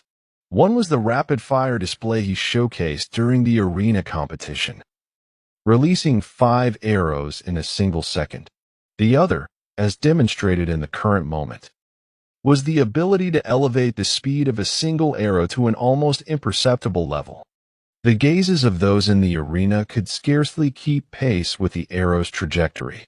Haemon, with his back to Sean, appeared utterly oblivious, allowing the arrow to zip past him and ultimately embed itself in the wall opposite. "Well, you have met my expectation," Sean remarked, retracting his short bow with a nod. It became evident that he had no intention of aiming at Haemon. Perhaps the old man merely sought to test his companion's courage, a rather cliché approach indeed. Yet, Haemon's audacity was remarkable. Had that arrow been aimed at him, he would have been forced to forfeit the upcoming team competition. In contrast to the other's reactions, the green-haired youth felt a surge of irritation within. These two must have known each other beforehand. How else could that fellow Haemon so boldly withstand such an arrow? "Mr. Sean, if this is merely a test of courage, I can handle it too." The green-haired youth stepped forward. Just moments ago, he was making excuses and hesitating. And now that he sees someone succeed, he suddenly feels capable? A courage test was challenging precisely because of its initial nature. Knowing one would not be harmed diminished the significance of his participation. How naive of me to think this paladin was a bright and sunny gentleman. He seems to harbor many thoughts. Listening to the jeers of bystanders, the expression on the green-haired youth's face became noticeably strained for the first time. However, he found it inconceivable to abandon the third round of team battles simply because he couldn't assemble a team. "I never said I would give up, Mr. Sean. I hope you will uphold fairness," he insisted. Sean shook his head. "This is not a test of courage. Each of my arrows will not land in a predetermined spot. That was merely luck on Haemon's part. If you wish to challenge, be prepared for the possibility of injury." The green-haired youth dismissed Sean's words as mere bluster. He removed his dazzling armor, enhanced with fashion enchantments, and donned a simple white shirt as he moved to a distance, mirroring Haemon's stance by turning his back. However, unlike Haemon's crude shield-bearer demeanor, the noble paladin possessed unique defensive skills inherent to his class. the Shield of Holy Light. As the skill activated, two ethereal shields composed of holy light materialized behind the green-haired youth, encircling his form in a rhythmic motion. This was the intermediate skill, Shield of Holy Light. Although the shields were not particularly large, they nevertheless provided an additional layer of protection for the green-haired youth. Observing that his opponent was prepared, Sean ceased his idle chatter. He drew his bowstring and executed a rapid-fire skill, loosing another arrow. The velocity and force of this arrow were identical to the one previously aimed at Hyman. However, Sean's accuracy remained an enigma. He had missed the unguarded Hyman, yet now, faced with the green-haired youth, the arrow deftly evaded both shields of holy light, directly embedding itself into the youth's shoulder. Chapter 27. Astonishing the audience. The green-haired youth cried out in pain, his robust form staggering forward a few steps from the arrow's force. The holy shields dissipated on their own as he laboriously turned his head, incredulously gazing at the arrow protruding from his shoulder. Is this a joke? Did you really shoot me with such precision? Pain and fury caused the green-haired youth to momentarily forget his supposed elegance. He raised his uninjured left arm, gesturing toward the ceiling above. O eternal holy light that resides in the spirit, heed my call. Holy baptism. As the incantation of the green-haired youth concluded, a brilliant beam of golden light pierced through the mansion's roof, descending directly upon him. A sacred aura enveloped the hall. The contorted expression of pain on the youth's face was replaced by a solemn and dignified demeanor. Unfazed by the agony, he yanked the arrow from his shoulder, and the wound began to clot and staunch the bleeding at a visibly accelerated rate. This was a high-level skill of the Paladin class, possessing both healing properties and a formidable purifying effect. Furthermore, it dealt holy damage to hostile creatures within a 5-meter radius. Having alleviated the initial pain, the green-haired youth glared furiously at Sean. You old fool, are you toying with me? Sean remained silent, his already sharp gaze suddenly radiating an even fiercer intensity. He quietly knocked another arrow. Ranger Sean was never one to embody a meek disposition. His silence indicated his readiness to engage directly. As the tension mounted, the mansion's owner and other guests swiftly intervened, positioning themselves between the two. Realizing he had no opportunity for retaliation, the green-haired youth directed his ire at the guests, exclaiming, You all witnessed this. Sean and Hyman are clearly in cahoots. If they wish to form a team, they should have stated it beforehand. Why concoct such conditions? Are they not simply mocking me? This declaration prompted the other guests to also perceive Sean and Hyman as familiar allies, and Sean's 2 arrows indeed seemed excessively biased. I have stated that my arrows will not strike the same spot twice. His evasion was merely a stroke of good fortune, Sean declared. The green-haired youth was not the only one to doubt his words. The majority of the guests present shared the same skepticism. Turning to the host of the mansion, he addressed, Mr. Lazar, you are a fair man. As the organizer of this gathering, I implore you to provide an explanation.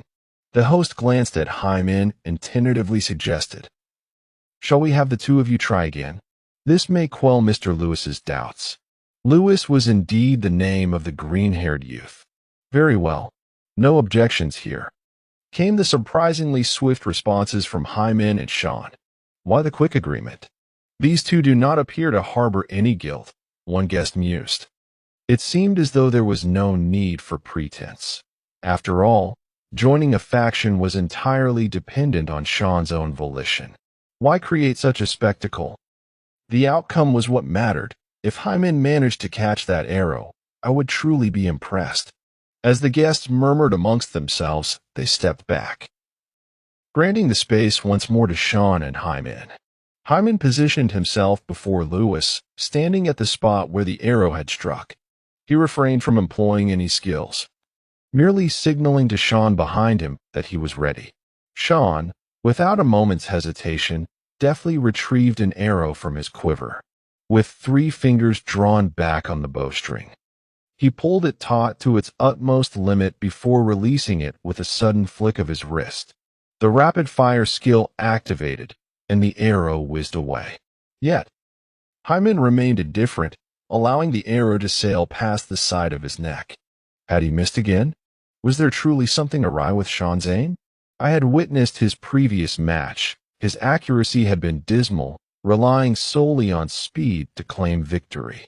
As Sean extracted a second arrow from his quiver, the murmurs of the onlookers reddened his face with embarrassment.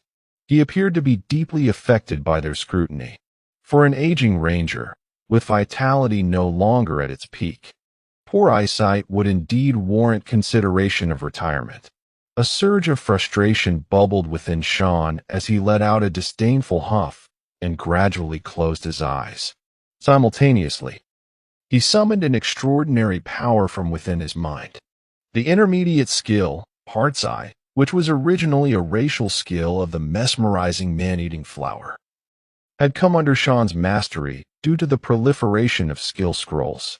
Utilizing Heart's Eye allowed Sean to lock onto targets within a 20-meter radius through mental focus. Drawing the bowstring taut, Sean released this arrow, imbued with remarkable speed, force, and unparalleled accuracy, aimed directly at Haman's left shoulder. The eyes of the spectators struggled to keep pace with the trajectory of the arrow, especially in light of Haman's previous indifference to the prior 2 shots. This time, he suddenly raised his right hand, sweeping it across his body and making a swift grab towards the left rear. Like a blurred arrow, it instantly lost all momentum, caught firmly in Hyman's grasp. The tip of the arrow still quivered slightly. Astonishingly, he truly caught it. Hyman had employed this technique when dealing with the White Falcon. I had thought it was merely due to his exceptional skill with the shield, but I never anticipated he could achieve such an effect unarmed. What kind of skill embodies such foresight and reflexes? Can any combatant elucidate this? I once heard a friend who was a shield guardian speak of several foundational skills that are notoriously difficult to master among shield guardians. One such skill purportedly transforms defense into instinct. Are you referring to instinctual defense? I've also heard that rumor. I initially thought that as a foundational skill. No matter how challenging it is to master, its intensity should still be limited. I never expected it to be so outrageous. Amidst the astonished murmurs, Nicolia was the first to break into applause. Ivor, the master of the mansion, along with other guests, followed suit, offering their enthusiastic applause. They witnessed an exceptionally exaggerated level of proficiency in Hyman. This proficiency was not merely confined to one skill, but encompassed the entirety of the shield guardian profession. As fellow adventurers, most present, though they had not experienced Hyman's era of adventure, still felt deep admiration for the arduous effort and dedication he had invested to attain such mastery. I now somewhat regret not choosing Hyman as my teammate. What are you regretting? Did you not see that someone is already allied with a magic user? The paladin Lewis did not join in the applause. This time, not only did his hair seem to bristle, but even his handsome visage appeared slightly green. As an elite adventurer, he had never endured such a thorough defeat. Ignoring the mansion master's attempts to retain him, Lewis donned his armor, but did not take his pride with him as he hurriedly exited the banquet hall. Chapter 28. The team competition begins after this brief interlude.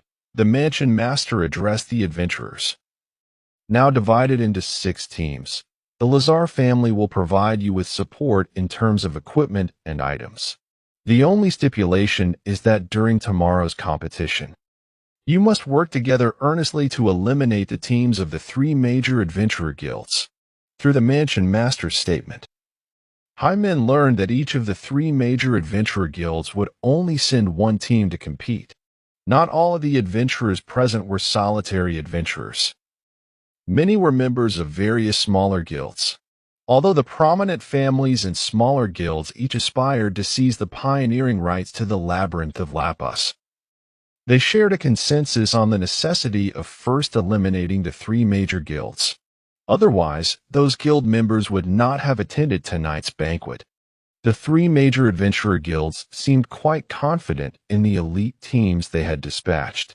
Do the members of the adventure team truly believe they possess the strength to face two opponents single-handedly? Hyman pondered, stroking his chin.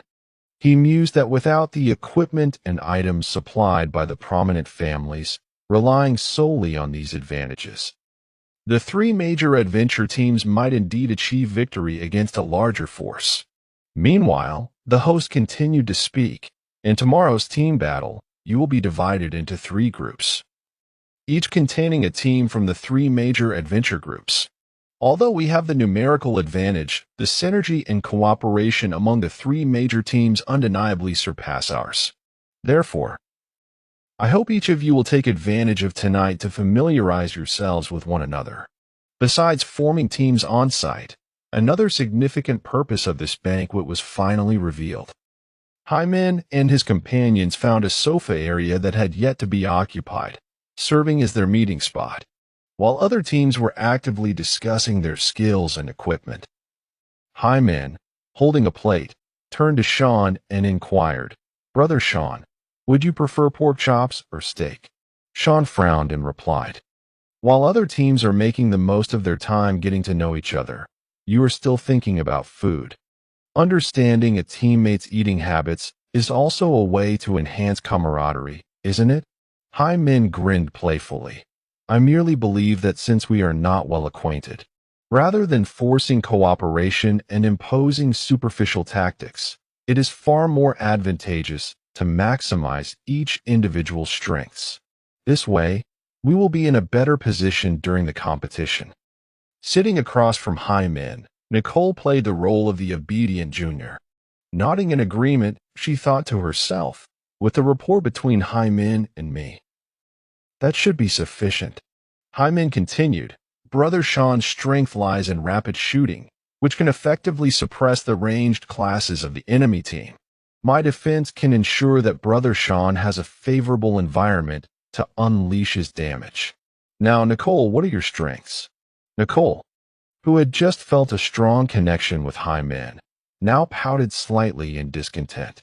She pulled out her writing board, revealing her ability for instant release of basic magic and her somewhat adequate melee skills. Hyman slapped his thigh and exclaimed, "Excellent. Now we have a suitable choice for countering enemy assassins and berserkers." The plan was finalized. They would rest early to prepare for tomorrow's team match. To facilitate unified travel, the mansion had prepared several guest rooms for the adventurers.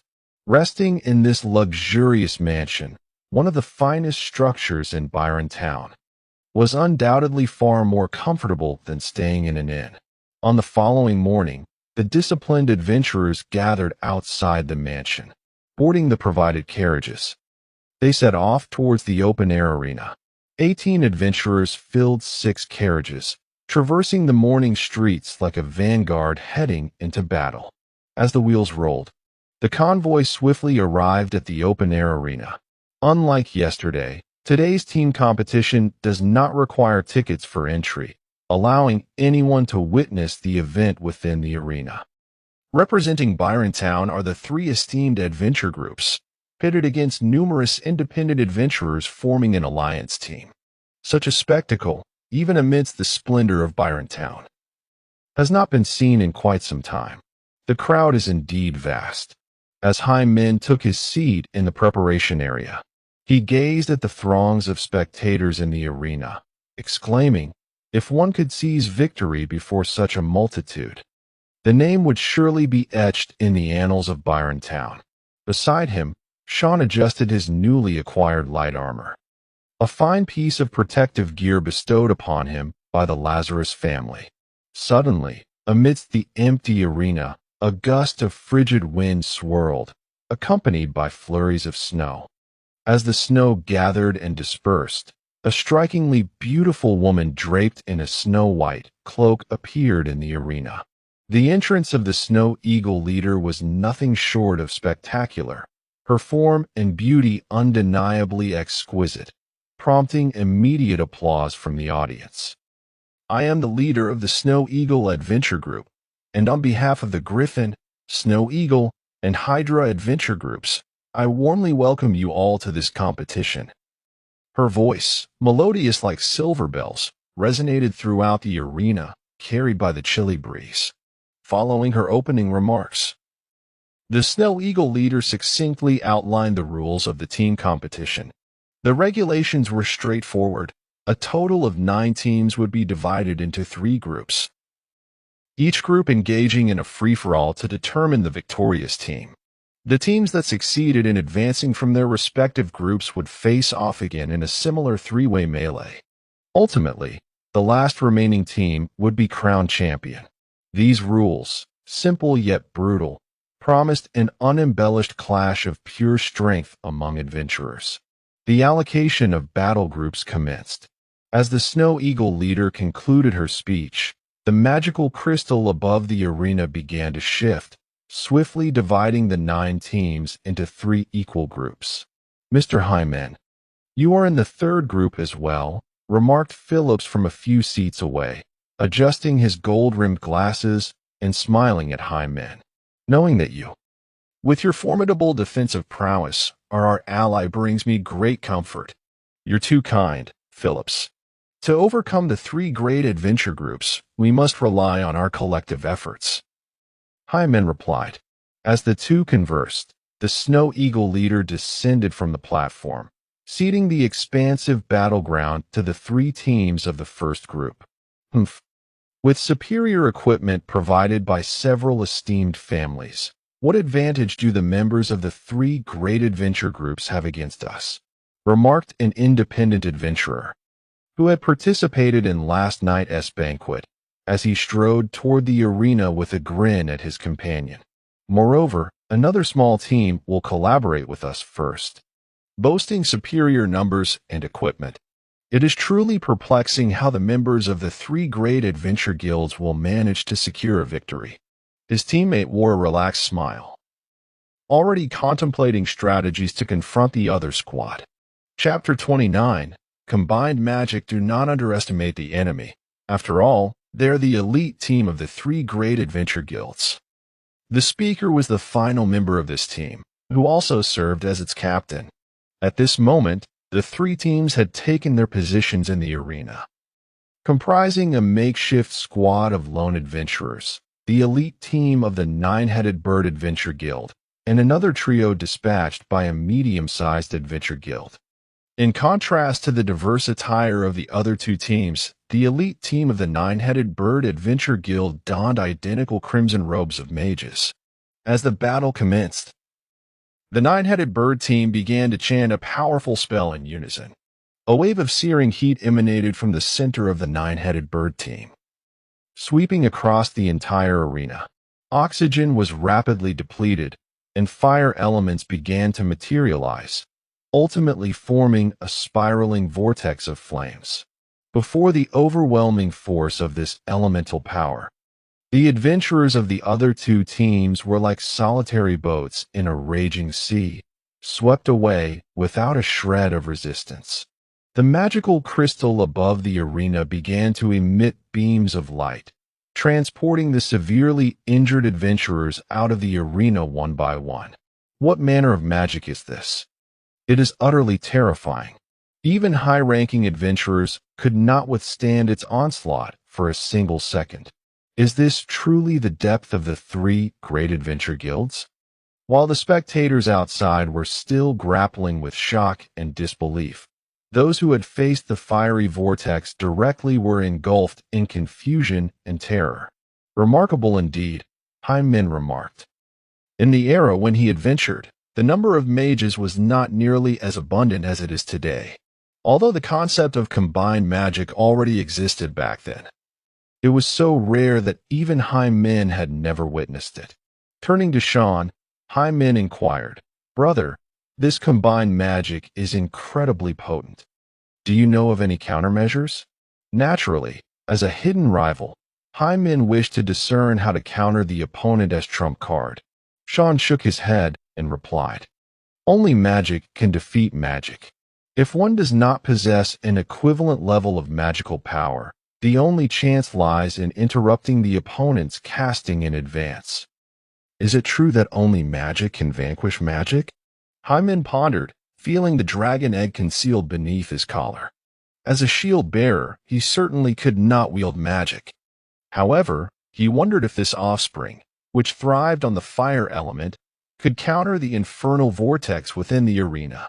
At this moment, the arena was dominated by an extraordinarily massive fire tornado. Even the audience members situated close to the arena could feel an oppressive wave of scorching heat. One can only imagine the plight of the adventurers who must confront such an overwhelming and unstoppable force of terrifying magic. The arena was soon vacated, leaving only the three spellcasters of the Phoenix squad standing defiantly in the center. Thus concluded the first match of the tournament, a veritable annihilation. Such an overwhelming victory. Is it truly possible for even high-level adventurers to experience such a vast disparity? No wonder the three major adventuring guilds sent only a single team each. In the face of such a fearsome large-scale magic, the number of enemies becomes utterly irrelevant. Outside the arena, the audience buzzed with lively discussions. In this town, where adventurers held sway, the participation of the three major guilds was not uncommon. However, a tournament match against a squad of adventurers undeniably showcased the true strength of these guilds. The healers of the Adventurer-esque Guild began tending to the injured, while the support staff rushed onto the stage with various cleaning tools, swiftly preparing the arena for the next contest. During the waiting period, Hyman glanced at the other competitors in the preparation area. Those adventurers who had showcased their confidence and pride at yesterday's banquet now struggled to conceal the palpable tension etched across their faces. If even the Phoenix squad proved so formidable, what hidden trump cards did the equally renowned Snow Eagle and Griffin guilds possess? Only when faced with the elite teams of these three major guilds would the adventurers truly grasp the despair experienced when confronting monstrous foes. The seamless coordination and fearsome techniques all spoke volumes of the immense power wielded by these guilds. On the opposite end of the arena, in a distant preparation area, the keen-eyed White Falcon gazed intently towards Hyman. She and the Snow Eagle squad had been assigned to the second group. Since they could not exact their revenge on Hyman during the first round, this match must be won decisively and elegantly. Only through such a victory could she begin to restore her tarnished reputation. Calm yourself, White Falcon. A gentle hand unexpectedly rested on her shoulder. The leader of the Snow Eagle team, with her bright and captivating eyes, followed White Falcon's gaze towards the opposing preparation area. That Hyman will likely struggle against the Griffin squad. Do not allow such a figure to cast a shadow over your heart. Win this match, and you shall naturally have the opportunity to prove yourself anew. Suspended above the arena, the magical crystal displayed the list of adventurers for the second team match. Taking a deep breath, White Falcon grasped the sword at her side. This time, she did not rely on the power of props, but rather alongside her two teammates. She ascended the platform with resolute steps. Hey, have you noticed how the White Falcon has become more subdued? Someone remarked with a chuckle. After being knocked out by a mid-level shield bearer, he surely lacks the audacity to flaunt himself. Go, young Master White Falcon. You shall always remain our idol. Unlike the grand entrance of the three spellcasters from the nine-headed bird, White Falcon, who was already a prodigious adventurer, undeniably garnered even more popularity upon arrival. However, while he would typically revel in the fervent cheers, this time he felt an overwhelming urge to cover his ears. The higher one stands, the harder one falls. If White Falcon cannot sever the chains bestowed by his former genius title, advancing along the path of the strong will prove to be a formidable challenge. His psychological resilience seemed somewhat lacking. Indeed, This young lad would benefit greatly from more communication with a seasoned mentor like myself. Hyman stood with arms crossed, his bulging biceps straining against his sleeves, his robust chest forming a proud silhouette. While he harbored doubts regarding White Falcon's mental fortitude, he did not dispute the latter's combat prowess. As all three teams ascended the platform, the magical crystal emitted a vibrant green light, signaling the commencement of the second team battle. The lone squad and another adventuring group, having learned from the previous round, did not afford the Snow Eagle team any opportunity to strategize. A total of 6 senior adventurers brandished their weapons and surged towards White Falcon and his companions. With a high-level skill, soul gaze. A chilling light flickered in White Falcon's eyes. The enemies caught in his gaze felt as though they had plunged into an icy abyss. Their forward momentum faltered, and their speed noticeably decreased. A single skill had immobilized the entire battleground. With White Falcon's first move, he truly lived up to his title as a talented adventurer. Seizing the moment, a female ranger positioned behind White Falcon sidestepped and unleashed a flurry of frost arrows from her longbow. Before the icy projectiles could close in, a wave of cold enveloped the 6 adventurers, further exacerbating the chilling effects and rigidity already inflicted by Ice Soul Gaze. Fortunately, within this round, none of the 3 teams boasted a spellcaster. Instead, they comprised berserkers and assassins known for their offensive prowess, alongside swordsmen and paladins who balanced offense and defense. Each of the 6 adventurers swung their weapons to deflect and shatter the incoming icy arrows. However, the true aim of the female ranger's skill was not to inflict damage. A cascade of ice blue chill emanated from the shattered arrows, coating the weapons and armor of the 6 adventurers in a thin layer of frost. Under the oppressive grip of 2 rounds of control, some have completely lost their ability to act. However, this does not include a certain berserker wielding a double-bladed axe. This formidable figure, with arms as robust as tree trunks, roars with a voice that reverberates ominously. It is the advanced skill, Wild Roar. This individual is none other than the adventurer who previously stirred the emotions of the crowd outside the Adventurers Guild with his wild roar. Though his roar could not dispel the negative states of his teammates, its haunting power unnerved the Snow Eagle squad, causing a momentary disarray in their subsequent attacks. "Cover your eyes. Do not look into his eyes," bellowed the berserker who unleashed the wild roar. As a seasoned adventurer, this berserker possessed more than mere muscle. Yet, his words were abruptly interrupted by a frosted fist. With a resounding thud, the berserker was struck in the chest, his massive form uncontrollably propelled backward, sliding across the ground for 5 or 6 meters before coming to a halt. "Are you the so-called Beast King, the superior berserker?" A somewhat youthful voice rang out amidst the chaos. The final member of the Snow Eagle squad, a girl of approximately 16 or 17, approached the berserker with a fearless stride. She possessed ice blue hair and eyes, her curled locks giving her the appearance of a delicate doll. "I am only interested in the one who dares to challenge me. As long as you amuse me, I can spare the others." Her brazen words starkly contrasted with her charming exterior, vividly showcasing her combative and arrogant nature. Even the berserker, the Beast King, was merely seen as a toy for her to unleash her violence upon. "Humph, you must be the youngest disciple of the Snow Eagle leader.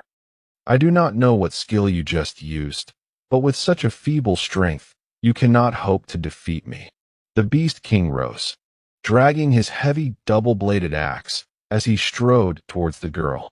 Unfazed, her face blossomed with a cruel and frenzied smile. Instantly, thick frost enveloped her delicate, pale fists, transforming them into crystalline gauntlets. Unlike the one-on-one battle unfolding here, Bai Huan, having escaped the effects of the wild roar, swiftly morphed into a merciless harvester. Her shadowy blade boasted an exceptionally rapid attack speed, and with her opponent hindered by multiple layers of frost, victory was all but assured. Chapter 31. Another crushing defeat.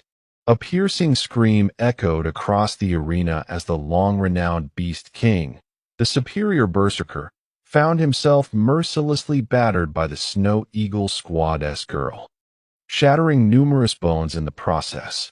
Within the delicate frame of the young maiden lies an astonishing and fearsome strength. The visage, typically a portrait of innocence and purity, now bears a manic and bloodthirsty smile. Under the relentless assault of the girl, the magical crystal at last released a beam of light, transporting the Beast King out of the arena. Healers from the Adventurers Guild hurriedly gathered around, striving to save the gravely injured berserker. The maiden's finely arched brows furrowed sharply. Engrossed in her fervor, she cast a dissatisfied glare at the magical crystal above. It seemed that if she could reach it, she might shatter the crystal into fragments. What could be the nature of this young girl? Even Sean, whose vision was not particularly keen, sensed the extraordinary nature of the girl from the Snow Eagle team. Typically, adventurers wield their skills to manifest extraordinary power, albeit momentarily. However, each of this girl's punches radiated a strength that belied her petite stature, one that could not merely be attributed to skill. It was conceivable that she was not entirely human, or perhaps not human in the purest sense. Haman, possessing a unique lineage himself, felt well versed in this matter. Meeting the astonished gazes of his two companions, Haman continued, "Surely you have heard of werewolves and vampires? One is a blend of man and wolf, while the other is a fusion of human and blood demon. Though they often maintain a human exterior, their essence is no longer truly human." Long before, a decade passed when the scrolls of skills were still in their infancy, humanity's quest for extraordinary power had never ceased. In that frenzied era, there were numerous taboo experiments that sought to merge the bloodlines of extraordinary beings directly with humans. Sean nodded thoughtfully, saying, "Now that you mention it, I do recall some tales. If that girl is indeed a product of such a forbidden experiment, her survival to this day is nothing short of miraculous." The term forbidden experiment is laden with meaning. It not only reflects a profound disrespect for life, but also highlights that those involved in such experiments seldom met favorable ends. Those who died outright were considered fortunate, while others endured years of torment with severely deformed bodies, ultimately succumbing to solitude and despair. In comparison, the girl in the arena was indeed a rare and fortunate anomaly. At that moment, the increasingly frenzied maiden, having found no outlet for her wrath, rejoined the fray. The Alliance team, already struggling under the onslaught of the White Falcon sword, found themselves increasingly overwhelmed with the girl's mad participation. After incapacitating two more adventurers, her murderous intent surged, yet she remained unable to fulfill her desire for true slaughter, gradually descending into a state of delirious frenzy. The White Falcon sword thrust forth, eliminating the last opponent. Simultaneously, it commanded sharply, "Wendy, that's enough." Wendy, with her eyes and hair both a chilling ice blue, turned her head at the sound. Her gaze filled with bloodlust and cruelty as she fixed her stare upon the White Falcon. The coldness within the White Falcon's eyes emanated an unyielding chill, and it met Wendy's fierce gaze without a hint of fear. Under the influence of the ice soul gaze skill, the girl named Wendy shuddered violently, finally snapping back to her senses from her rampage. In comparison to the initial team match, this round exhibited a more pronounced stalemate, yet it was undoubtedly more thrilling. Whether it was the female ranger and the White Falcon's collaboration, resulting in a dual ice control effect, or the terrifying strength and combative nature displayed by Wendy, both delivered a powerful visual impact to the audience. Applause and cheers erupted once more from the stands, with some even beginning to chant Wendy's name. The spectators, who frequently frequented the arena for entertainment, undoubtedly harbored a latent inclination for conflict, with her seemingly delicate exterior yet violent strikes. Wendy satisfied the audience's pent-up emotions to the fullest extent. Chapter 32. Confrontation before the battle. Alas, yet another defeat. Sitting near the preparation area, the master of the mansion, who had a dedicated viewing zone, sighed with a rather grim expression. The sum of money he had invested in the quest for the exploration leadership of the Labyrinth of Lapus was no small amount. To his dismay, after 2 rounds of team matches, the adventurers he had sponsored were far from securing a successful advancement, struggling even to compete evenly with the 3 major adventurer guilds. His gaze swept across the few remaining adventurers in the preparation area before finally resting upon the upright figure of Hyman. The mansion master shook his head, dispelling his unrealistic hopes. Although Hyman possessed commendable strength, his prolonged absence from the battlefield rendered a mid-level shield bearer devoid of promise. Beside the mansion master, Ivor, noticing his uncle's somber demeanor, spoke words of comfort. "Do not worry, uncle. With the prowess of Senior Alduin, victory is surely within reach." The mansion master nodded slightly, realizing that under the current circumstances, he could only place his trust in Hyman. A team that could stand alongside such formidable groups as the Griffin Adventurers Elite Squad would likely not fall short in capability. "What about you, Captain? Any thoughts?" Sean inquired, fully prepared for the upcoming battle. Hyman remained composed, unflinchingly steadfast amidst the looming pressure. He gazed at the names of himself and his companions appearing upon the magical crystal and remarked, "Just ensure you two do not feel overly pressured. Focus on performing to the best of your ability." Sean flashed a grin. While Hyman offered no stirring words of encouragement, he had nevertheless gleaned the reassurance he sought. There was not a trace of trepidation to be found in his captain's demeanor. "As long as there is this confidence, this battle is still worth engaging in. Mr. Hyman, it is our turn to take the stage." Phillips, seated on the opposite side, chimed in. He and Heyman's team would serve as the last bastion of hope for the independent adventurers resisting the monopoly. Yet, there was no hint of pre-battle tension on his face. This Mr. Phillips appeared to be a formidable adventurer with an indomitable spirit. "Let us proceed and secure victory in this match," Hyman called to his 2 teammates. He then hoisted a large, flat object from behind his seat. This item, enveloped in white cloth, appeared quite hefty, even with Heyman's strength. He had to slightly bend his knees to bear it upon his back. This was the equipment provided to Hyman by the Lazar family, and it was the sole exquisite-grade piece of gear. It was not that the Lazar family wished to place all their bets on Hyman. Rather, this piece of equipment was, in fact, a shield. Due to its excessive weight, it was nearly impossible for adventurers other than shield bearers to wield it. Among the 3 teams entering the fray, there was no genius-level adventurer of the caliber of the White Falcon. Only Hyman, who had gained some notoriety after a single battle in the arena, could be considered somewhat well-known. That fellow carrying the door panel must be Hyman, right? I've heard he even triumphed over the White Falcon. I am genuinely curious about the extent of his combat prowess. I trust my own eyes more. You all witnessed the strength of the White Falcon just now. Even if Hyman did miraculously defeat him once, it was likely due to the White Falcon underestimating him. Look, the Griffin adventurers have taken the stage. Wait, that leader looks somewhat familiar. Oh my, that's the vice captain of the Griffin adventurers. What is going on? Has even the vice captain come down to fight? Among the 3 major adventurer teams, only 3 captains were master-level adventurers.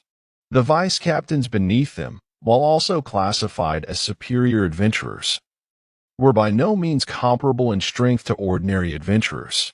The simplest example is that, despite the prowess of the White Falcon, he is merely one of the candidates for the vice captain position of the Snow Eagle adventurers. From the opposing preparation area, a robust man standing at nearly 6 feet tall, with short black hair that resembled steel needles, caught Haman's attention. Such a solid physique.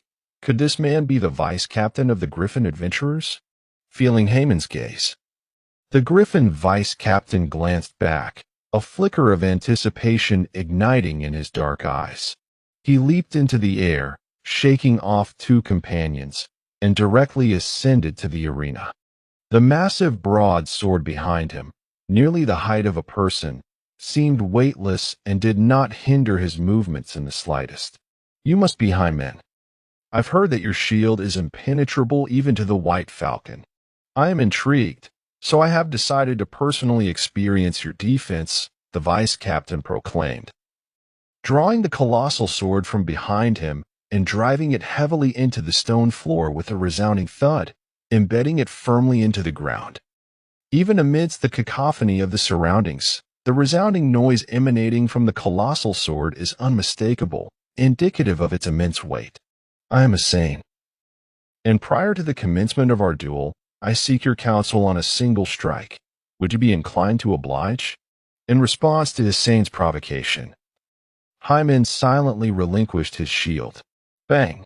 A deeper, more resonant sound reverberated from the ground beside Hyman, causing a slight tremor felt by the others sharing the arena. Haman's gaze, piercing through his helmet, conveyed an air of defiance. Phillips, allied with Hyman, could not restrain himself from urging, Captain Hyman, do not pay heed to this fellow. Let us confront him together. Hyman merely shook his head, intent on gauging his opponent's attack without squandering his opportunity. Moreover, should Hussein possess any defensive vulnerabilities as a shield bearer, he is capable of delivering a decisive blow. Ignoring the excessively heavy colossal shield on the ground, Hyman grasped a more manageable kite-shaped shield and strode purposefully towards Hussein. The voices of the 2 men resonated powerfully, their conversation audible even to the audience. While a match rich in tactical finesse is undeniably thrilling, the raw collision of strength and flesh is equally indispensable. The spectators fervently chanted the names of the 2 adventurers, brimming with anticipation for this impending confrontation. Hussein let out a grunt as he lifted the massive sword from the ground, his pace quickening with each step. Ultimately, he charged at Hyman like a runaway chariot, his skin transforming to a grayish hue, morphing from flesh and blood into a stone colossus. Hardened skin, a formidable enhancement. Simultaneously, Hussein's arms underwent transformation. His already robust limbs swelled with bulging muscles, and a vague silhouette of a mighty bear began to materialize behind him. The advanced skill, bear strength. With a body as solid as rock and the ferocity of a beast, Hussein was confident that his strike could cleave through any defense. In stark contrast to Hussein's fiery rush, Haman's movements appeared markedly slower. Just before their inevitable collision, Hyman resembled a wayward morning jogger on the arena floor. Yet, as Hussein raised his colossal sword for the impending strike, Haman's eyes gleamed with determination. His footfalls quickened, his muscles tensing like iron as he thrust his shield forward with great force. The essence of the shield counter. Chapter 33, Acquisition. Clang. The clash of sword against shield reverberated throughout the arena, the sound of metal striking metal ringing loud and clear. Haman's kite-shaped shield once again suffered damage. A deep gash cleaved into its surface. However, this disparity was inherent to the equipment itself. Despite enduring Hussein's tremendous and forceful strike, Hyman remained firmly grounded, whereas the aggressive Hussein felt a tremor in his grip on the sword. The exquisite, formidable great sword, which had accompanied him for many years, suddenly felt unwieldy. Simultaneously, A surge of force coursed through the hilt into his arms, causing cracks to erupt across his skin, hardened like stone. In that fleeting moment of stalemate, Hussein ultimately could not withstand the overwhelming power. With a muffled groan, he relinquished his grip on the sword and staggered back several steps. In his state of hardened skin, he possessed a remarkable resistance to piercing, slashing, and cutting attacks. Yet, when his strength was entirely repelled by Hymen's shield, the hardened skin became an impediment, hindering the dissipation of force. With a sudden gasp, Hussein managed to steady himself, just as he opened his mouth to speak. However, he felt a crushing sensation in his chest, and blood poured forth uncontrollably. This spectacle left the audience in astonishment. What was happening? Was Hymen a shield bearer? How could a single encounter leave the Griffin's vice captain spitting blood? Moreover, wasn't Hussein the one who initiated the attack? Why was he the one who was injured? Amidst the murmurings, only a few seasoned adventurers, having heard of a certain legend, regarded Hymen with incredulity. They had already begun to form a hypothesis in their minds. Yet it was so audacious that they hesitated to affirm whether Hymen had truly employed the legendary technique. "Not bad at all, Captain," remarked old Sean, praising while swiftly drawing arrows from his quiver and unleashing them towards the Griffin squad. The magical crystal above the arena had already turned green. Since the battle had commenced, was he to wait idly for lunch? The other two members of the Griffin squad, both spellcasters, frantically evaded the arrows, utterly suppressed by Sean, unable to find the time to chant their incantations. "Bravo!" exclaimed the master of the audience box, unable to restrain his clenched fists. Hymen's decisive blow against his opponent had defied all expectations. Sean's impeccable timing further amplified their advantage. If nothing unforeseen occurred, this team match would herald the first victory for the solitary adventurer. However, Philip's attack, cried Hussein, injured and retreating, suddenly shouting towards another team. Hymen and his comrades were taken aback. Instantly, their perception altered. The target they intended to pursue had vanished from sight. Hymen looked around. The entire arena was devoid of any presence. An illusion? Hymen, seasoned in the ways of adventure, was no stranger to such tricks. While discerning an illusion was straightforward, actively dispelling it posed a significant challenge. Without external attacks, those ensnared in an illusion found it exceedingly difficult to break free by sheer willpower. At that moment, a beam of radiant light descended from above Hymen's head. This is merely a rudimentary purification spell, yet it suffices to liberate Hymen from the illusion. The scenery shifts once more, revealing the authentic arena before Hymen's eyes. At this moment, Hosai has retreated to the side of his comrades, seated in a meditative posture, seemingly contemplating his next move. Meanwhile, Sean has been pierced by 2 arrows, one embedded in his thigh and the other in his abdomen, regretfully exiting the scene amidst the beam of light cast by the magical crystal.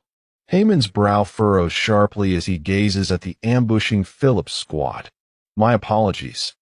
The Griffin Adventurers Guild offered us an irresistible price," remarked the illusionist from the Phillips squad. "Do not waste words with them. Continue to ensnare Hymen with illusions. We shall prioritize eliminating that spellcaster," Phillips commanded, having removed his genteel golden-rimmed glasses to reveal a pair of piercing eyes akin to those of a hawk. In the audience, the mansion owner and several influential figures from other families rose abruptly, their eyes ablaze with fury. The mansion owner, having invested the most, was resolute in his decision. After the conclusion of the tournament, he would employ his family's resources to ensure that Phillips and the 2 other traders vanish forever from Byron Town. Lazar, do not forget your elegance. Since you can provide equipment and items for the lone adventurers, why should I not invest to have them act on my behalf?" A mature male voice interjected beside the mansion owner. Ivor, seated next to his uncle, instinctively turned to see the newcomer, a gentleman in his 30s.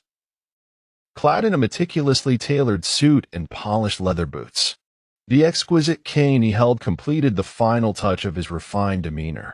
He was none other than the leader of the Griffin Adventurers Guild, a master-level adventurer. As he approached the mansion owner with a smile that belied the sarcasm in his words, he said, "It is merely a matter of losing a small sum, Lazar. Surely you would not overturn the table over such trifles?" The mansion owner remained silent, inhaling deeply as he redirected his gaze to the arena. The battle was far from over. "Nicolia, come to my side," Hyman bellowed. As his words fell, the scenery abruptly shifted again. The illusion once more assailed his senses. Yet, falsehoods remained just that, false. The direction of the wind, the intensity of sense, the tactile sensations of his body, these are factors impervious to illusion, at least at the level of the opposing illusionist, who was still far from wielding such power. Recognizing the deceit before him, Hyman chose to shut his eyes. He stepped forward toward the direction where Nicolia was last perceived. A rush of wind triggered his instinctive response as his kite-shaped shield swung out, shattering an invisible arrow midair. Basic skill, instinctive defense, with Hyman successfully deflecting the attack. The confrontation continued. The conditions to dispel the illusion have been met. In Hyman's line of sight, the arena has resumed its original appearance.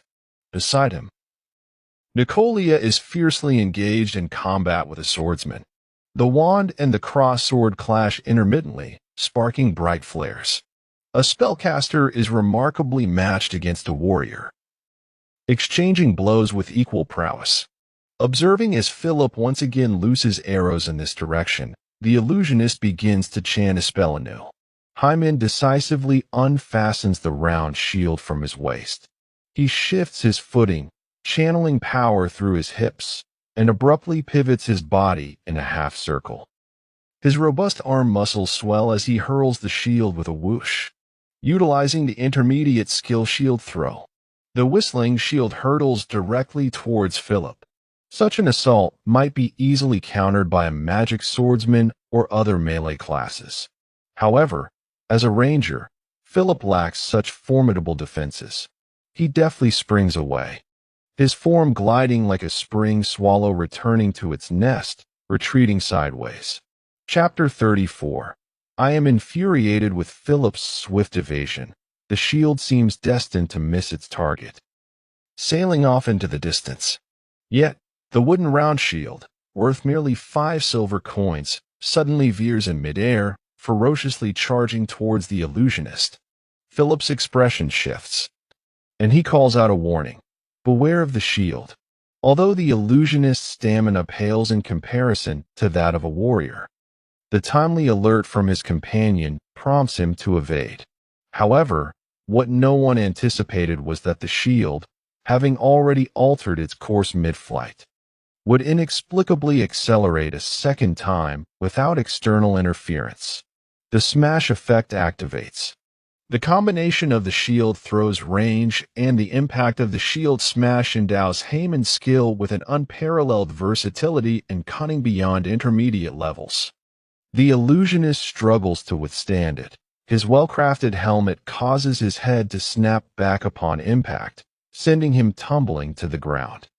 The exceptional helmet borrowed from the Lazar family prevents his brain from splattering immediately, yet the accompanying dizzying effect is sufficient to render him incapable of resistance. Declared unable to fight by the magical crystal, he is transported outside the arena. Now it's your turn, scoundrel. Hyman strides forward, charging at Philip. Yet, how could a shield guardian's speed hope to catch up with a nimble ranger? Philip skillfully maintains the distance between them while continuously firing arrows at Hyman.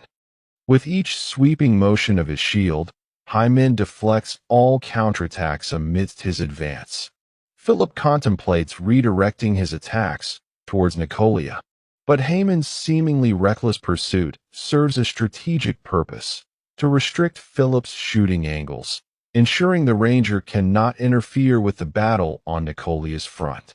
After deflecting yet another arrow, Hyman glances towards the Griffin squad, where Hussein sits cross-legged at this moment. His two companions showed no intention of joining the fray, merely pressing their palms against Hussein's back. A visible surge of elemental energy coursed through them into Hussein's body, resembling not a healing process, but rather an enigmatic magical ceremony. There was no time to linger. Although the nature of their incantation remained a mystery, the cautionary tale of the nine-headed bird squad loomed over Hyman. He was reluctant to witness the moment when their magic would take effect. Suddenly, Hyman felt a lightness in his body, his steps becoming noticeably more agile. Following an instinctive pull, he glanced back to see Nicolia momentarily suppressing her opponent, freeing her hands to cast a basic enhancement spell upon herself. Hyman grinned broadly and called out, "Shield." Nicolia's beautiful eyes flicked toward him, instantly comprehending. An invisible force of wind, under her command, enveloped a small round shield and hurled it toward Hyman. The basic spell, Wind Hand. Although Nicolia could only instantaneously conjure rudimentary magic, her proficiency in each spell had reached a commendable level, allowing her to skillfully wield every basic spell to gain an advantage in subtle ways. The transfer of the shield provided Philip with the opportunity to counterattack. He adjusted his aim, drawing his longbow taut. Streams of emerald elemental energy surged into the arrow he held, targeting Nicolia. Philip abruptly released his grip, exclaiming, "Power shot." Power shot was a high-level skill of the ranger class, capable of unleashing a formidable arrow after a brief charge, augmented by the wind element. Philip did not expect his strike to breach Hyman's defense. However, the swiftness of the power shot would surely inflict severe damage on Nicolia before Hyman could intercept it. At the same moment, the swordsman, bruised and battered from Nicolia's previous blows with her wand, joined Philip in his assault, lunging toward Nicolia with his sword. His blade's momentum threatened to seal off all her escape routes, ensuring that whether she chose to evade left or right, she would be met with merciless slashes. This was dire. At such proximity, Hyman had no means to assist his ally. The assertions made by the adventurers at the banquet rang true. Despite possessing a defensive capability far surpassing that of intermediate, even elite shield bearers, Hyman remained merely a mid-tier adventurer, lacking team support skills. He was utterly powerless to render aid. With arrows poised in front and blades looming behind, the only fate awaiting Nicolia seemed to be a grievous retreat. Yet, as a master sorceress and a seasoned adventurer who had once explored the Dragon's Valley alongside Hyman a decade prior, Nicolia possessed far more than mere basic abilities. She lifted her delicate foot and brought it down with force. Fiery red magical patterns emerged beneath her soul. A basic fireball spell detonated beneath Nicolia. Simultaneously, the ring on her hand fractured. A faint blue magical barrier enveloped her, shielding her from the fireball's wrath. However, the ensuing shockwave propelled Nicolia into the air. Suspended mid-flight, she arched her back gracefully, her form exuding an elegance and athleticism that captivated all. An arrow, thrust forward by a powerful wind element, narrowly skimmed beneath her. It collided perfectly with the swordsman advancing with his blade. The prowess of Philip's skill was vividly showcased upon his ally. The superior quality of his armor proved utterly inadequate against such a forceful strike, resulting in his body being pierced through entirely. Oh, heavens! Am I dreaming? What just transpired? The strength surpassing that of a swordsman, rivaling the agility of a ranger. Could this Miss Michelle truly be a sorceress? How absurd! Is magic wielded in such a manner? Magnificent! Even the lord of the mansion and the audience could not restrain himself from cheering. the gloom on his face dissipating significantly. This sister is undeniably impressive. In the audience, Diana gazed with rapt admiration towards the arena, her exquisitely made-up visage reflecting awe and reverence. Meanwhile, Philip, having experienced the brunt of his ally's attack, felt his skin twitch in dismay. His mind was awash with questions. Is this truly a feat achievable by a human? It wasn't until the whistling sound of Hyman throwing his shield reached him that this elite ranger finally regained his senses. Philip was aware that Haman's shield could curve midair, so he constantly adjusted his stance, anticipating the potential trajectory of the small round shield. Yet, with most of his focus trained on the shield, he failed to notice the rapidly charging Hyman, akin to a frenzied bull, hurtling towards him with ferocity. What? So swift? The thought flickered through Philip's mind just as a colossal fist loomed large before him. Bang! Hyman delivered an uppercut that sent Philip soaring into the air. You know what? He exclaimed, seizing the ranger by the neck and forcefully slamming him to the ground. You ambushed my ally. A clear beam of light shot forth from a magical crystal. However, Hyman yanked Philip away just in time to evade the beam's impact. You are making me quite angry. With one final punch, Philip's consciousness plunged into darkness. Chapter 35. The Use of the Heavy Shield. Such a violent shield bearer. With his physique, he could easily transition into a berserker. This match has been nothing short of exhilarating. Until the very last moment, one could never predict who would emerge victorious. Indeed, as Hyman launched his assault, pushing back Hussein, I momentarily believed that our intrepid adventurers were finally poised to reclaim a victory. However, I was taken aback when another team swiftly retaliated with a treacherous strike. In stark contrast to the overwhelming dominance displayed in the previous two encounters, this third match proved to be truly exhilarating. Yet, what was the Griffin squad concocting in the background, given the prowess exhibited by Haman's team? Even if they were to seize an opportunity to attack, breaching Haman's defenses would still be a formidable challenge. Their complete inaction, however, left much to ponder. Hey, have you noticed Hussein's skin has turned black? Did Haman's earlier skill carry a poison attribute? On the arena, Hussein, now entirely enveloped in a darkened hue, retrieved a gemstone resembling an eyeball, roughly the size of an egg. He rotated this gemstone, aligning his gaze with it. Upon this action, his body abruptly stiffened, resembling a human statue frozen in place. From a distance, Hyman furrowed his brow, recognizing the origin of the gemstone. It was a cursed artifact known as the Eye of the Gargoyle. Establishing eye contact with this artifact would invoke a curse, ensnaring the victim in a state of petrification. In this condition, the cursed individual would gain exceptional physical defense and augmented magical resistance. Although Hyman could not comprehend why the opponent would employ such a cursed object at this juncture, he was determined not to afford them the opportunity to reveal their intentions. Returning to his original position on the stage, he shouldered the weighty giant shield. I've renamed you the useless heavy shield, he mused, striking the shield's surface as he began to advance. Perhaps once you were deemed unusable, but today I shall send you soaring. With Hyman as the axis, he initiated a rotation of the useless heavy shield. His speed increased exponentially until he reached a critical threshold, at which point he exerted force and hurled the colossal shield forward. The shield throw. With Haman's proficiency in this technique, he was capable of launching not only the smoothly shaped round shield, but also the more commonly utilized kite-shaped shield, and even the most bizarrely shaped ones. After a period of familiarization, any shield could be wielded as a projectile weapon. The useless heavy shield soared through the air, its ominous whistle sending shivers down spines. The Griffin squad, positioned directly beneath the shield's descent, felt the oppressive weight akin to a mountain looming overhead.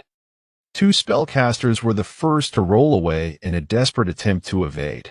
Even a mere graze from the heavy shield could result in grievous injury for those of modest endurance.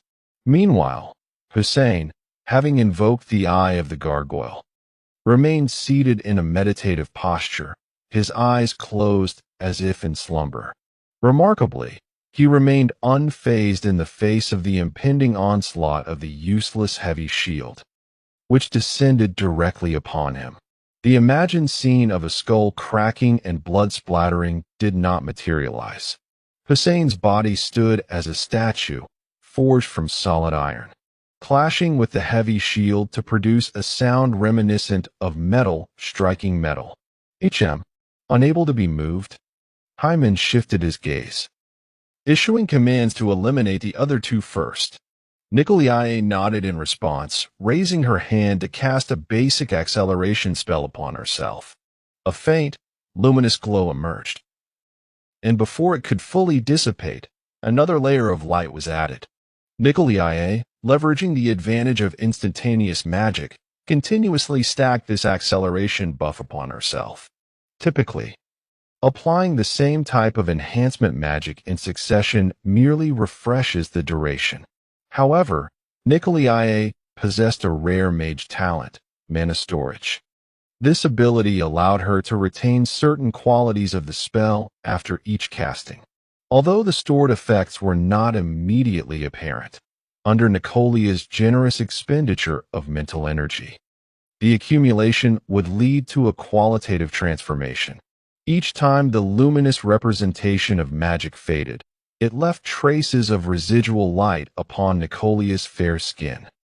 After dozens of stacked spells, the microglow on her surface had coalesced into something substantial. At last, having reached the current limit of her mana storage, Nikolai finally moved. Her powerful thighs lifted with grace, while her elegantly shaped calves propelled her body forward like a cheetah.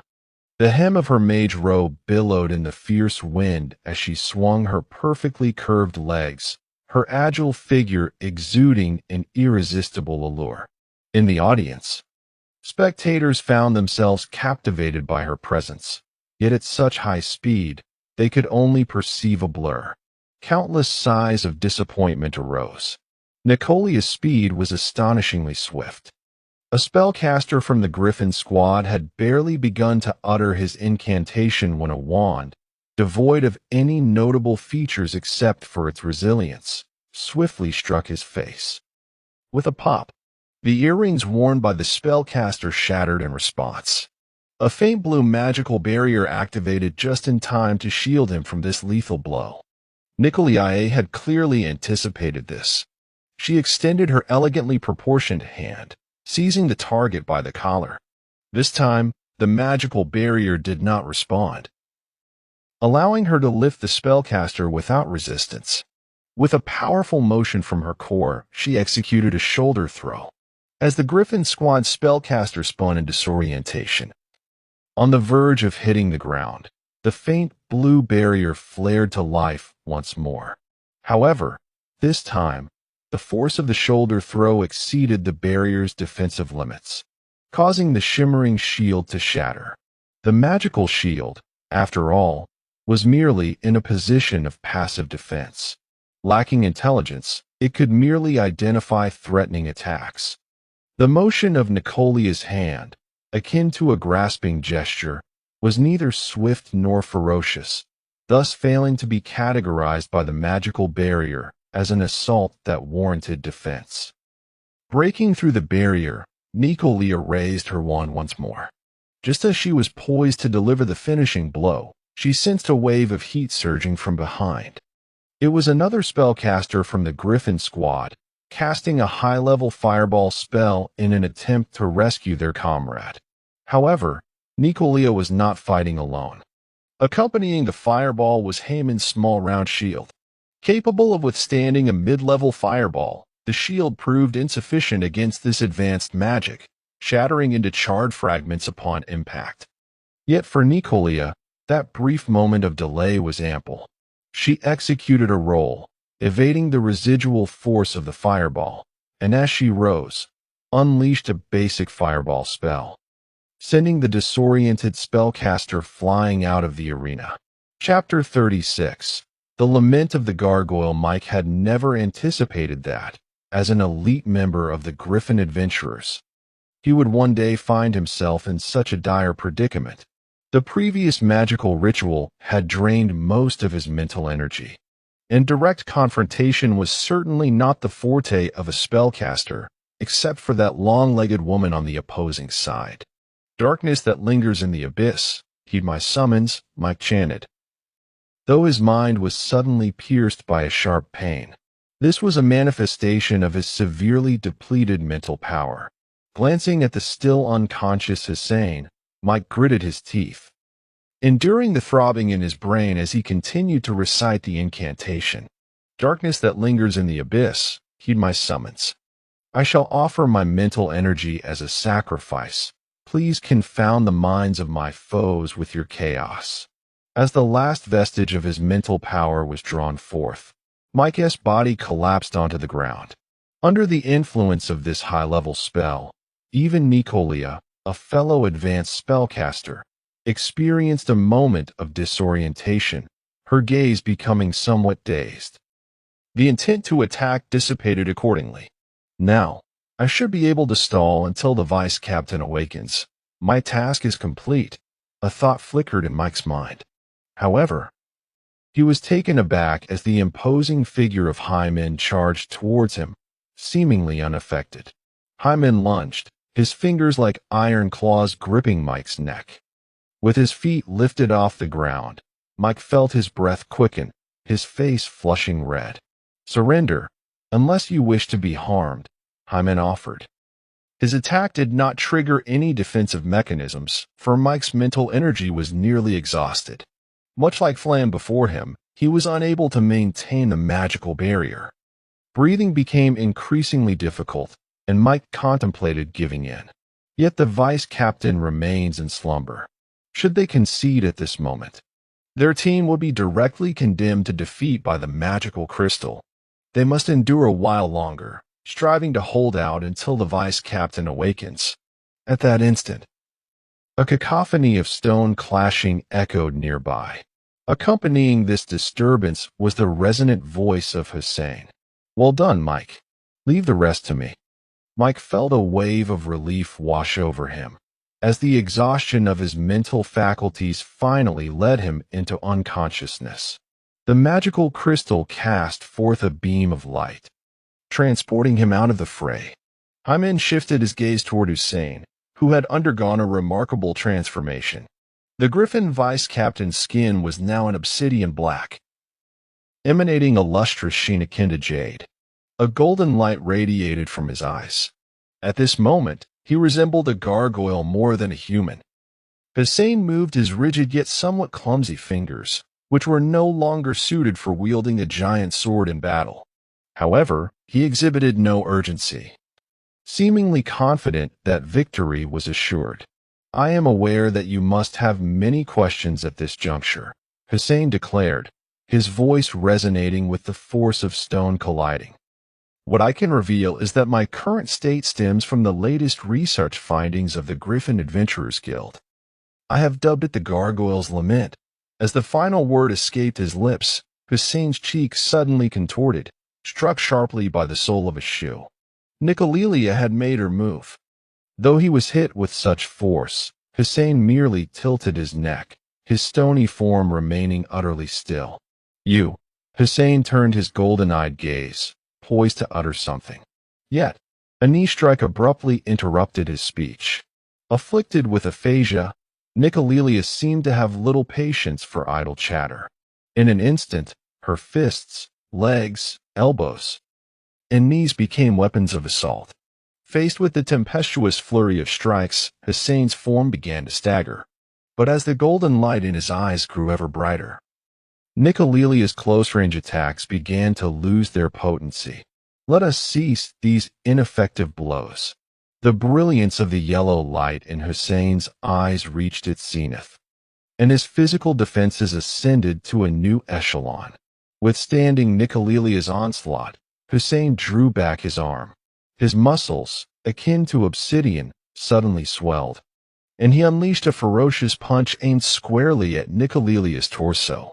This strike was executed with profound expertise, effectively sealing off all potential escape routes for Nicolelia. The unavoidable fist descended with tremendous force, yet it struck Haman's shield.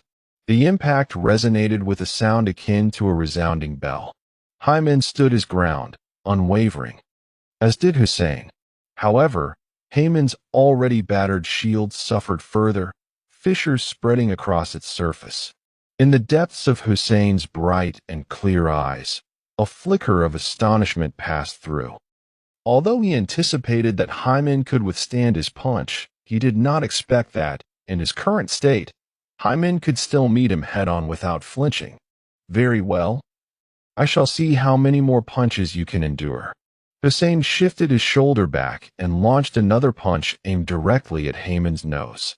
Haman swung his shield to block. But this time, his kite-shaped shield shattered instantly, completely destroyed under Hussein's violent blow. In his gargoyle state, Hussein could not muster a sinister grin. Yet he was aware that after his next punch, he would utterly obliterate the shield guardian before him. Just then, a fireball the size of a fist flew in from the side, exploding beside Hussein's cheek. Ouch! For the first time since his transformation, Hussein let out a pained roar. He staggered 2 steps to the side, and several faint cracks appeared on his darkened cheek. Seeing her attack succeed, Nicolai finally reverted to the combat style of a spellcaster. She waved her wand, unleashing a flurry of fireballs and wind blades, directing a relentless barrage at Hussein. Hussein crossed his arms to shield his face. The golden light in his eyes suddenly faded, only to be replaced by a ghostly blue glow after a brief pause. This time, the fireballs and wind blades could no longer harm Hussein. His magical resistance had increased. The audience was now in an uproar. When did the Griffin Adventurers Guild acquire such a devastating move? Not only did they possess the gargoyle's formidable physical defense and magical resistance, but they also wielded their skills with such finesse. How could they possibly be defeated? Not only Haman and his companions, but even the other 2 major adventurer guilds would struggle against such a monstrosity, wouldn't they? While the combination magic of the 9-headed bird team remained within the realm of understanding, and the perfect coordination displayed by the Snow Eagle team was still within reason. The power Hussein exhibited at this moment surpassed the comprehension of most adventurers. Skill scrolls could allow humans to harness the powers of extraordinary beings. Yet Hussein transformed directly into an extraordinary being that was simply excessive. Seizing the brief moment while Hussein was suppressed by magic, Haman retrieved the heavy shield, previously deemed useless due to its weight, and called out, "Nicolai, come to my side. I have a plan to defeat him." Chapter 37. The path to victory. The leader of the Griffin Guild remained beside the mansion's owner, wearing a smile that belied the scorn hidden in his gaze. The gargoyle state was a formidable existence even master-level adventurers found challenging to overcome. I am eager to see what he claims is his solution. Beside him, Evo spoke indignantly. Since Senior Alduin has said so, he must certainly be able to achieve it. The Griffin leader responded with a thoughtful "oh," turning his attention to Evo. It appears you possess considerable confidence in that individual. How about a wager? Let us bet on whether the esteemed Alduin can triumph over Hussein. Just as the owner of the mansion was about to intervene, the Griffin leader, seemingly discerning his thoughts, interjected with a smile, "Of course. I shall not take advantage of a youth. As for the stakes, how about 1 intermediate scroll and 2 basic ones? I trust that, given the financial resources of the Lazar family heir, this should not pose a problem." Indeed, as the son of Count Ivor, presenting such a wager was hardly an issue. However, he was currently in a phase of external training. Any arbitrary use of the funds entrusted to his family would adversely affect his final training results. Casting a glance at his uncle, Ivor discerned no clear opposition on the man's face. After all, the mansion's owner had already seated himself at the gambling table. Each doubt cast upon Hyman was a torment to him. Very well, I accept your wager, but I require all 3 scrolls to be of the basic domain. Ivor declared resolutely. Basic domain. The Griffin leader nodded. Our adventure group's repository contains scrolls from various domains. As for your end, I shall impose no demands. It is merely a light-hearted wager. In the arena, Nicolia had joined forces with high men, who whispered, true gargoyles possess 2 pairs of eyes. Emanating yellow light, symbolizing defense, and blue light, representing magical resistance. After all, Hussein is still human, and he can only alternate between these 2 states. We must seize the moment of his transformation. Nicolia nodded emphatically, demonstrating her complete understanding. Before Hyman could elaborate on his strategy, Hussein, his eyes aglow with blue light, charged toward them with heavy steps. Undaunted, Hyman braced himself and collided directly with his impenetrable heavy shield. Bang! The fabric covering the shield was violently torn apart by the force, revealing the simple, dark visage of the massive shield.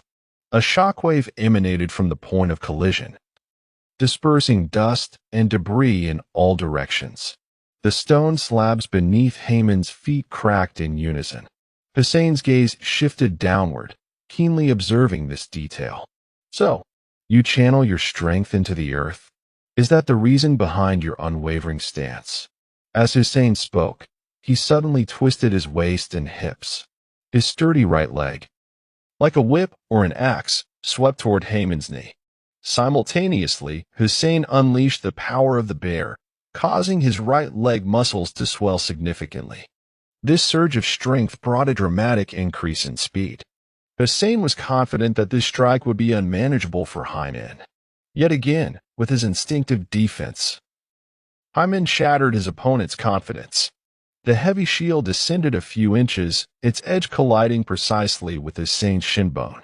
Under the interplay of forces, even though Hussein found himself in a semi-stone state, the pain in his calves elicited muffled groans, and the azure light in his eyes flickered. The fiercer the attack, the greater his injuries became.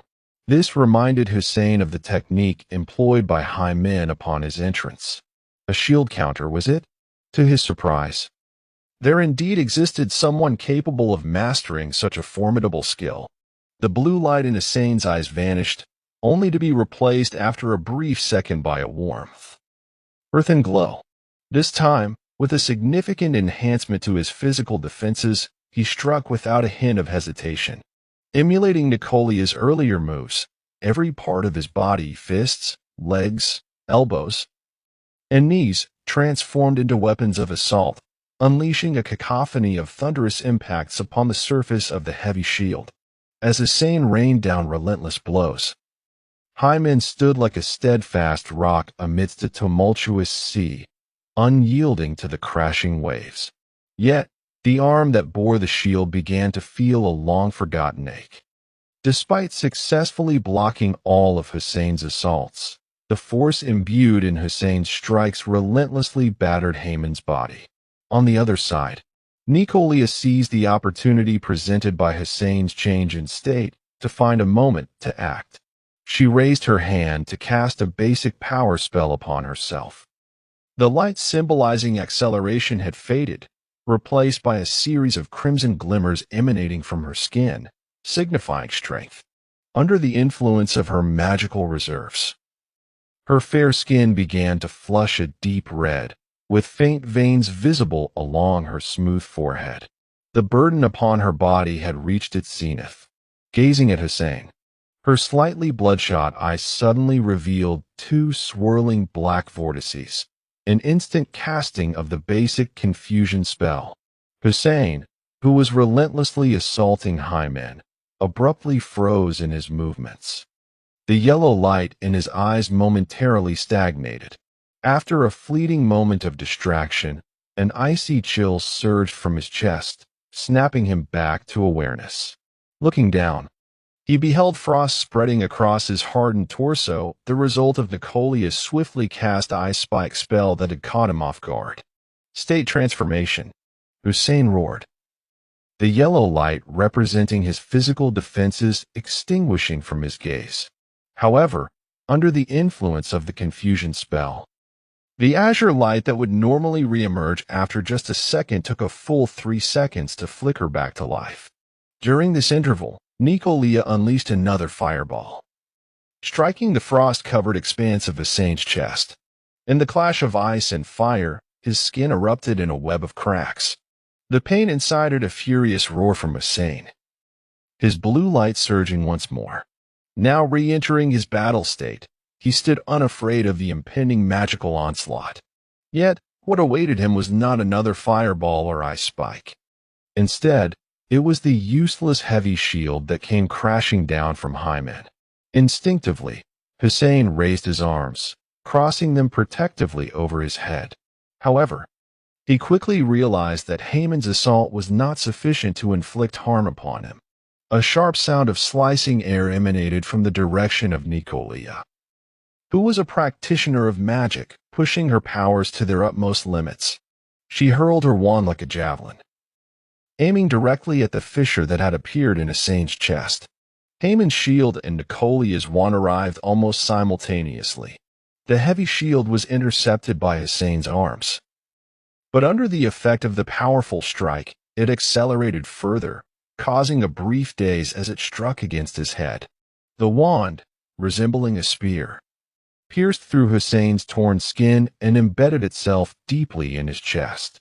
Seizing the moment, Hyman rotated the heavy shield and, like a hammer driving a nail, swung it down onto the top of the wand.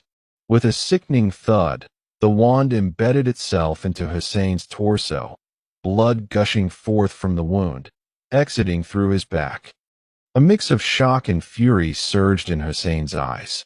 Yet, before these emotions could fully crystallize, the beam of light from the magical crystal had transported him outside the arena. Chapter 38. Preparations before the expedition. We won. We truly won. The master of the mansion leapt to his feet, his fists clenched tightly. An expression of excitement and surprise illuminated his face. In stark contrast, the smile on the Griffin captain's face began to freeze. Always considering himself a gentleman, he could no longer maintain his composure. Captain, I hope to receive those scrolls today. Ivor's timely interjection only exacerbated the already grim countenance of the Griffin captain. Yet, more than his frustration, it was Hussein's injuries that weighed heavily on his mind. Should the vice-captain be incapacitated due to severe wounds and unable to partake in the exploration of the Labyrinth of Lapis, it would undoubtedly be a significant blow to the entire Griffin Adventurers Guild. 3 basic domain scrolls will be dispatched to Lazar's mansion before nightfall. With that, the Griffin captain hastily exited to assess Hussein's condition. Meanwhile, the audience was in a frenzy, their emotions reaching a boiling point. They applauded and shouted the names of Hyman and Nicolia, celebrating the resurgence of the lone adventurer and applauding this miraculous victory. Hyman did not revel in this moment of public adulation alone.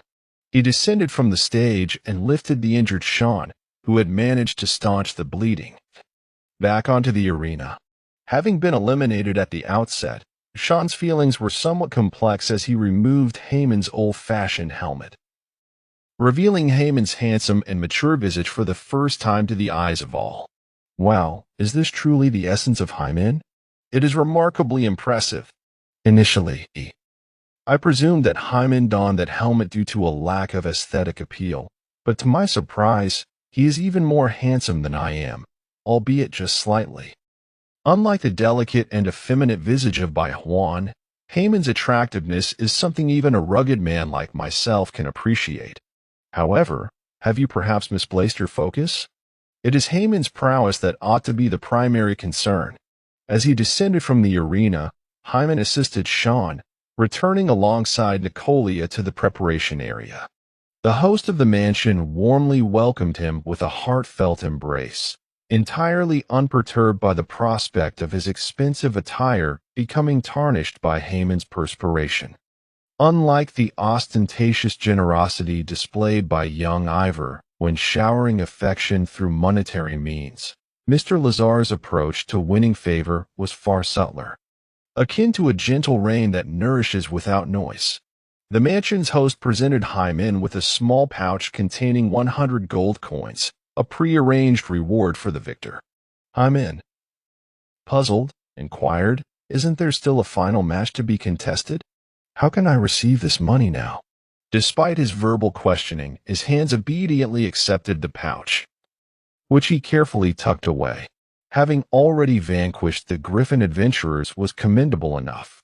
The host explained, "We have just received news that Vice Captain Hussein has sustained injuries too severe to participate in the exploration of the Labis dungeon.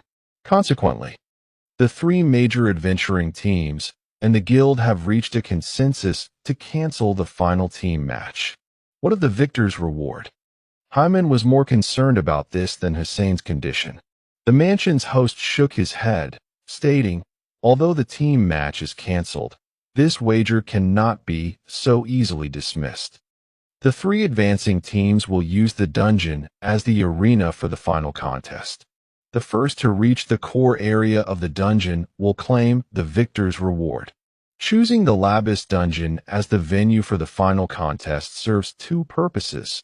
It mitigates the risk of injuries like Hussein's affecting participation in the exploration, and it allows these elite teams to act as trailblazers, swiftly clearing a safe path, thereby facilitating subsequent explorations." Hyman, however, remained non-committal, adhering to his seasoned adventurer's methodology. A cautious and steady approach is the most prudent way to navigate a vast and perilous area like the Labis dungeon. The mansion's host patted Haman's shoulder, smiling. "Prepare your belongings. We shall depart for the Labis dungeon this afternoon. I will arrange for the most comfortable carriage, so you can rest well on the journey. Tomorrow, we will rely on you, Hyman." In light of the circumstances and the advantages he was afforded, Hyman felt reluctant to decline. After all, his initial objective had always been to enter the dungeon and hunt the lava frenzy lizard. As they prepare to enter the underground palace tomorrow, he contemplates relinquishing the competition with the other two teams to focus solely on procuring sustenance for his dragon hatchling. After all, venturing alone into such a vast subterranean realm would be perilously reckless, even for someone as seasoned as Hyman. Following this, Sean returns to the mansion with the main group to receive further treatment. At Lazar's mansion, with the assistance of skilled healers and high-grade restorative potions, Sean's injuries will not require until tomorrow to fully mend. Meanwhile, Hyman and Nicolia return to their rented inn to gather their rather modest belongings. Seizing the opportunity of solitude, Hyman confides in Nicolia about his intention to take a more leisurely approach during the finals. "I believe it is prudent to seek your counsel. If you genuinely aspire to contend for the victor's reward, I cannot in good conscience allow you to venture forth alone into danger," he expresses. Nicolia shakes her head, scribbling on her writing board with a charcoal pencil. "You speak wisely, senior. Undertaking the exploration of such a grand underground palace necessitates caution. To plunge in solitary pursuit of the victor's reward is, indeed, excessively perilous." Turning the page, Nicolia offers a smile to Hyman and continues, "Moreover, you need not fret about disappointing Mr. Lazar's expectations. Our recent triumph has already secured the opportunity for Lazar and the other families to engage in the exploration." A smile spreads across Haman's face as his previously troubled spirit lightens considerably. Truly, Nicolia is a remarkably understanding young lady. With their belongings in tow, they depart the inn and make their way to the trading plaza. There, they procure essential supplies for their dungeon expedition. Although the Lazar family provides the bulk of the necessities, certain items must be personally selected by the adventurers for optimal utility. Among these are the jade skinning knife and blank skill scrolls. The former maximizes the preservation of the extraordinary properties of materials when harvesting loot. Yet its delicate jade blade renders it a highly fragile consumable. The latter, aptly named, enables one to extract a portion of the extraordinary power from a dying creature to craft new skill scrolls, making it another staple for dungeon adventurers. At noon, the trading plaza is relatively uncrowded, granting Hyman a sense of relief compared to his previous visits, which were bustling with throngs of people. Even an approaching adventurer graciously steps aside upon noticing Hyman and his companion, showcasing a commendable courtesy. Hyman reciprocates with a friendly smile, but at that moment, the dragon egg nestled closely by his side shifts slightly. Through a certain bloodline connection, Hyman conveyed the intent to protect his food. Chapter 39. Unexpected Gains. Sensing the response from the dragon egg, Hyman scrutinized the man before him once more. The man appeared to be around 26 or 27 years of age, with unkempt hair that spread out like wild grass. He carried 2 pieces of luggage, resembling a traveler about to embark on a long journey. Hyman was quite certain that he had never encountered that face before. However, the feedback from the dragon egg felt oddly familiar. It reminded him of his first visit to the Lazar family mansion, where he encountered an assassin disguised as a butler. The dragon egg had provided him with a similar response then. Ah, what a twist of fate. Nicolia, restrain him. Hyman reacted decisively. Although the man was merely a mid-level adventurer, his skillful combination of abilities and extensive professional experience made him exceedingly difficult to handle. A moment's inattention could allow him to escape. This assassin had only just managed to evade the pursuit of the Lazar family. Having assumed a completely new identity, he intended to procure supplies and depart from Byron Town that very day. Yet, he never anticipated that he would cross paths with Hyman once more amidst the bustling crowd. Even more astonishing was the fact that Hyman had the means to see through his disguise and immediately recognize his identity. Without further hesitation, the assassin flipped his wrist, producing a bullet with the flourish of a magician, and hurled it forcefully to the ground. A thick cloud of smoke instantly spread out, obscuring the area within a 10-meter radius. Just as the assassin prepared to flee under the cover of the smoke, he suddenly found his thoughts muddled. The escape route he had envisioned was swiftly replaced by a chaotic jumble of ideas. The moment Hyman called out, Nicolia acted without hesitation. The effect of the novice confusion spell lasted only about a second, but during that brief window, Hyman charged into the fog.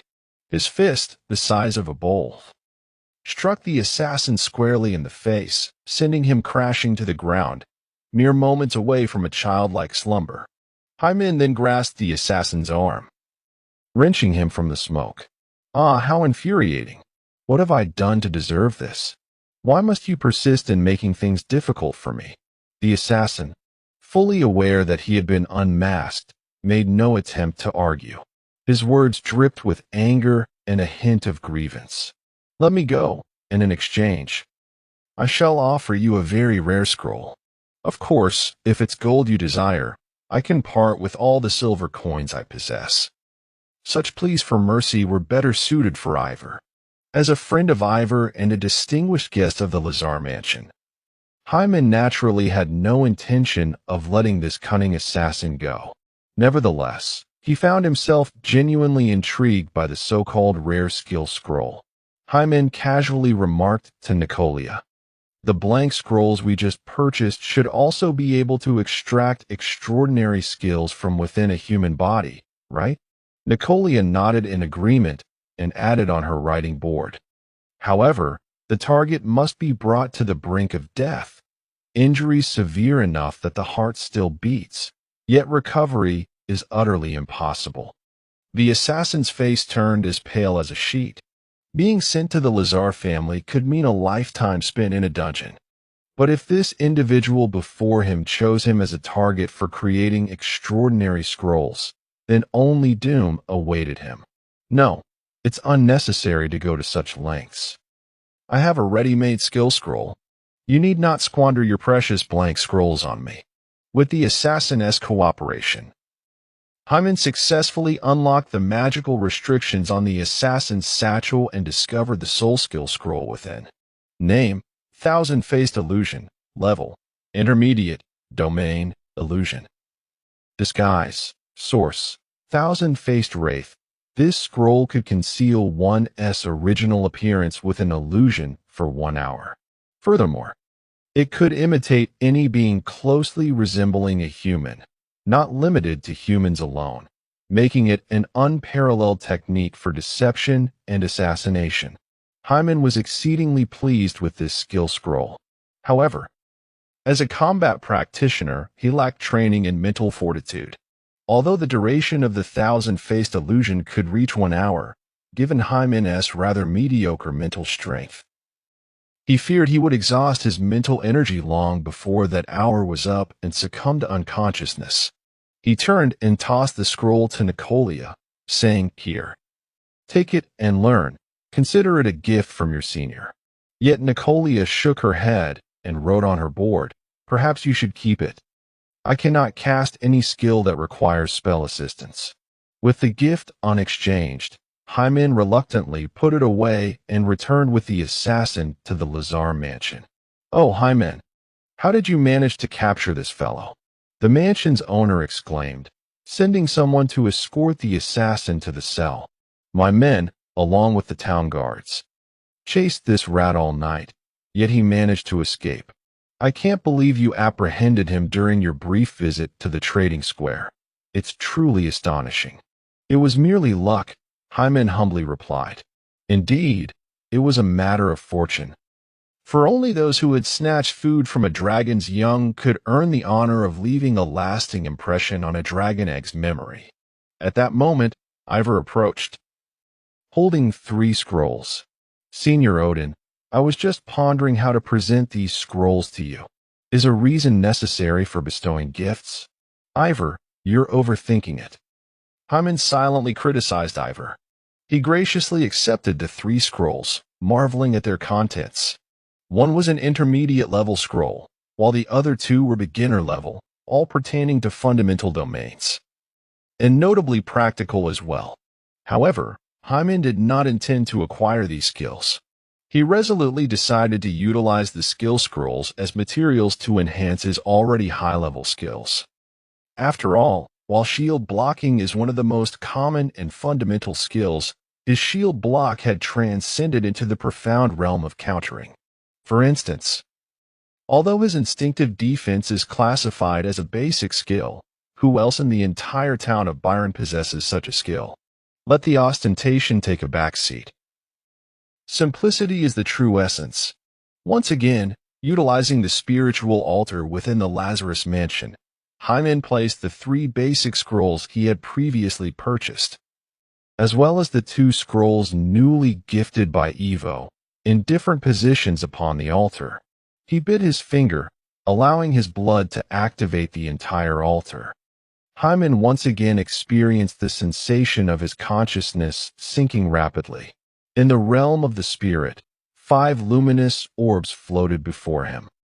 Apart from the orb representing the shield throw, which emitted a vibrant green glow, the other 4 orbs were white, representing taunt, instinctive defense, steadfast steps, and shield block. Hyman's gaze hovered indecisively between instinctive defense and shield block. The former is exceedingly rare and crucial for defense, while the latter boasts the advantage of countering. Skillful application of countering can allow Hyman to unleash a retaliatory strike that could turn the tide of battle while defending. Ultimately, he decided to advance instinctive defense first, as its proficiency was not as high as that of shield block. It is best to attempt an upgrade with the skill that has the highest mastery when wagering on probabilities. His consciousness reached out to one of the orbs, and an influx of spiritual light surged in. Instinctive defense upgraded. Chapter 40. The Aggrieved Dragon Egg. Name: Instinctive defense. Level: Intermediate. Domain: Basic. Defense. Source: the fruits of a genius shield guard's arduous training. With the upgrade, instinctive defense enabled Hyman to passively gain a faster neural reaction speed, while the success rate of his shield blocks also saw a significant boost. As his consciousness returned, Hyman took out another intermediate skill scroll. Within the array that covered the entire room, he found a designated spot to place the scroll. As everything was prepared, a spiritual breeze began to swirl within the room.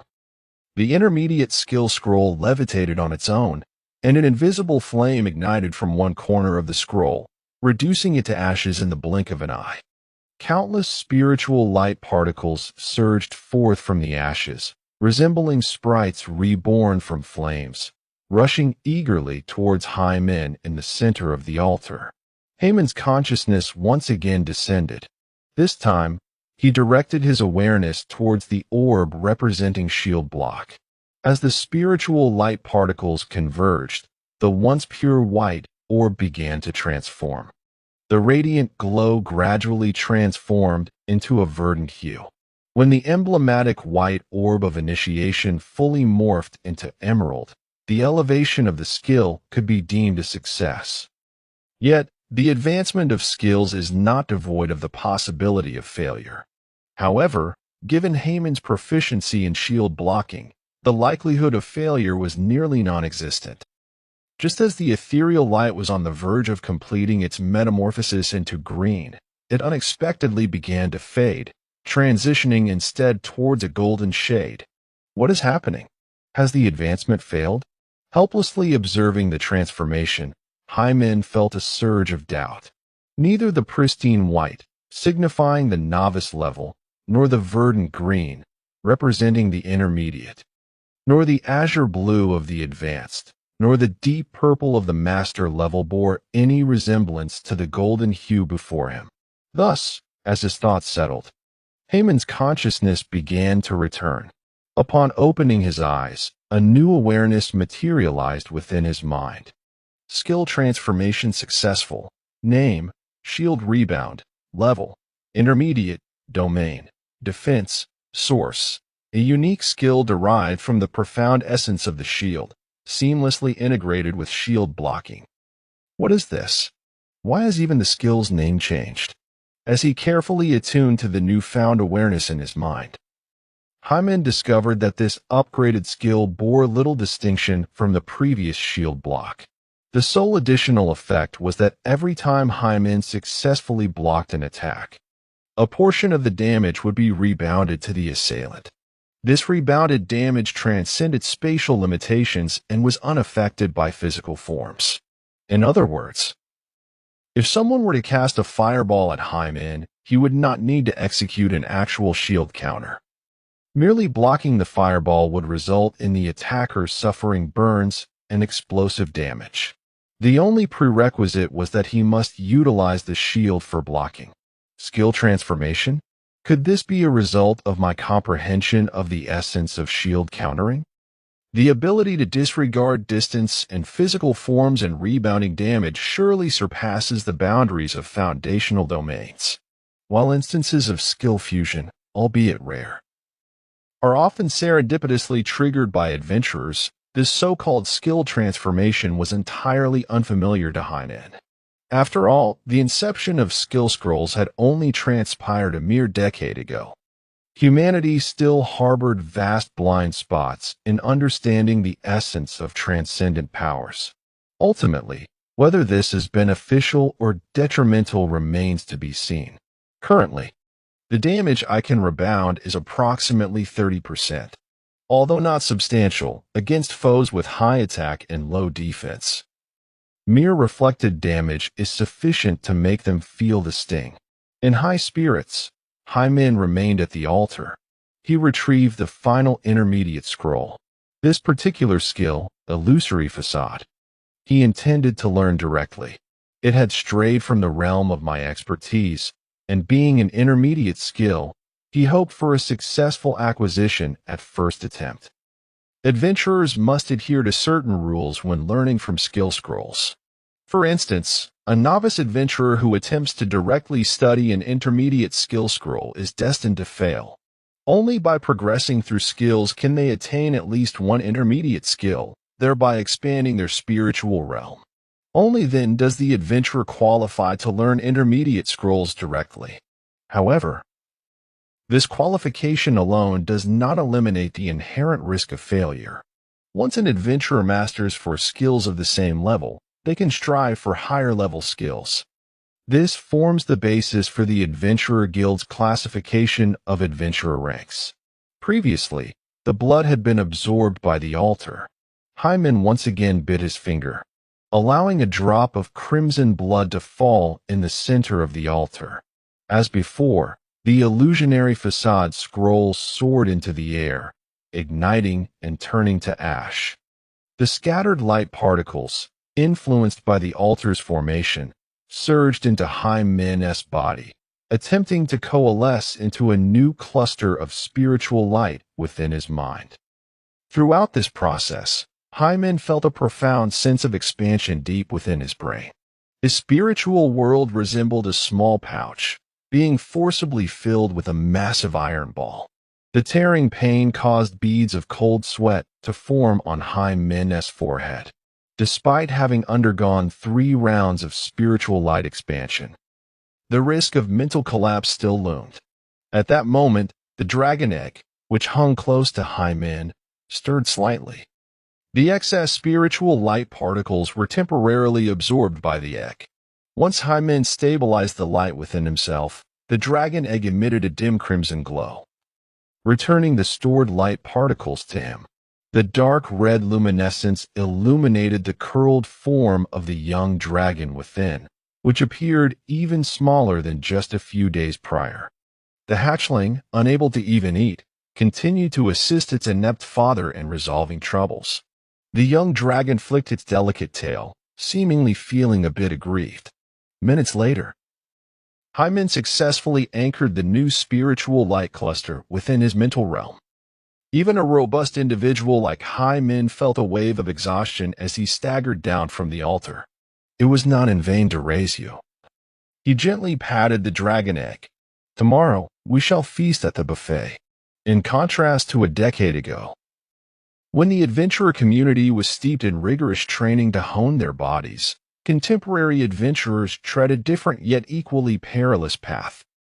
Today's adventurers use their will as a rope to navigate the treacherous chasm of danger, striving between the depths of peril and the peaks of transformation. The expenditure of mental energy has reached an excessive level. I shall revisit the effectiveness of this skill later. As Hymen stepped out of the room, his pallid complexion immediately drew the attention of several individuals waiting outside. So, how did it go?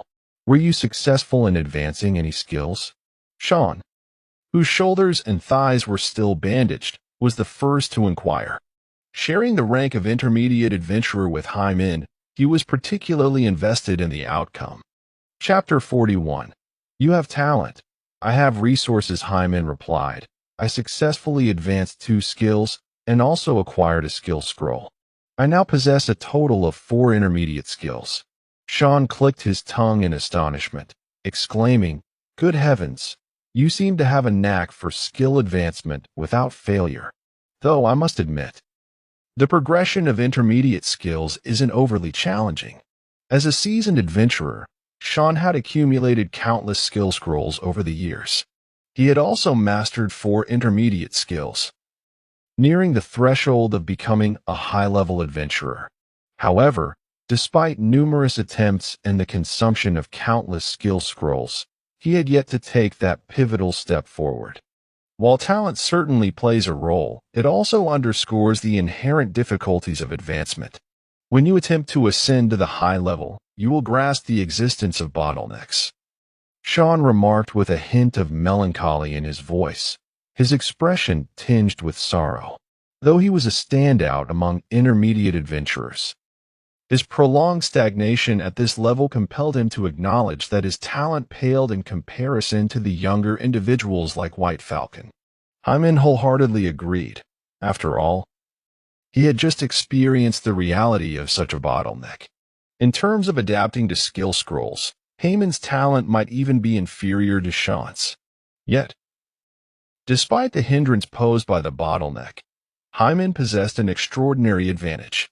He gently touched the dragon egg nestled beneath his collar. While he was uncertain of the egg's other capabilities, its potential to enable him to transcend limitations was evident. This child, upon its birth, would undoubtedly be a remarkable being. Perhaps even a dragon. No hardship should befall the child. Thinking of his offspring, who had not eaten for 2 days since its last meal, Hyman felt a pang of sorrow. He turned to the host of the mansion and asked, "Mr. Lazar, might I inquire if the carriage is prepared? It is time for us to embark."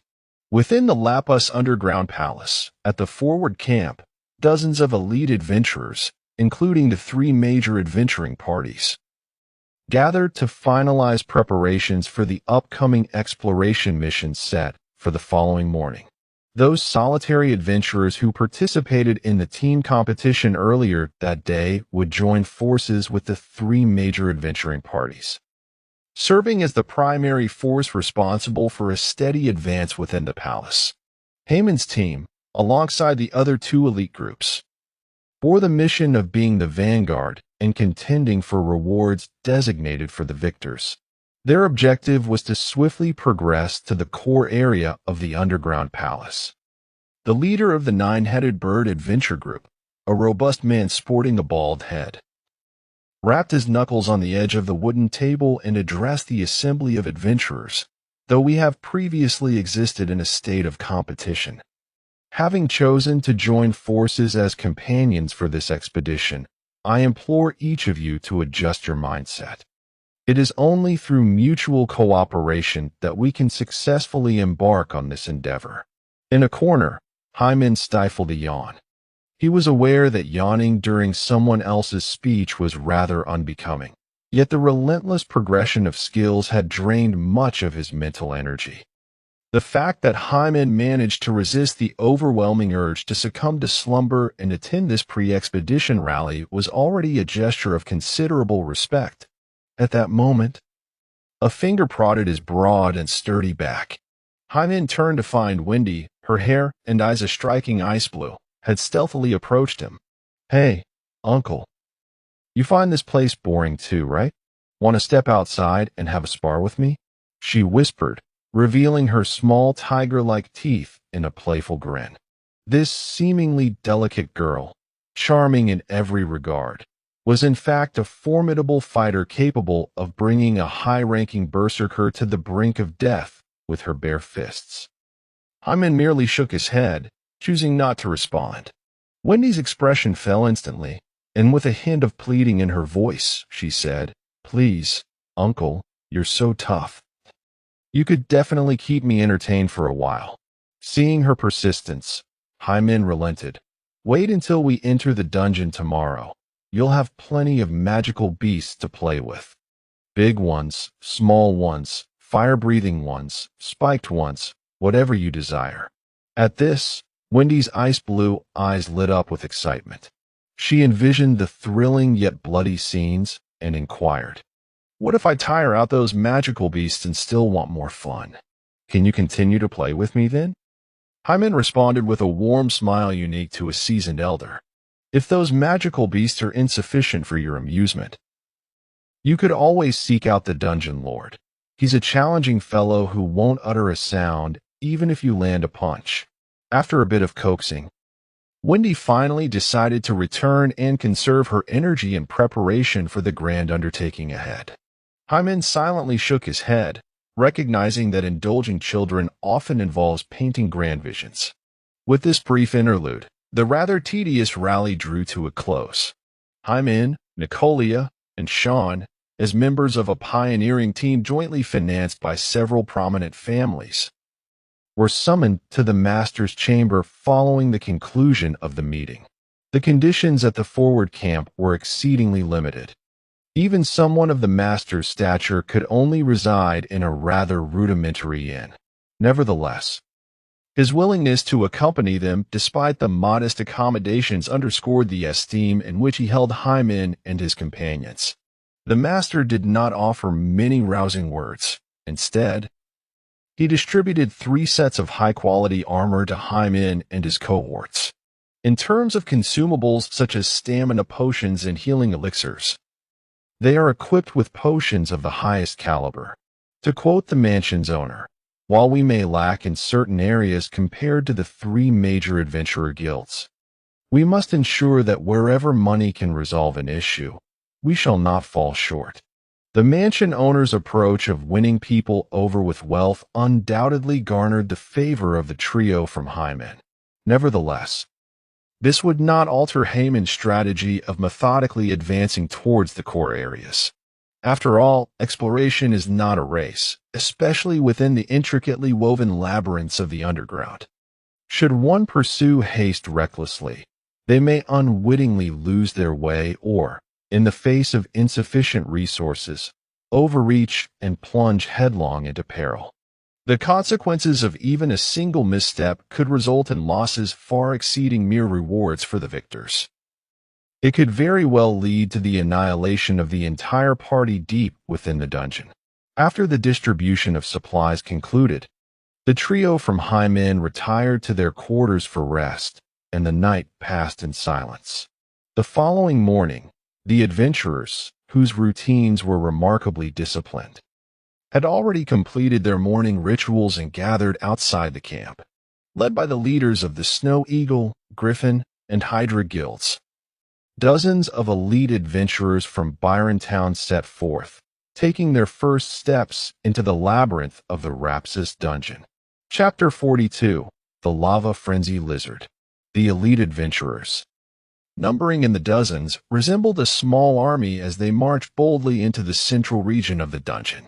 The magical beasts along the way sensed the disparity in strength and largely refrained from approaching. Only a few, driven by insatiable hunger and the thirst for blood, dared to come close, but they were swiftly dispatched by the ranger's arrows or the mage's fireballs from a distance. Even a solitary high-ranking adventurer in the mid-level area of the dungeon would be a force to be reckoned with, let alone the unified action of several dozen elite adventurers. After traversing the labyrinthine passages, the group finally halted in a spacious cavern with numerous branching paths. Scattered remnants of campfires on the ground indicated that adventurers frequently used this spot as a temporary resting point. Hymen was no stranger to this location.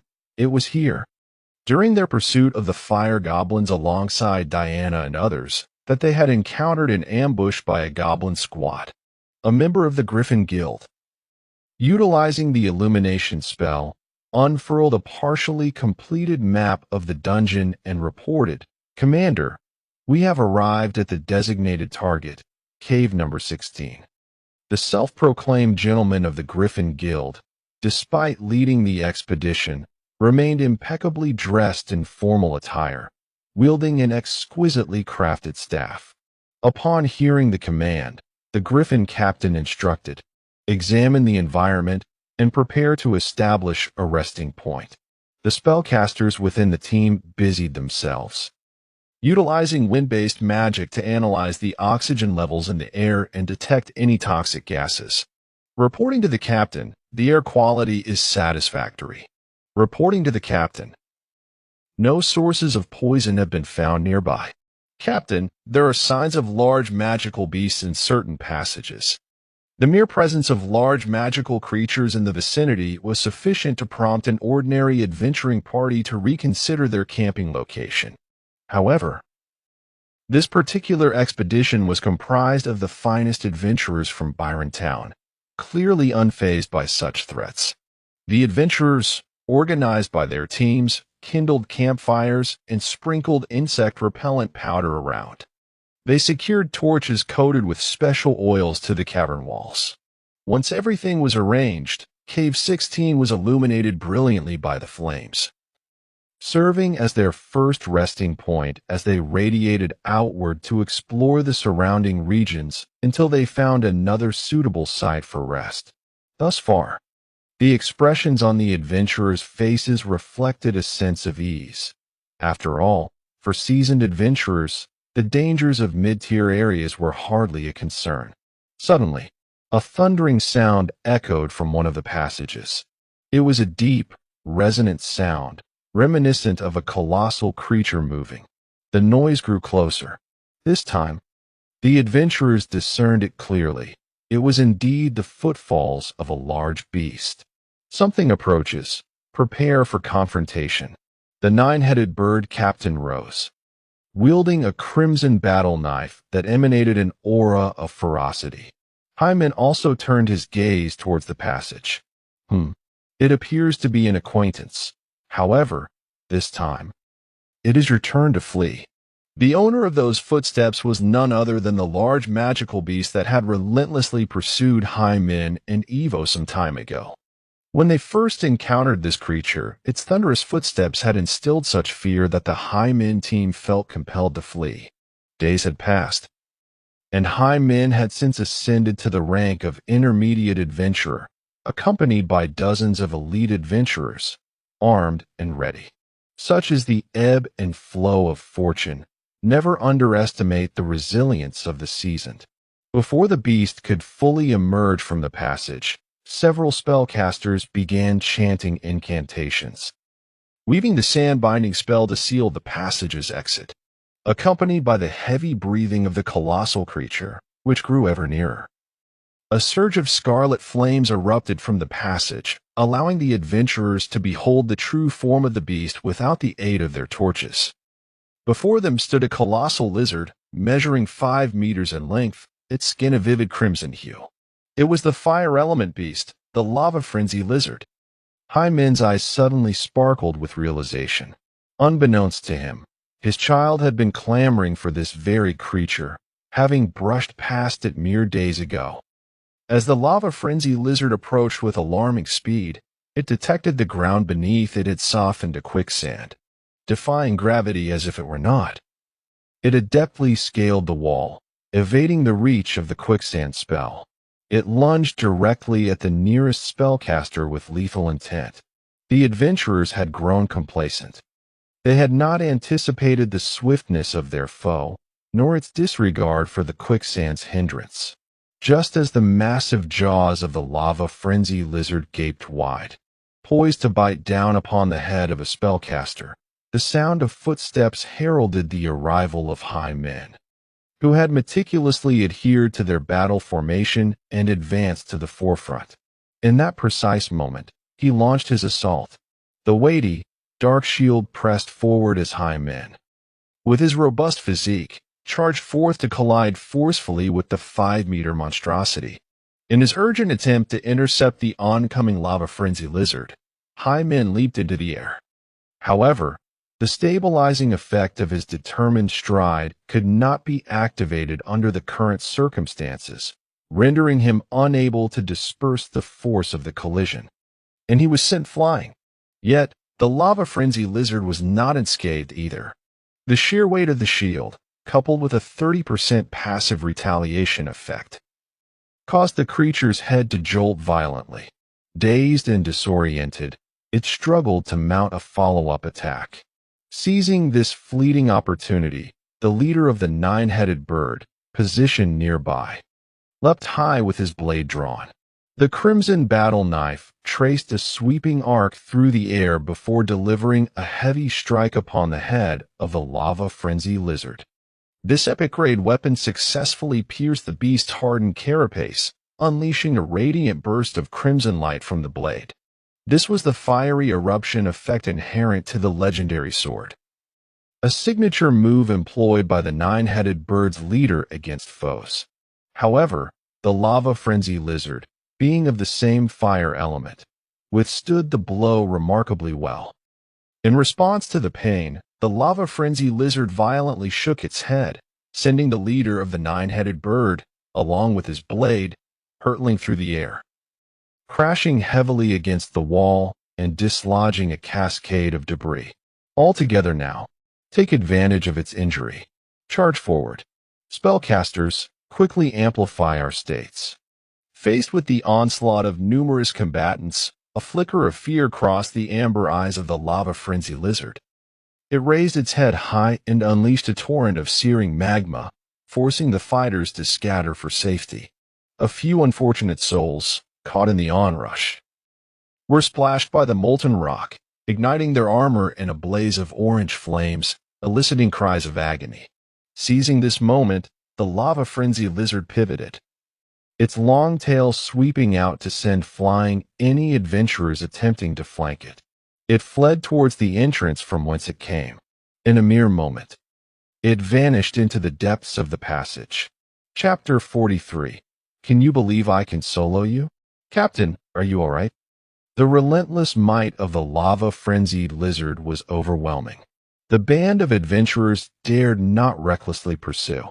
Several members of the Nine-Headed Bird Adventurers Guild gathered around their captain, attempting to assist him to his feet.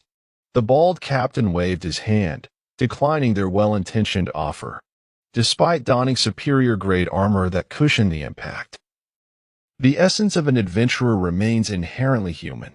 The collision with the wall had been excessively jarring. Even as a master-level adventurer, the captain felt a wave of discomfort pressing upon his chest. His gaze shifted towards Hyman, who, in contrast to himself, had bravely withstood the onslaught of the lava-frenzied lizard and was likely the most injured. Yet, to his surprise, Hyman had already risen, tenderly caressing a small dent on his borrowed armor. Though this set of equipment belonged to another, the wear and tear during an adventure was inevitable, and surely compensation would not be necessary. Haman's practical nature in contemplating such matters was ever apparent. Meanwhile, Sean, who had fired 2 arrows from a distance during the chaotic battle, approached Hyman and remarked, "A trivial amount of damage would not be a cause for concern among the prominent families. However, should you render this entire set of exquisite gear utterly unusable, the decision-makers from those families may indeed seek recompense from you."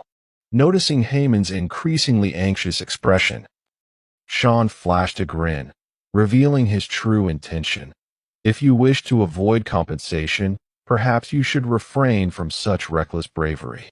While it is the duty of a shield-bearer to protect their comrades, daring to confront such a colossal beast head-on, well, one could question whether that is valor or mere folly." At that moment, a gentle light enveloped Hyman, emanating from the basic healing spell cast by Nikolai.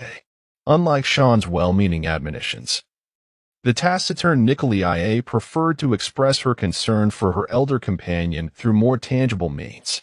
Observing their interaction, the members of the Nine-Headed Bird Adventurers Guild felt their worries for their captain dissipate significantly, seeing Hyman engage in casual conversation as if nothing had transpired. The captain lightly pressed his lips together, stifling a cough that threatened to escape his throat. Steeling himself, he stood upright and feigned nonchalance. Addressing the gathered adventurers, "Let us take this attack as a warning and not grow complacent. After all, this dungeon lies within an uncharted region, and any manner of peril could arise." At that juncture, the elegant leader of the Snow Eagle, draped in a pristine white cloak, spoke. "Now that the first rest point has been established, our 3 vanguard teams should commence their journey." In the brief skirmish that just transpired, Wendy, hindered by her distance, was unable to engage in the fray immediately. As this girl, who revels in violence, finally maneuvered past the surging lava, preparing for an all-out assault, she was abruptly sent flying by the tail of a lava raptor. Had it not been for Wendy's inherently superior physique, that single strike would have sufficed to send an ordinary adventurer home to recuperate. Upon hearing that they could finally set forth, Wendy resolutely advanced towards the passageway from which the lava raptor had fled. She relished combat, but despised the indignity of being struck without retaliation. Just for that single tail swipe, she felt compelled to land at least 10 punches in return. The team leader, White Falcon, swiftly grabbed Wendy by the scruff of her neck and redirected her towards another passage. The Vanguard Squad's mission was to reach the core of the underground palace. Although the Lava Raptor possessed formidable combat prowess, it was still far from the level of the palace's lord. The very fact that the Lava Raptor chose this passage as its escape route indicated that the core area where the lord resided lay in a different direction altogether.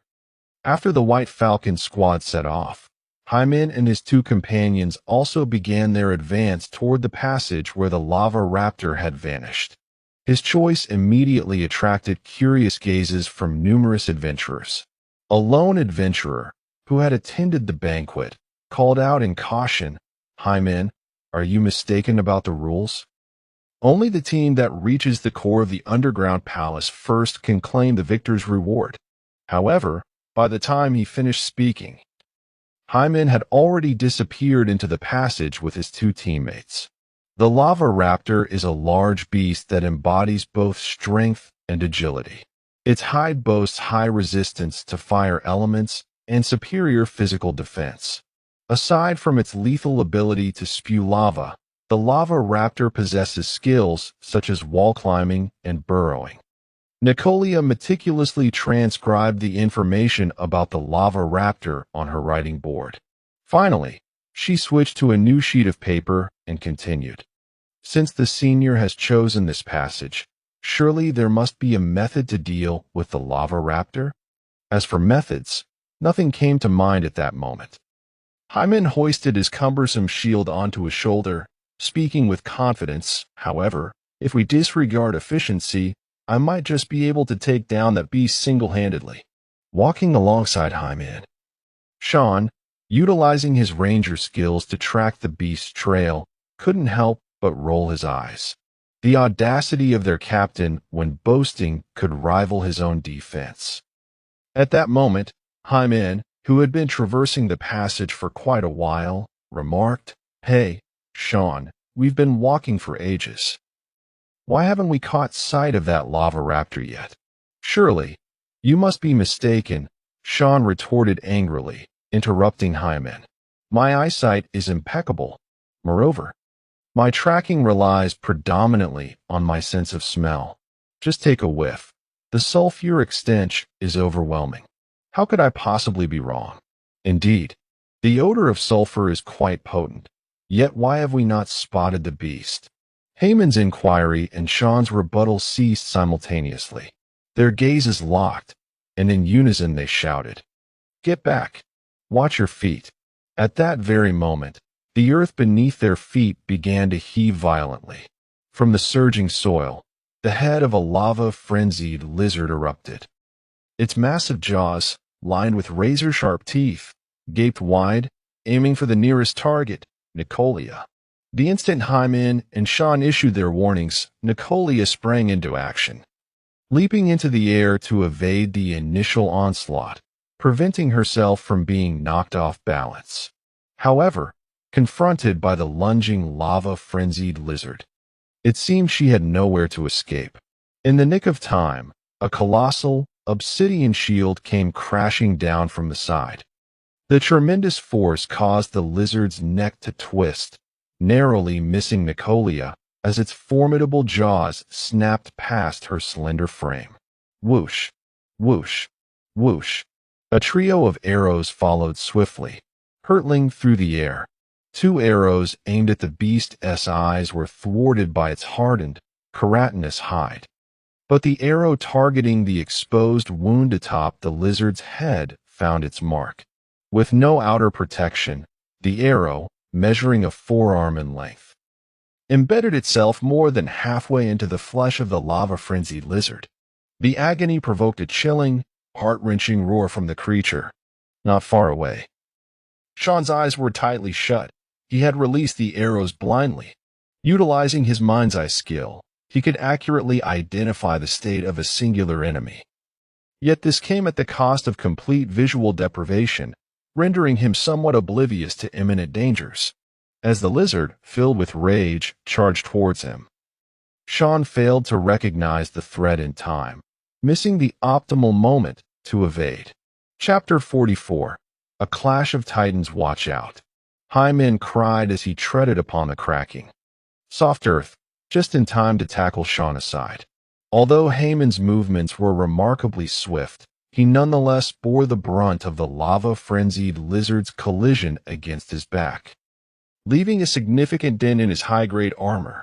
The two adventurers, with a cumulative age nearing a century, tumbled to the side, only to be met by a flurry of icy spikes shooting forth from behind the lizard, exploding in frosty shards against its crimson hide.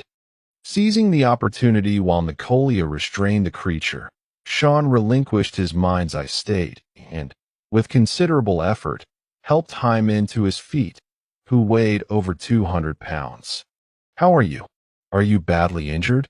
Sean inquired, concern etched across his face as he looked at Hyman. Hyman, clutching his painfully aching back, was about to speak when a mouthful of fresh blood unexpectedly spilled forth. "It's nothing, merely a grave injury," he remarked, showing no awareness befitting a wounded man. He staggered to his feet, dragging his slightly limping gait as he deliberately approached the lava-frenzied lizard. Sean was taken aback by Haman's audacity. Yet the latter's resolute stride quelled any urge Sean had to intervene.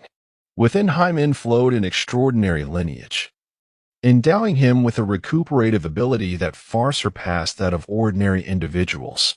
The initial hesitant step soon transformed into a normal stride by the third, and as he took the fourth and fifth steps, he began to accelerate gradually.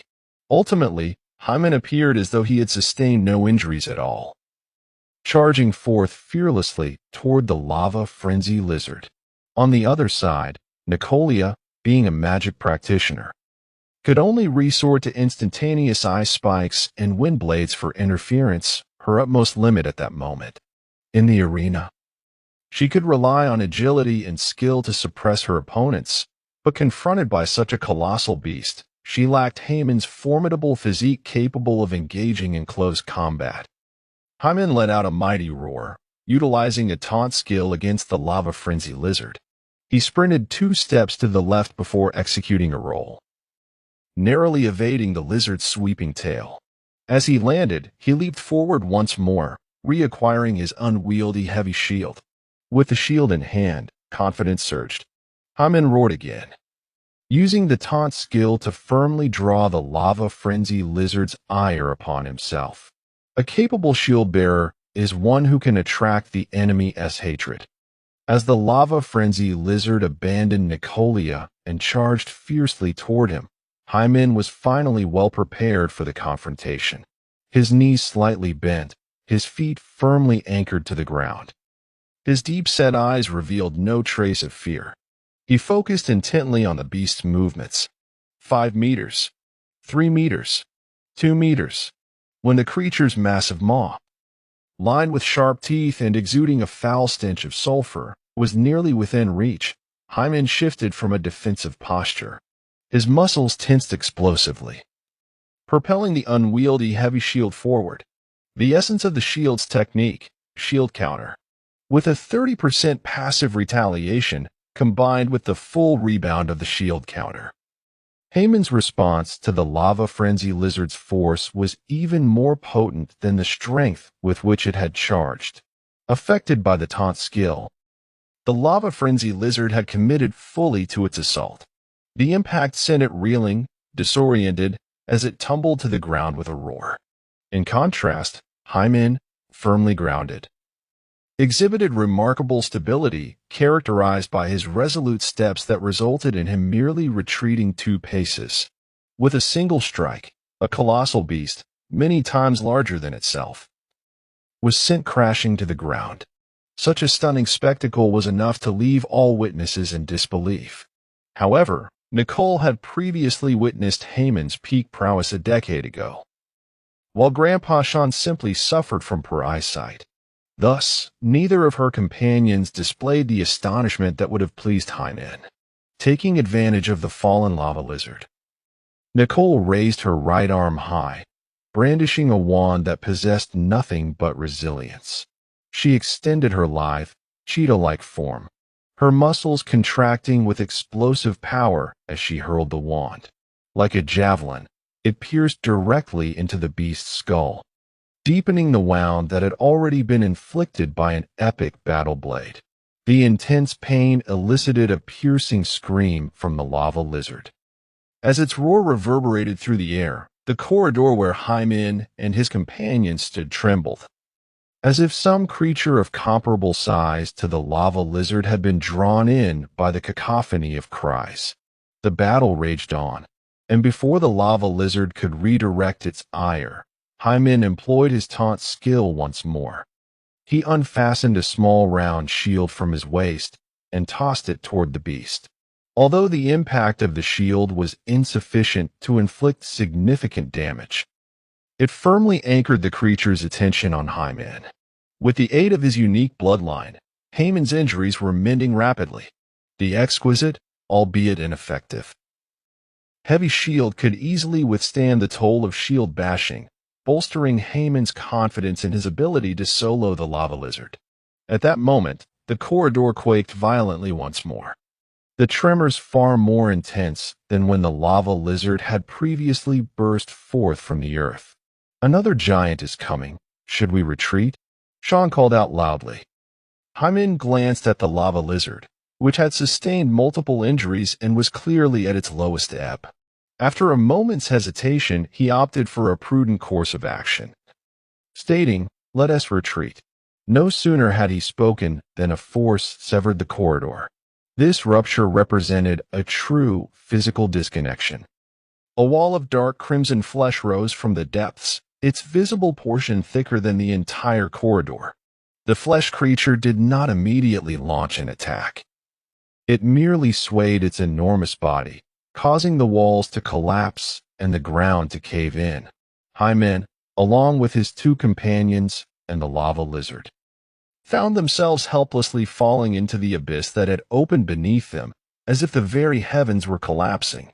Meanwhile, on the other side, the White Falcon squad had approached the deeper regions of the underground palace. The female ranger from the Snow Eagle squad was exhibiting her professional skills to their fullest extent. Leading her two companions, they charged boldly into the depths of the dungeon with a clear purpose. Along the way, Wendy had already vanquished the majority of the monstrous creatures that dared to cross their path. Once the thirst for slaughter was quenched, a more insatiable craving for bloodshed arose within her. At present, Wendy found herself particularly intrigued by the dungeon lord at the entrance to the lair. Upon reaching the core area, she vowed to engage that dungeon lord in a delightful game. A trace of monster blood still adorned her delicate face, and she made no effort to wipe it away. The stark contrast between her fair skin and the crimson liquid lent her an alluring, albeit morbid, beauty. Bai Huan knew that this little girl was not jesting. She furrowed her brow and said, "Whatever you choose to do now is of no concern to me. But do you remember what the master instructed? Once we enter the deeper regions, all actions must adhere to my command." Chapter 45. The tip of the iceberg. Wendy dismissively pouted her lips. If given a choice, she would much prefer to team up with that uncle named Hyman. After all, he had a pleasant voice and formidable defense. Even if she inadvertently struck him a few times, he wouldn't perish on the spot. At that moment, the female ranger ahead signaled for silence.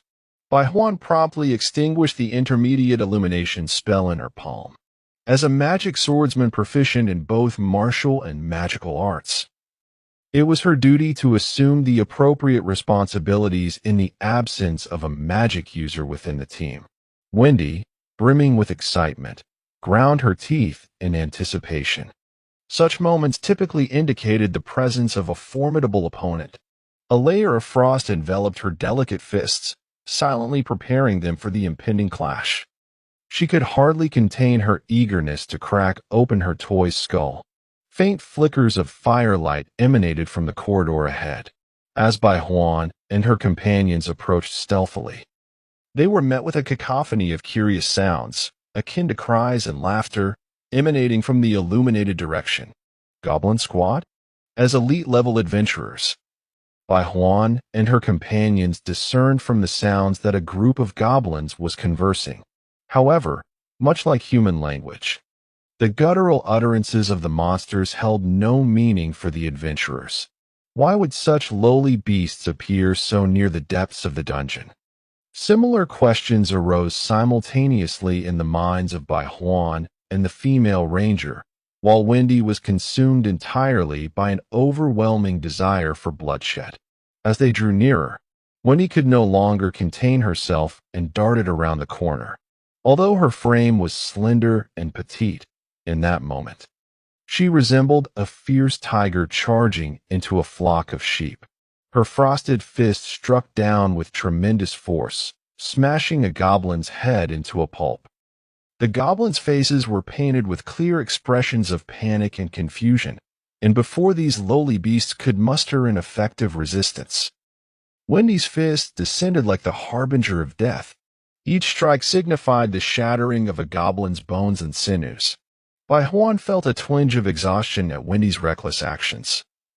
Yet they had not yet truly penetrated the depths of the area, and their adversaries were merely lowly goblins. Thus, she refrained from halting Wendy's slaughter. Ha! Ha! The remaining goblins huddled together, issuing threatening cries toward Wendy. They seemed to be guarding something, not scattering in fear as they typically would when faced with danger. Bai Huan raised her palm, conjuring a sphere of intermediate illumination, which she suspended in the air. Bathed in its gentle glow, she discerned what the goblins were protecting, a particularly unique goblin. This juvenile goblin, although still in its early years, stood nearly as tall as an ordinary goblin. Its features were softer, and its skin was no longer a mere green, but a bewitching shade of violet. Perched atop its head was a small, crude silver crown, rendering its identity unmistakable, a royal goblin infused with elven blood. What a delightful prize! Wendy's ice-blue eyes sparkled with excitement. Bai Huan, from behind, cautioned, "Wendy, take care of the other goblins. This little one is mine to capture." A living royal goblin is of utmost value. Faced with the simultaneous assault of 3 seasoned adventurers, the goblins, despite their greater numbers, could not mount an effective resistance. This was no longer a battle, but a blatant slaughter. A goblin, already blind in one eye, flashed a glimmer of madness within its remaining eye. Grasping a torch in its hand, it ignited the fuse of the explosive barrel behind it and, with a grotesque gait, charged toward Wendy with a shrill cry. The bomb goblin, a lowly beast that adventurers dreaded to encounter. Before the bomb goblin could draw near, the female ranger had already nocked an arrow, its icy tip finding its mark in the goblin's heart. With a thunderous boom, the explosive barrel detonated in the corridor, sending dust swirling and debris tumbling. Blinded by rage, Wendy paid no heed to Bai Huan's warning, laughing maniacally as she plunged into the thick smoke. Her delicate silhouette quickly vanished. Moments later, from the depths of the smoke-filled corridor came the dull thud of a heavy impact, accompanied by a muffled cry of pain from the girl. Bai Huan exchanged a glance with her ranger companion, both reflecting astonishment and caution on their faces. They had not yet genuinely reached the depths of the catacombs, yet they encountered a beast capable of inflicting harm on Wendy. In the encompassing darkness, the heavy cough of Hyman shattered the eerie silence. He first centered himself and cautiously explored his surroundings. Apart from scattered pebbles and soft soil, there was nothing else in sight. No one responded to his cough. Sean and the others were likely not nearby. Where had he fallen? Hyman retrieved a spare torch from his pack and ignited it with his flint. The bright flame instantly dispelled the darkness, revealing his current predicament. He found himself in an expansive space, with a hemispherical dome and stone walls adorned with openings of various sizes. These openings connected to a network of corridors, forming the upper portion of the underground palace. The place where Hyman had fallen was one such opening, extending outward to a platform.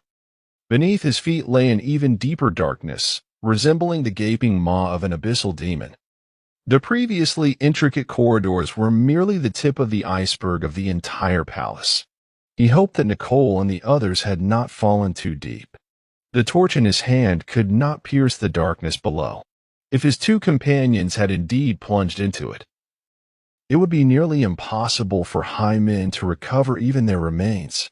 He tapped the dragon egg concealed beneath his chest and inquired, "Can you sense the whereabouts of the two individuals who fell earlier?" As the question left his lips, Hyman himself found it somewhat implausible. His offspring was merely an unhatched dragon. What could he expect it to accomplish? To his astonishment, the dragon egg began to quiver, conveying a thought through their blood bond. Are you suggesting that you can only sense the location of that large lizard? The lava frenzy lizard's stomach was an essential ingredient for the dragon egg's evolution to the next stage. Moreover, the injured fire element beast's presence had become increasingly pronounced, allowing the dragon egg, sensitive to fire elements, to detect its descent. With no other options, it was wiser to seek out the lava frenzy lizard rather than blindly wandering through the maze. Perhaps Nicole and the others were nearby. Chapter 46, Apologies. I am human, torch in hand. Hyman followed the solitary corridor, descending for a considerable time. The walls gradually revealed more signs of excavation and reinforcement, appearing rather crude, as if not made by human hands. After a while, he encountered numerous intersections along the corridor. Fortunately, the dragon egg served as a guide, enabling him to always find the path closer to the lava frenzy lizard. Suddenly, faint sounds of battle reached Hyman's ears. He extinguished the torch, pressed his broad back against the wall, and cautiously advanced. At the end of the darkness, a flickering crimson light shone, more brilliant than an ordinary torch. Accompanied by a pungent scent of sulfur, he found it. Were there other adventurers engaged in battle with the lava frenzy lizard? Hyman quickened his pace and, indeed, upon turning a corner, he beheld the grievously wounded creature. However, the adversaries it faced were not the adventurers Hyman had anticipated, but rather a rowdy band of goblins.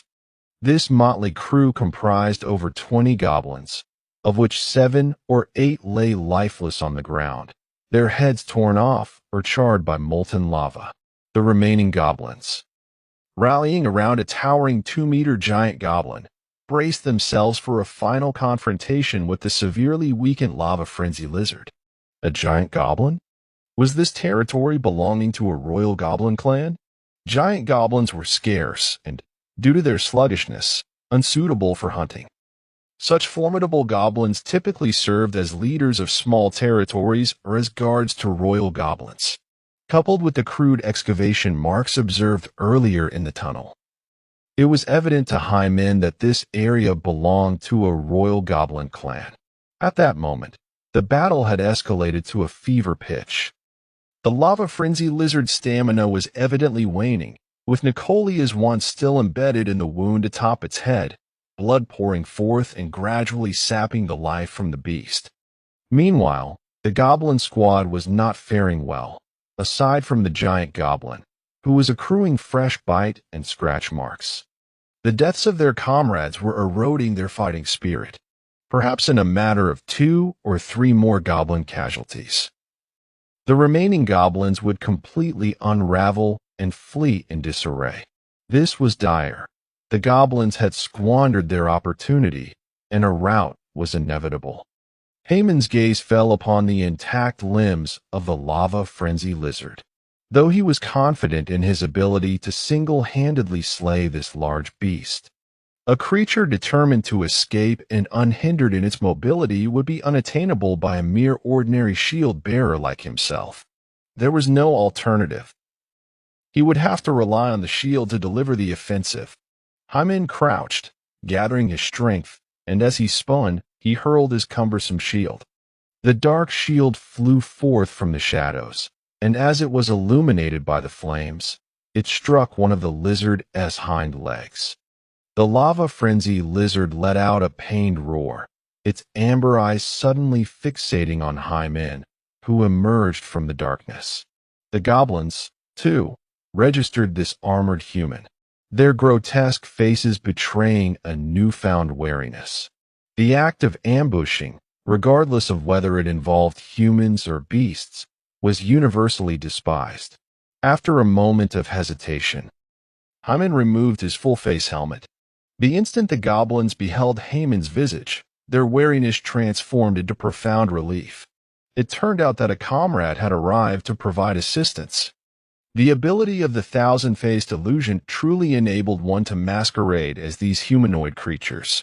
Among the gathered individuals and magical beasts, only the lava-frenzy lizard, which harbored a deep-seated loathing for that obsidian shield, recognized Hymen's identity. However, it was powerless to alert the goblins and could only unleash its fury and despair upon the detestable Hymen. With Hymen's presence, the goblin faction evidently gained the upper hand. The giant goblin, wielding a spiked club as thick as a human leg, could finally unleash its full might with confidence. The lava-frenzy lizard let out a mournful cry, expending its last ounce of strength to spew forth a torrent of searing magma towards Hymen. In the preceding battles, Hymen had ascertained that the dragon egg could shield him, significantly mitigating the intensity of such fiery damage. Undaunted, Hymen advanced with his shield raised high. The giant goblin followed closely behind, brandishing its spiked club, poised to deliver a decisive strike. At that moment, Hymen abruptly stepped back, evading the oncoming magma. The scalding lava cascaded directly onto the giant goblin, which, having refrained from touching the lava during the fierce battle, was now doused in molten rock. It immediately howled in agony as its sparse fur was singed. Fiery orange flames erupted around it, transforming it into a towering torch of 2 meters in height.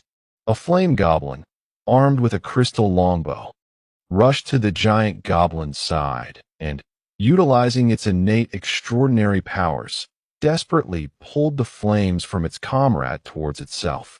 The fire was contained, and the giant goblin narrowly escaped calamity, though it remained charred and breathless, seated upon the ground. The instigator, Hymen, exhibited no sense of guilt for endangering his ally. After dodging the lava-frenzy lizard's final assault, Hymen seized his heavy shield as if it were a door and brought it crashing down upon the lizard's head, striking the tip of its magical staff. Like a hammer driving a nail, the entire staff sank deeply into the lava-frenzy lizard's skull. This formidable beast rolled its eyes, blood oozing from its mouth and nostrils, ultimately succumbing to defeat and collapsing with a thunderous crash. Hymen did not immediately attempt to extract the extraordinary powers from the lava-frenzy lizard's body, nor did he draw forth a knife to try and carve out the creature's stomach. Instead, he turned around, a look of guilt etched upon his face, as if he were reproaching himself for failing to protect his comrade. He approached the giant goblin, standing before it. He extended his hand toward the figure before him. The enormous, pain-racked giant goblin let out a low growl, reluctantly raising its own sizable palm in response.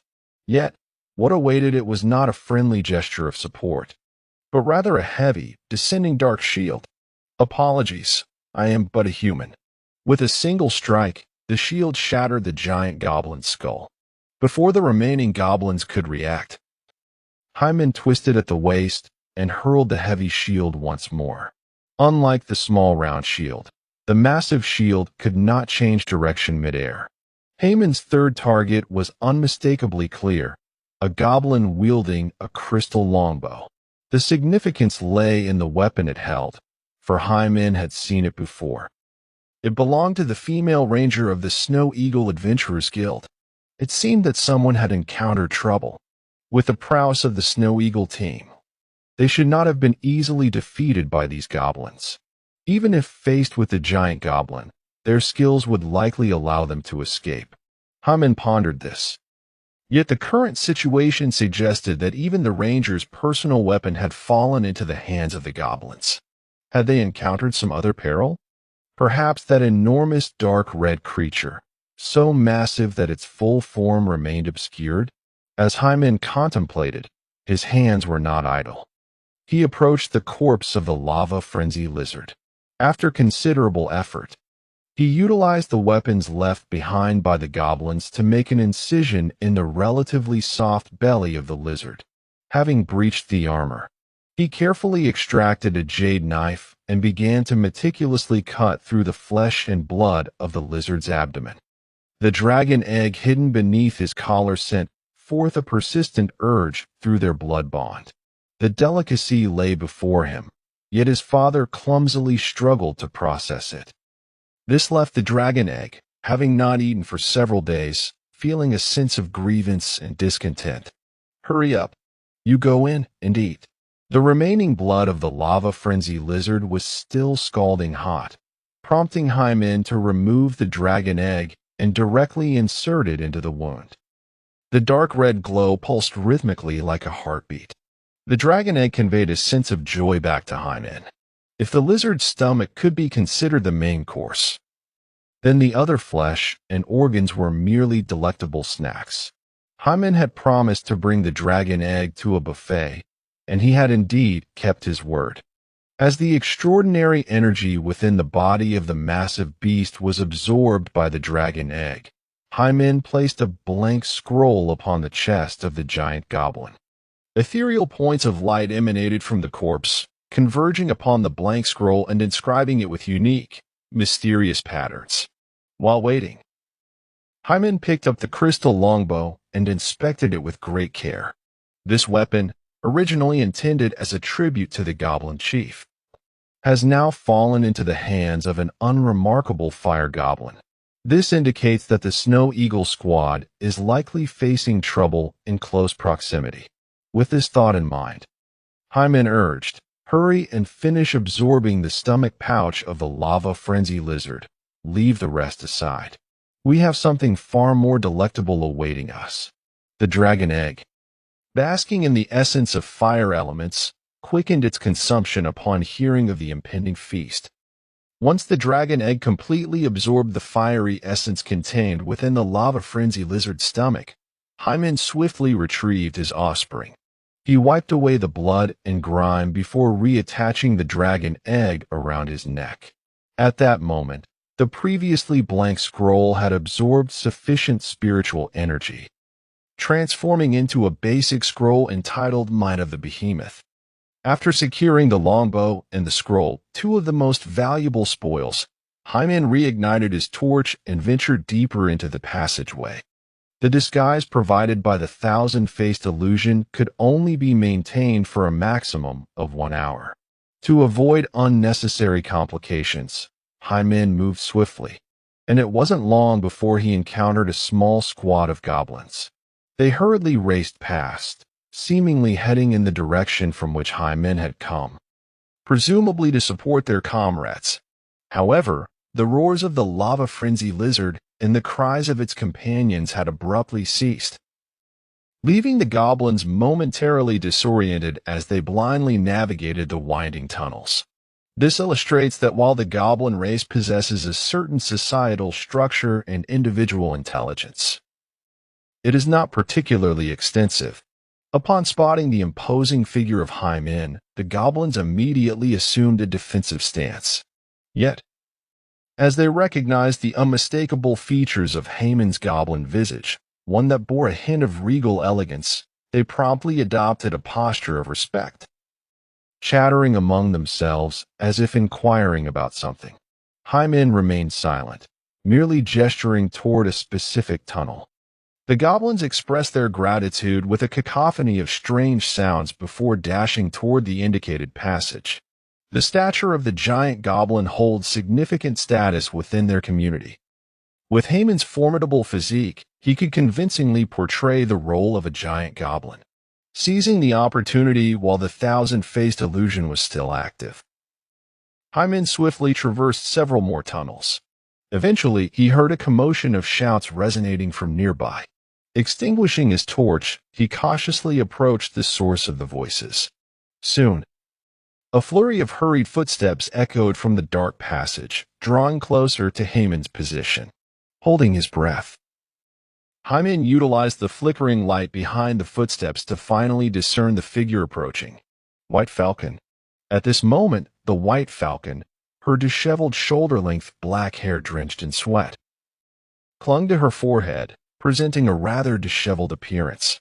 Her fair and exquisite visage was marred with dark, muddy grime, yet she paid it no mind. The pride that once illuminated her striking eyes had now been supplanted by exhaustion and anxiety. Her two companions were nowhere to be found. She was utterly alone, fleeing through the dark, labyrinthine depths of what seemed to be an endless dungeon. Behind her, the goblin's cacophonous cries, a blend of laughter and weeping, grew ever closer. The magic swordswoman, not particularly renowned for her stamina, found herself struggling to keep pace.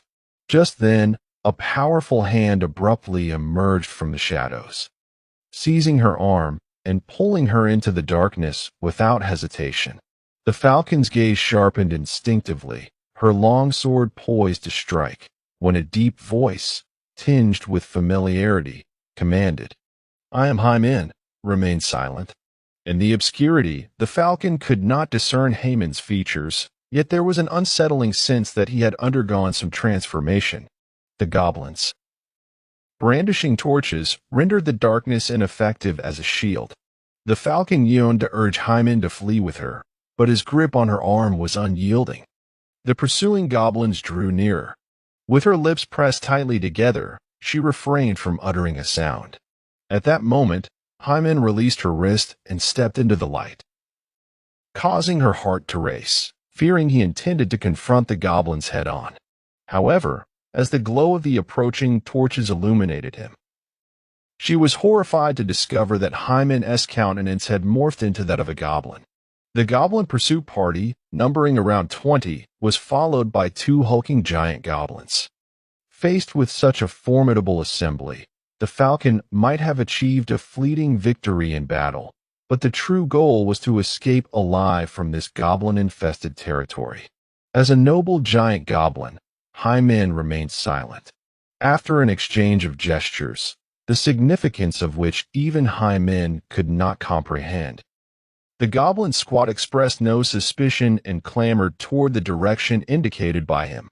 Finding a momentary reprieve, the falcon leaned against the wall. Without pausing to drink a potion for stamina, she urgently implored, "Hurry, summon the main forces for assistance." Her once cool voice had taken on a hoarse quality, and her hurried tone betrayed her anxious heart. If they did not act quickly, they would all perish. Chapter 48. Urgency. Calm down. What exactly have you encountered? Hyman inquired, casting a glance at the nearby corridors where flickering flames remained visible. Let us discuss this as we move. As Hyman deftly altered their route to evade the goblins, the falcon recounted the circumstances that had befallen the Snow Eagle squad. In the pursuit of capturing the royal goblin, the Snow Eagle squad faced fierce resistance from the goblins, who fought to the death. Before the utterly enraged Wendy, even the giant goblins could only manage a tenuous resistance. However, the real predicament arose from the bomb goblins, who, in their reckless bravery, created such a commotion that it attracted a colossal, unknown monster. This dark red behemoth was so immense that its full form remained obscured. With sheer brute force, it shattered the corridor into ruins. Amid the chaos, a female ranger sustained injuries to her legs and was subsequently captured by the goblins. In a fit of rage, Wendy turned her fury towards the gigantic beast, while White Falcon attempted to rescue her comrades. Unfortunately, within the goblin territory, she encountered formidable foes, jeopardizing not only her mission but her own safety as well. Your ranger companion is also in the hands of these goblins. White Falcon's last words made Hyman furrow his brow. It turned out that Sean, who had gone missing, had also fallen prey to this band of goblins. With no time to waste, Hyman declared, "If we are to save them, we must act at once." He understood all too well the cruelty and malevolence of the goblin race. Each passing minute could mean that Sean was at risk of being boiled into a stew. A flicker of conflict crossed White Falcon's face. Had she been able to save her teammates, she would have done so long ago. Yet, within this hideout of goblins beneath the earth, there existed too many aberrant goblins. Their overall strength could easily be likened to that of a goblin kingdom. "We cannot rely solely on ourselves," she began, but Hyman interrupted, shaking his head. "I have heard the same despairing words from a lower-tier adventurer before. An adventurer must possess not only the strength to confront foes head-on, but also the unwavering belief in never abandoning their comrades, the wisdom to adapt to circumstances, and the courage to face danger without fear." White Falcon had unresolved grievances with Hyman, and hearing him speak in that instructive tone stirred her ire. "You have no idea how powerful those royal goblins are. Your reckless approach would not only lead to your demise, but also bury any chance of rescuing our comrades." Hyman, however, had no intention of further debating with her. "You can choose. Either guide me swiftly to rescue them, or place your faith in the goblin's mercy, hoping for timely reinforcements. The choice is yours." With that, he reignited his torch and headed towards the corridor, drawn by the brightest flame. Is he mad? Risking his life for a temporary ally he barely knows? White Falcon's thoughts roared within her. He has no opportunity to fight. This is nothing short of a death wish. Although she was loath to admit it, fear and trepidation indeed resided within her heart. Observing Hyman, who steadfastly advanced towards the most perilous location with a torch in hand, Baishan understood that any attempts to dissuade him at this juncture would be futile, given the circumstances. The most rational course of action was undoubtedly to hasten in search of the main force. Hoping that fate would be kind enough to allow Sean and others to endure until reinforcements arrived. Yet, Baishan found herself unable to move her feet. She struggled to recall why she had harbored such animosity towards this man from the outset. Was it due to Haman's composed demeanor in the face of the talented adventurer she perceived herself to be? Or was it the seemingly unremarkable strength that had repeatedly trampled her pride as a genius? These questions eluded her understanding. However, she was acutely aware that if she chose to flee this time, she would forever forfeit the possibility of surpassing him. Meanwhile, Hyman, traversing the corridor alone, remained oblivious to Baishan's intricate emotions. His thoughts raced as he contemplated a plan to rescue Sean. It was clear that a direct assault would be impractical, and relying on the disguise afforded by his thousand-faced illusion would be ineffective in the presence of so many goblins. Chaos was necessary to create an opportunity. In this vein, Hyman recalled two invaluable allies for instigating turmoil. One was undoubtedly Wendy, who was in a complete frenzy. This young girl possessed formidable combat prowess and displayed a reckless disregard for danger. If he could summon her, she would undoubtedly attract the majority of the goblins' attention away. Yet, she belonged to the adventurer's side, and Hyman hesitated to jeopardize her safety in exchange for Sean's security. The other ideal candidate for creating chaos was the colossal monster that had repeatedly disrupted their plans. The roar of the lava-frenzy lizard, coupled with the explosions wrought by the bomb goblins, had drawn this beast near. It was reasonable to surmise that the intense fluctuations of fire elements, along with the cacophony, held a significant allure for this creature. With this thought in mind, Hyman devised a plan. He tapped the dragon egg hanging from his chest and spoke in a low voice. "Can you sense the direction of the most concentrated fire elements nearby?" The innocent dragon egg, believing Hyman was about to take it in search of food, eagerly conveyed a direction to him amidst its excitement. At that moment, Hyman remained cloaked in the guise of thousand-faced illusion, though time was of the essence. As he journeyed onward, Hyman encountered an increasing number of goblins.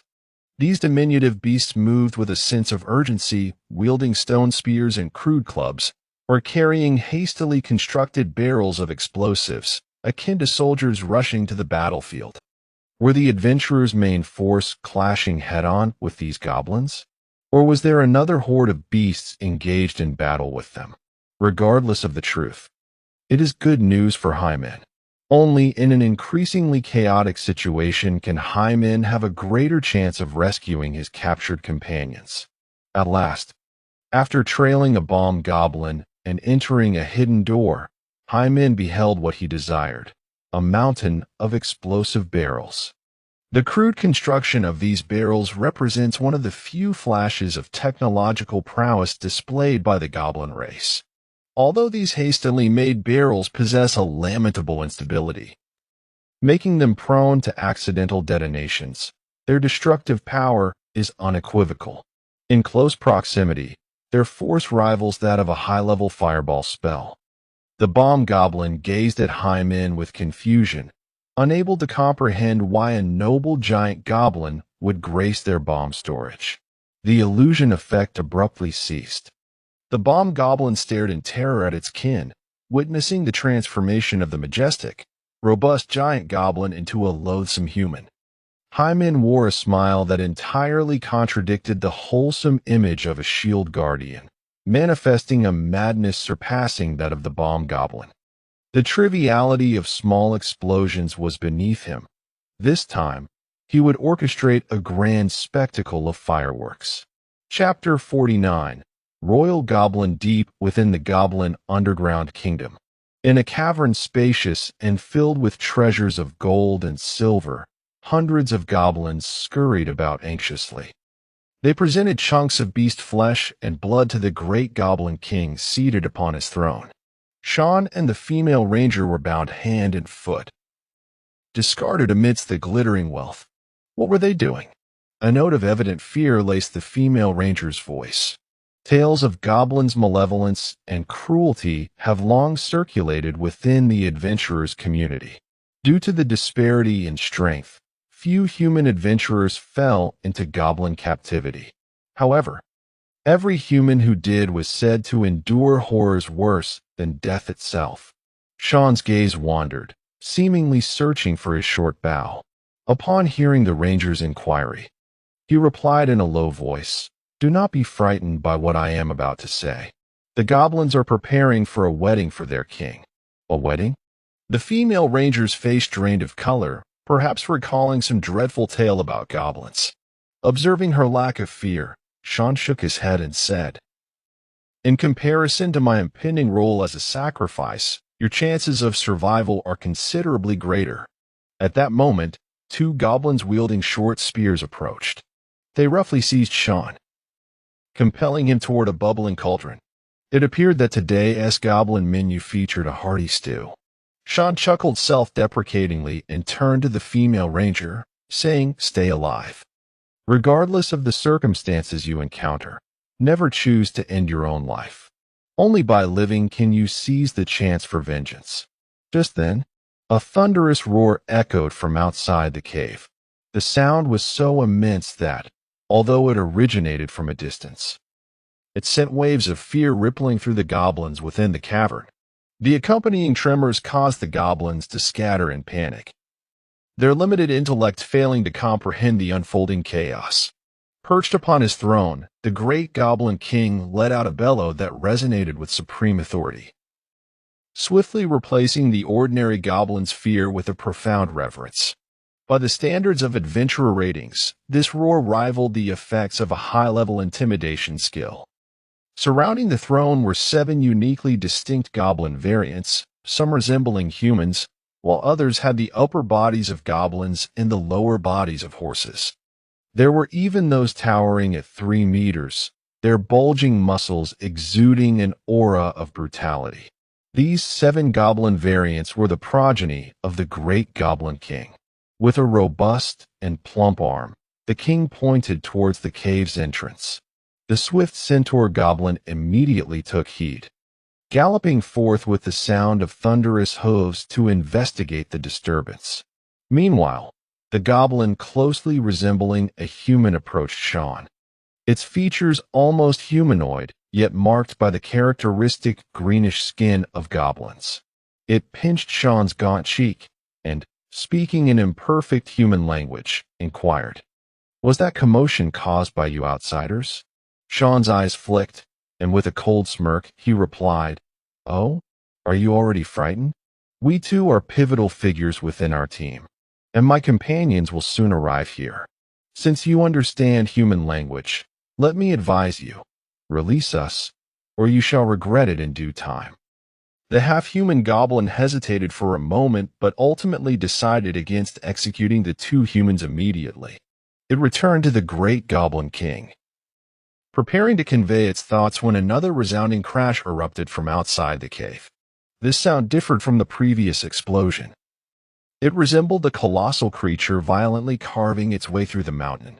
Even the great goblin king's expression shifted. He rose from his throne, leading his 6 remaining sons towards the source of the sound. Having narrowly escaped peril, Sean gazed in the direction of the noise, his mind conjuring the image of a massive, dark red creature. Relying solely on the detonation of an explosives warehouse would scarcely stir the waters. One could only hope that the colossal beast would arrive swiftly. Having successfully infiltrated the enemy's lair, Hyman concealed himself in a shadowed alcove devoid of light. He keenly observed the direction from which the goblins approached, attempting to deduce the location of the heart of this goblin underground kingdom. In the bitter enmity between humans and goblins, surviving human captives served as the finest feast for the goblins. The executions of these captives often unfolded under the watchful gaze of the goblin chief, with 5 minutes remaining before he could employ the faceless illusion once more. Hyman hoped that the commotion he had created would allow Sean and the others to evade peril. As he pondered, Hyman suddenly felt a tremor in the ground and walls, a sensation so familiar that it heralded the arrival of the gigantic beast. However, the tremor only advanced a short distance before halting, seemingly obstructed by some force beyond the boundaries of the goblin kingdom. Was there truly an entity within the goblin realm capable of contending with such a creature? Hyman inwardly marveled, beginning to comprehend White Falcon's panic and terror. The secrets of the subterranean palace were more numerous than he had imagined. With his heavy shield secured, Hyman prepared to stealthily advance into the depths, taking advantage of the desolate surroundings. Suddenly, the rhythmic clatter of hooves echoed from the corridor ahead. Before him appeared a hybrid goblin, its upper body resembling that of a goblin while its lower half was that of a noble steed. Brandishing a broad cleaver in one hand and a verdant short bow at its waist, Haman's pupils constricted in alarm. That was Sean's weapon. He refrained from acting rashly, continuing to shelter himself in the darkness, waiting for the centaur-like goblin to depart before following its path to seek out Sean. Yet, this hybrid goblin seemed to possess heightened senses far beyond those of ordinary goblins. Its elongated ears twitched slightly, and without warning, it drew its short bow, loosing 2 arrows in Haman's direction. The arrows plunged into the darkness, failing to reveal any target. In the shrouded obscurity, no sharp sound of impact against any weapon reached Hyman's ears. A flicker of confusion crossed the centaur goblin's eyes. It shook its head, dismissing the matter, and continued its gallop forward. Remaining motionless in the shadows, Hyman felt the 2 arrows skim past his cheek, embedding themselves in the wall. In that moment, even the slightest movement would have provoked a subsequent attack from the centaur goblin. Yet, with his instinctive defenses remaining dormant, Hyman was confident that those arrows would not find their mark. With formidable mental fortitude and exceptional self-control, Hyman did not even blink. Chapter 50: Sean's Expertise. The strength of this centaur goblin was quite impressive. As the sound of hooves faded into the corridor, Hyman emerged from his hiding place. The rapid-fire shooting speed of those two consecutive arrows had already reached a level comparable to Sean's swift shooting skills. Moreover, it appeared that the centaur goblin had merely unleashed a casual shot, indicating that its shooting speed could certainly exceed this limit. Following the path taken by the centaur goblin, Hyman continued onward. After navigating several intersections, he finally beheld a cavern resembling a treasure trove. The ground was strewn with gold and jewels, shimmering brilliantly under the flickering light, casting a golden hue throughout the cavern. From Haman's perspective, he could only see a large iron pot that had extinguished its fire. He could not discern whether it still contained his comrades. Given Sean's age, the meat would likely be rather tough. It would take some time to be cooked thoroughly, and it was implausible that it could be consumed so quickly. Hyman swiftly found a reassuring rationale to ease his mind. At that moment, a group of goblins approaching the cave caught his attention. At the forefront was a juvenile goblin with skin of a deep purple hue, adorned with a silver crown. Was this the goblin prince mentioned by the White Falcon? Hyman silently attuned himself to the extraordinary sphere of light in his mind. The cooldown period for the faceless illusion remained at 2 minutes. If one among us were a spellcaster, we could potentially make our escape now. Sean, bound hand and foot, was utterly incapable of resistance, reflecting on his predicament with a sense of helplessness. The female ranger did not respond. She too was actively contemplating an escape. The fair skin on her wrists had become marred and bloodied from repeated struggles. Additionally, they were surrounded by 7 goblins. Although the ranger was the most agile of professions, once her dexterity was restrained, she became the most ineffectual. At that moment, the goblin prince, accompanied by a retinue of guards, entered the cave. It approached Sean first, scrutinizing him for a while before suddenly lifting its right foot and stomping forcefully on Sean's chest. Observing Sean's awkward and vulnerable position on the ground, the goblin prince erupted into laughter. After all, an elderly human had limited capabilities. The goblin prince then turned its gaze toward the female ranger, a sinister gleam igniting in its eyes. Despite possessing a noble lineage of elf heritage, it had inherited far more of the goblin's cruelty and wickedness. "What do you intend to do?" The bound female ranger could offer no resistance, wriggling like a worm in a desperate attempt to evade. Terrified, she was too preoccupied to consider whether the creature understood human language. Unexpectedly, the goblin prince opened his mouth and spoke in a peculiar tone. "I am my father's favored child, destined to be the future king of this realm." The goblin prince approached the female ranger step by step, his eyes gleaming with malevolence as he scrutinized the human before him. "A king cannot stand alone. I must also have my own offspring. How foolish, you wretched little mongrel, still in your youth, harboring such twisted thoughts." The insults came from Sean.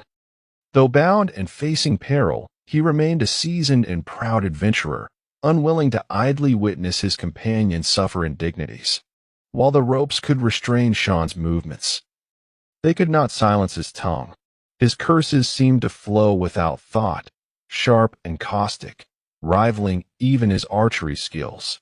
As he uttered those vaguely ambiguous yet infuriating words, the expression on the goblin prince's face began to twist with rage, the malevolence in his eyes replaced by fury. Seizing a spear from one of his guards, the goblin prince aimed to thrust it into Sean's chest. Just then, a piercing eagle's cry suddenly resonated through the subterranean cavern. The elite magic swordsman, White Falcon, had returned, sword in hand. Ultimately, she chose not to flee.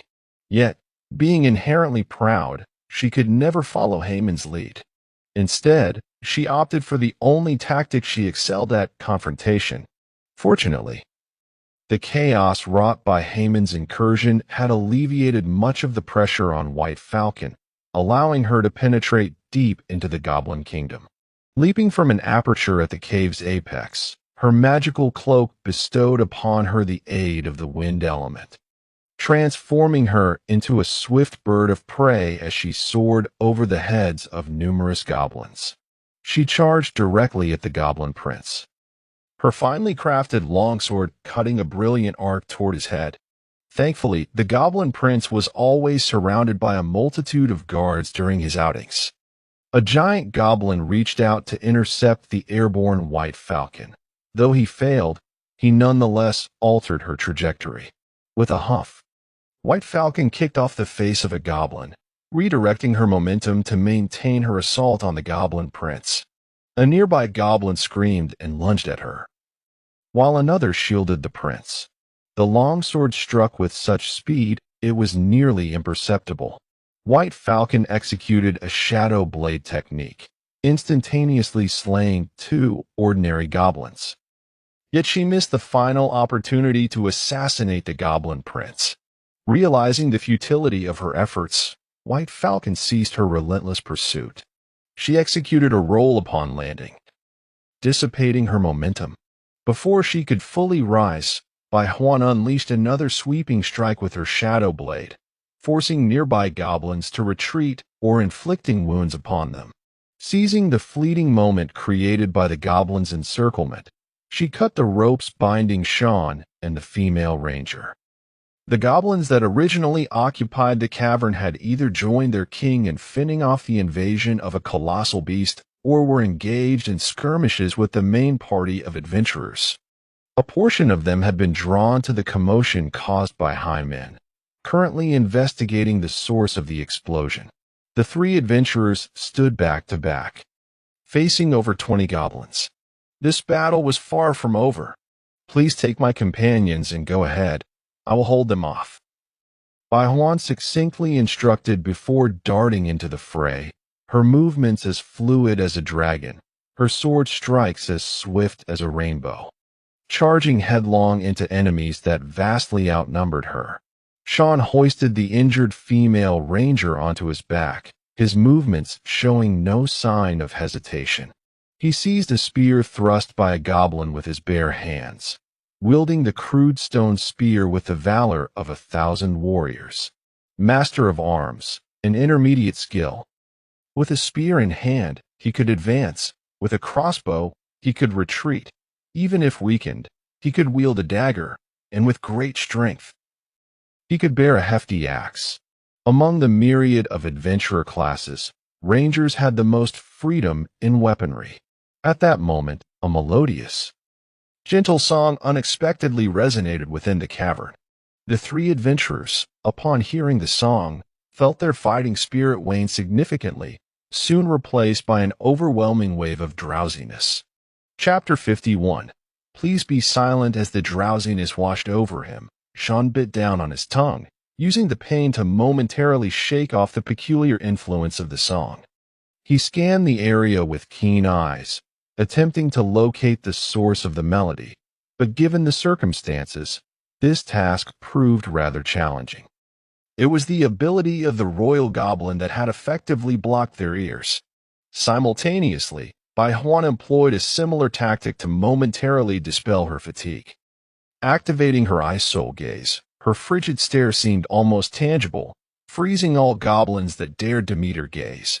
Seizing the opportunity, she tore 2 strips of cloth from her garment and fashioned them into makeshift earplugs, stuffing them into her ears. The song appeared to be merely a manifestation of the goblin prince's ability. The sense of drowsiness did not wane even with Bai Huan's ears blocked. This was further evidenced by the fact that the goblins showed no signs of being affected by the song's drowsiness, relentlessly launching attacks at the 3 adventurers. On the battlefield, even a moment's distraction could cost one their life, especially in the face of such debilitating fatigue that made it nearly impossible to lift one's eyelids.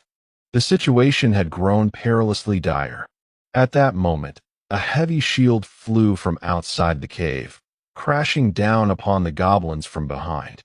The goblins at the outermost edge were caught off guard, their bones shattered and sinews torn by the force of the impact.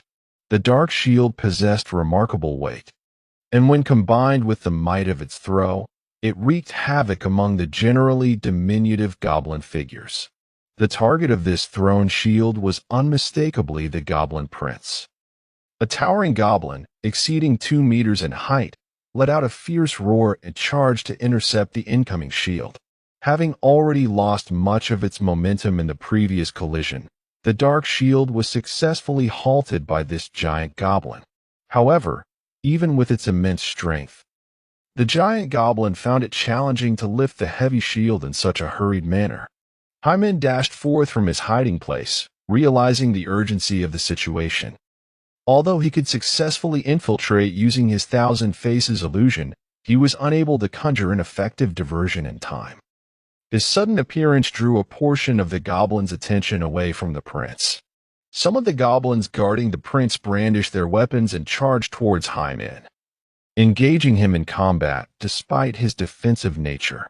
Though Hyman could not break through the encirclement, he managed to buy a brief moment of respite for Sean and the others. Yet, as Hyman approached a certain distance, a melodious and ethereal song unexpectedly resonated in his ears. The sound seemed to travel not through the air, but via a connection of mental energy, rendering any attempts to muffle it utterly futile as long as the Goblin Prince continued to sing. A sense of despair washed over Haman's will like a tidal wave.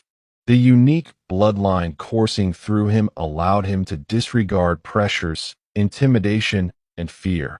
However, his resistance against fatigue and lethargy was considerably weaker, mirroring Sean's earlier choice. Hyman bit down on his tongue, using the pain to rouse himself. He needed to silence this creature. Suddenly, an idea struck him. He reached into his satchel and retrieved a tattered doll, its mouth tightly sewn shut with needle and thread, the silent doll. Hyman swiftly turned, elbowing a goblin that had attempted to ambush him. He then removed his circular shield, securing the ragged doll to it with straps. After a moment of aim, Hyman swung his arm, sending the small shield hurtling through the air. With a cunning trajectory that bewildered most of the goblins, the small shield accelerated again mid-flight, heading straight for the Goblin Prince. Yet, even with Haman's expertise in throwing shields, penetrating the layers of protection surrounding the prince would prove to be a formidable challenge.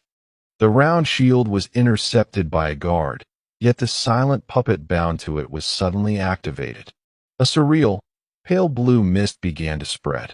The goblins, enveloped by the mist, instinctively attempted to cough upon inhalation, but only futilely opened their mouths, producing no sound. The Goblin Prince, still in his youthful stage, had been bestowed the title due to his formidable abilities. Presently, the very lullaby he cherished was utterly impeded.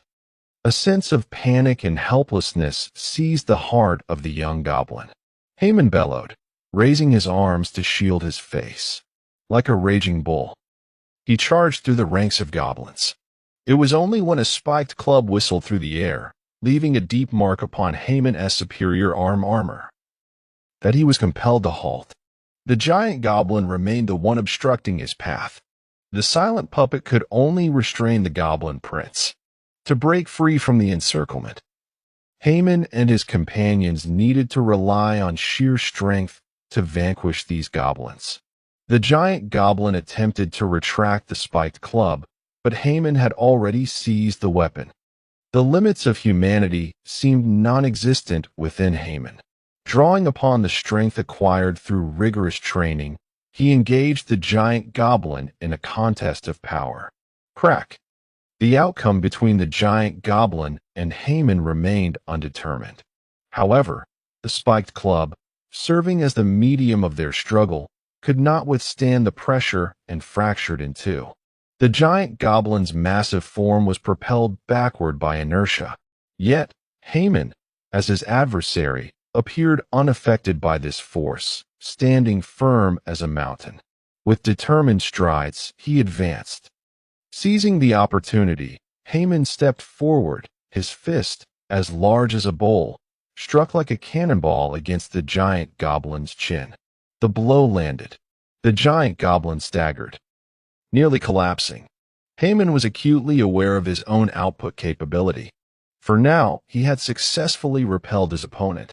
He bent down to retrieve his useless heavy shield. A few ordinary goblins took this chance to close in, brandishing various weapons towards Haman. With the shield in hand, confidence surged within him. Wielding the heavy shield, Haman displayed no signs of sluggishness, deftly parrying all incoming attacks with remarkable precision and reflexes. The effectiveness of instinctive defense was eternally reliable. Simultaneously, the goblins bore bruises and wounds. It seemed as though the previous assaults had befallen them instead. These ordinary goblins, akin to mere fodder, posed a threat only when their numbers reached a certain count against higher-level adventurers. However, before Haman, who was impervious to their attacks and retaliated passively, these insignificant creatures were nothing more than mere offerings.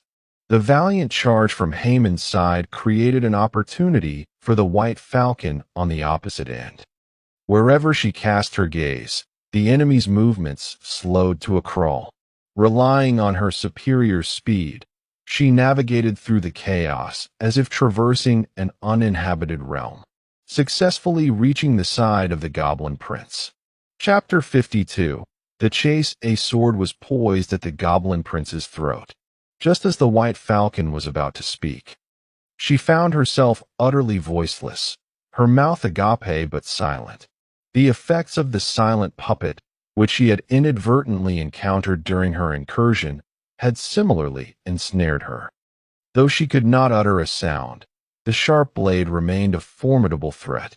Within the Goblin Prince's terrified gaze, the surrounding goblins appeared bewildered, paralyzed in indecision, neither daring to advance for rescue nor willing to withdraw. Observing their hesitance, the White Falcon tightened her grip, the sword's edge effortlessly slicing through the skin of the Goblin Prince's neck. The pain further exacerbated the Goblin Prince's fear, prompting him to flail wildly, urging his guards to retreat. "You seem quite adept at this kidnapping business," Haman remarked as he approached the White Falcon, retrieving the silent puppet and stowing it away. The effect of the puppet spared no distinction between friend and foe, silencing Haman's subsequent words. He then carefully took out his universal potion, sipping a small amount, which immediately dispelled the abnormal state and granted him a fleeting resistance to silence. "Let us go." The four adventurers successfully regrouped, dragging the Goblin Prince along as Haman led the way down a certain corridor. The goblins dared only to follow closely behind, but the human's superior speed widened the gap between the two parties. Just as it seemed Haman and his companions might escape entirely, an arrow whistled through the air, aimed directly at the Goblin Prince, whom the White Falcon was hauling along by his neck. The arrow was launched with urgency and precision, its trajectory cunningly chosen. Even Sean, another ranger, cast a fleeting glance at the shot. The White Falcon swiftly severed the arrow mid-flight, turning to see a centaur goblin galloping fiercely in pursuit. Upon recognizing this formidable sibling, the Goblin Prince's eyes did not light up with relief, but instead intensified with terror. While ordinary goblins might hesitate to act against him due to his royal status, the centaur goblin felt no such restraint. For the centaur, eliminating this prince was advantageous. It would not only simplify the rescue effort, but, more crucially, eliminate a rival for the throne. A flurry of arrows followed in quick succession as the centaur goblin drew closer, intensifying the danger of its attacks. Several times, Sean at the rear of the group, and the female ranger narrowly avoided being struck down. Observing the situation, Haman, who had initially taken the lead, deliberately slowed his pace and moved to the rear of the group. He retrieved the crystalline longbow and returned it to the female ranger, without the need for further words. She understood her course of action. She twisted her waist, her delicate fingers deftly pulling at the bowstring, unleashing a flurry of frost-laden arrows in passionate exchange with the centaur goblins. Sean, serving as an impromptu mount, was also attuned to the ranger's movements. His steps were already steady, and upon sensing the ranger's action of drawing the bow, he slightly adjusted his footing to facilitate their companion's aim. The arrows launched by the centaur goblins were skillfully deflected by Haemon's shield, securing a stable environment for Sean and his comrades to unleash their attacks. The pursuers found themselves in a temporary stalemate, yet it was undeniable that the distance between the centaur goblins and the adventurers was steadily diminishing. When the aberrant goblin truly closed in, the centaur goblin would require little effort to ensnare them. As the main force of goblins caught up, Hyman and the others would find escape nearly impossible. What should we do? Even if we abandon this little nuisance now, it wouldn't buy us much time, Sean gasped, slightly winded from their sprint. If he could free his hands, the combined strength of the two rangers could suppress the centaur goblin, deterring it from pursuing any further. The dilemma lay in the fact that the four adventurers possessed only a single longbow among them.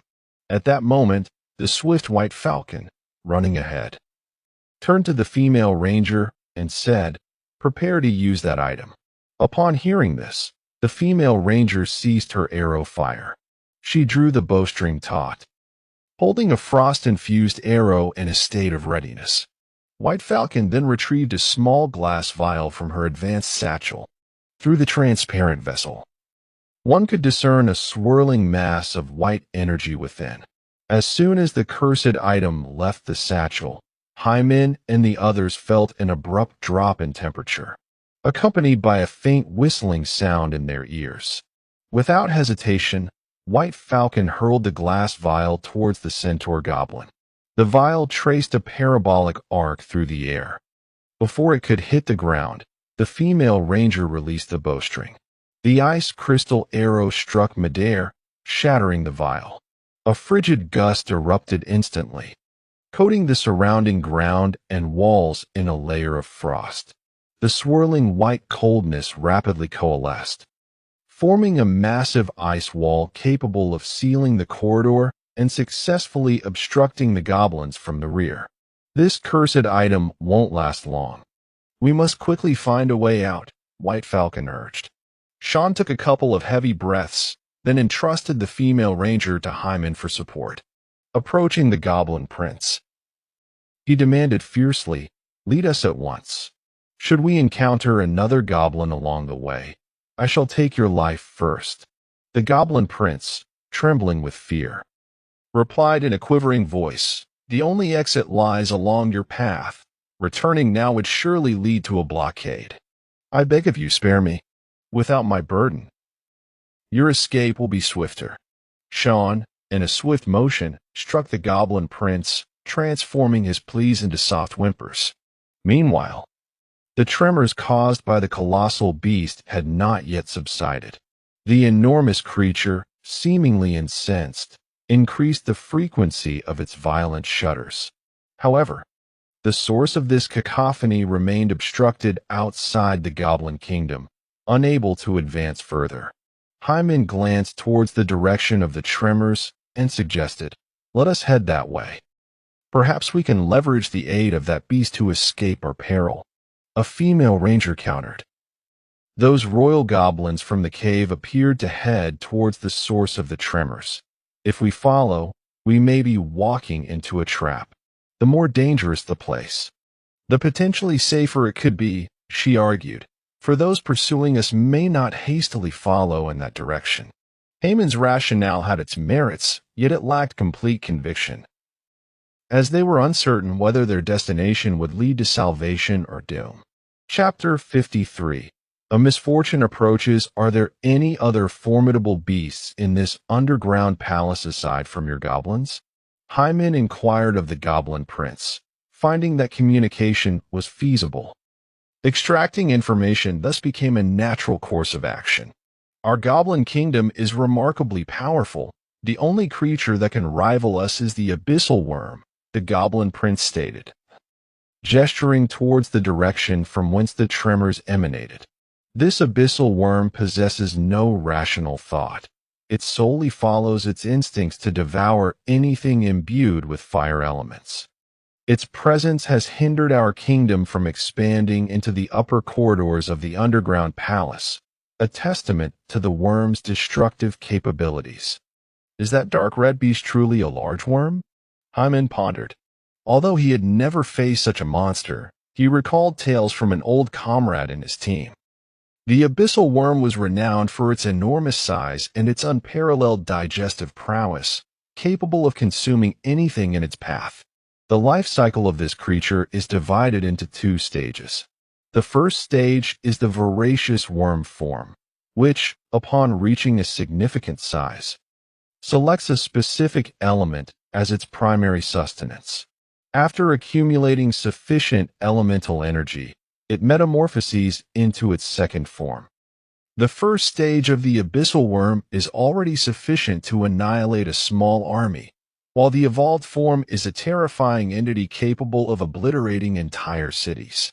As anticipated, the abyss worm is likely the lord of this underground palace.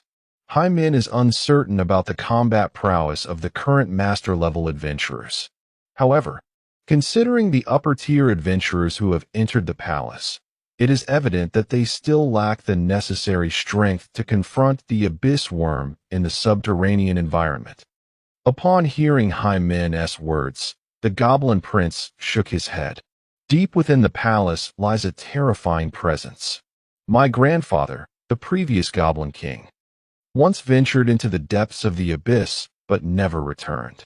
As the group drew closer to the source of the tremors, the presence of goblins became increasingly apparent. Hyman seized the goblin prince by the arm, lifting him into the air. As a prince, you must know of suitable hiding places nearby, right? After receiving a terrified nod of affirmation from the goblin prince, Hyman nodded and tossed the young goblin to Bai Huan. You should take cover for now. I intend to lure that worm here. Immediately, Hyman outlined his plan. He intended to exploit the disguise abilities of the thousand-faced illusion to breach the goblin's defenses from within and invite the eager abyss worm to visit. Oh, mate, this is a truly audacious and reckless plan, Sean chuckled. I think it's worth a try. Bai Huan and the female ranger exchanged glances, perplexed. How could adventurers resort to such tactics? Shouldn't the proper approach involve gathering strength to confront the monstrous strongholds head-on? Wasn't this somewhat insidious plan insufficiently heroic? All of them were seasoned adventurers. Given the chance, they should be able to escape successfully. As Hyman spoke, he turned to Sean. Please keep an eye on Nicolia's whereabouts when you leave. I will be attentive here as well. Bai Huan opened his mouth, hesitating to speak. The female ranger then asked, Hyman, could you also help keep track of Wendy's movements? Hyman nodded in agreement, for it was clear that the violent Wendy would not exercise the caution that he and the others did in concealing themselves.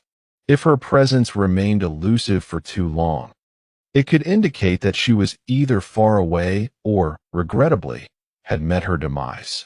After parting ways with the three adventurers, Hyman reignited his torch. His appearance transformed into that of a goblin. With prior experience in disguise, he quickly assimilated among the goblins.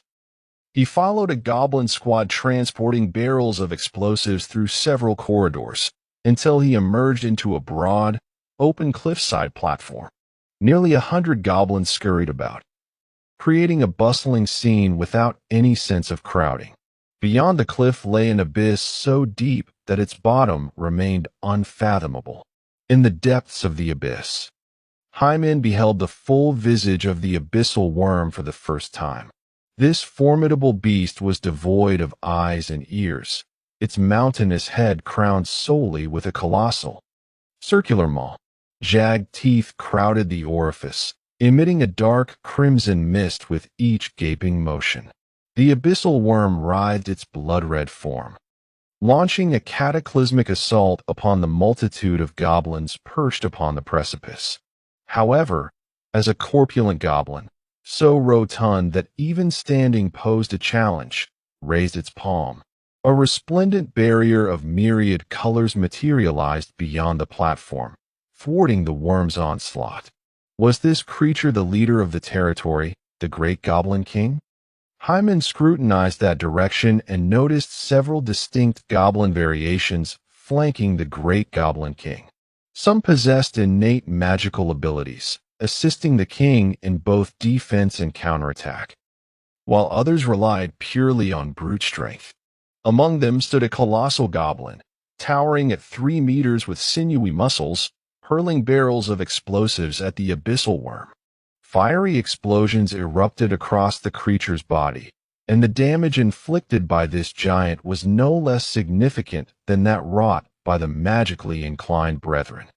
As the colossal goblin launched the final barrel, it reached for another but found itself empty-handed, igniting a furious rage within. In a fit of anger, it seized a regular goblin and, amidst the latter's piercing screams, flung it towards the abyss, causing a crimson spray to erupt from the enormous worm. Such terrifying strength. Even from Haman's perspective, the power contained within this giant goblin was astonishingly exaggerated. With a thunderous roar, the colossal goblin directed its wrath towards Hyman, prompting the goblins transporting barrels of explosives to hasten their pace. At that moment, Hyman exhibited remarkable perceptiveness. Leveraging his own strength, he seized 4 barrels and sprinted towards the colossal goblin. The giant cast a glance at this newcomer, adorned in an entire set of human equipment, and a flicker of approval crossed its savage gaze. It contemplated whether to recruit this unfamiliar individual into its ranks once the enemy had retreated. Eagerly, Hyman ignited the fuses for the colossal goblin, even fretting that the explosions would not occur swiftly enough. Under the astonished and bewildered gaze of the giant, he thrust his torch into one of the barrels. Chapter 54. One man against the tide. The orange glow of the flame illuminated the furious pupils of the colossal goblin, as the combined force of 4 barrels detonated simultaneously. Even the vigilant Hyman, who had raised his shield in anticipation, was momentarily staggered by the impact. The colossal goblin was hurled away by the shockwave, rolling like a gourd for a considerable distance, narrowly escaping the precipice below. Hyman spat out a mouthful of congealed blood. Although his steadfast stance rendered him as immovable as a mountain, the relentless shockwave still penetrated his heavy shield, inflicting damage upon his organs. Yet, it was merely a trifling injury. Seizing the opportunity, while the colossal goblin had yet to regain its footing and the other goblins were still disoriented, Hyman charged towards the giant. He raised his unwieldy shield high and brought it crashing down with ferocity. However, this powerful strike was intercepted by the colossal goblin's arm. Hyman's ordinary attack merely scratched the surface of the goblin's tough hide. With a furious roar, the giant goblin executed a swift maneuver, regaining its stance. Its massive fist descended upon Hyman's head like a battering ram. This was precisely the moment Hyman had been waiting for. He positioned his shield, and as the goblin's fist accelerated to its utmost force, he swung his shield with all his might. Shield counter. The blaze illuminated the entire cliffside, momentarily dimming as if the very light had been extinguished.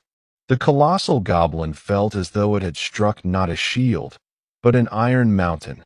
The force of its enraged punch rebounded with a staggering 130 of its own strength.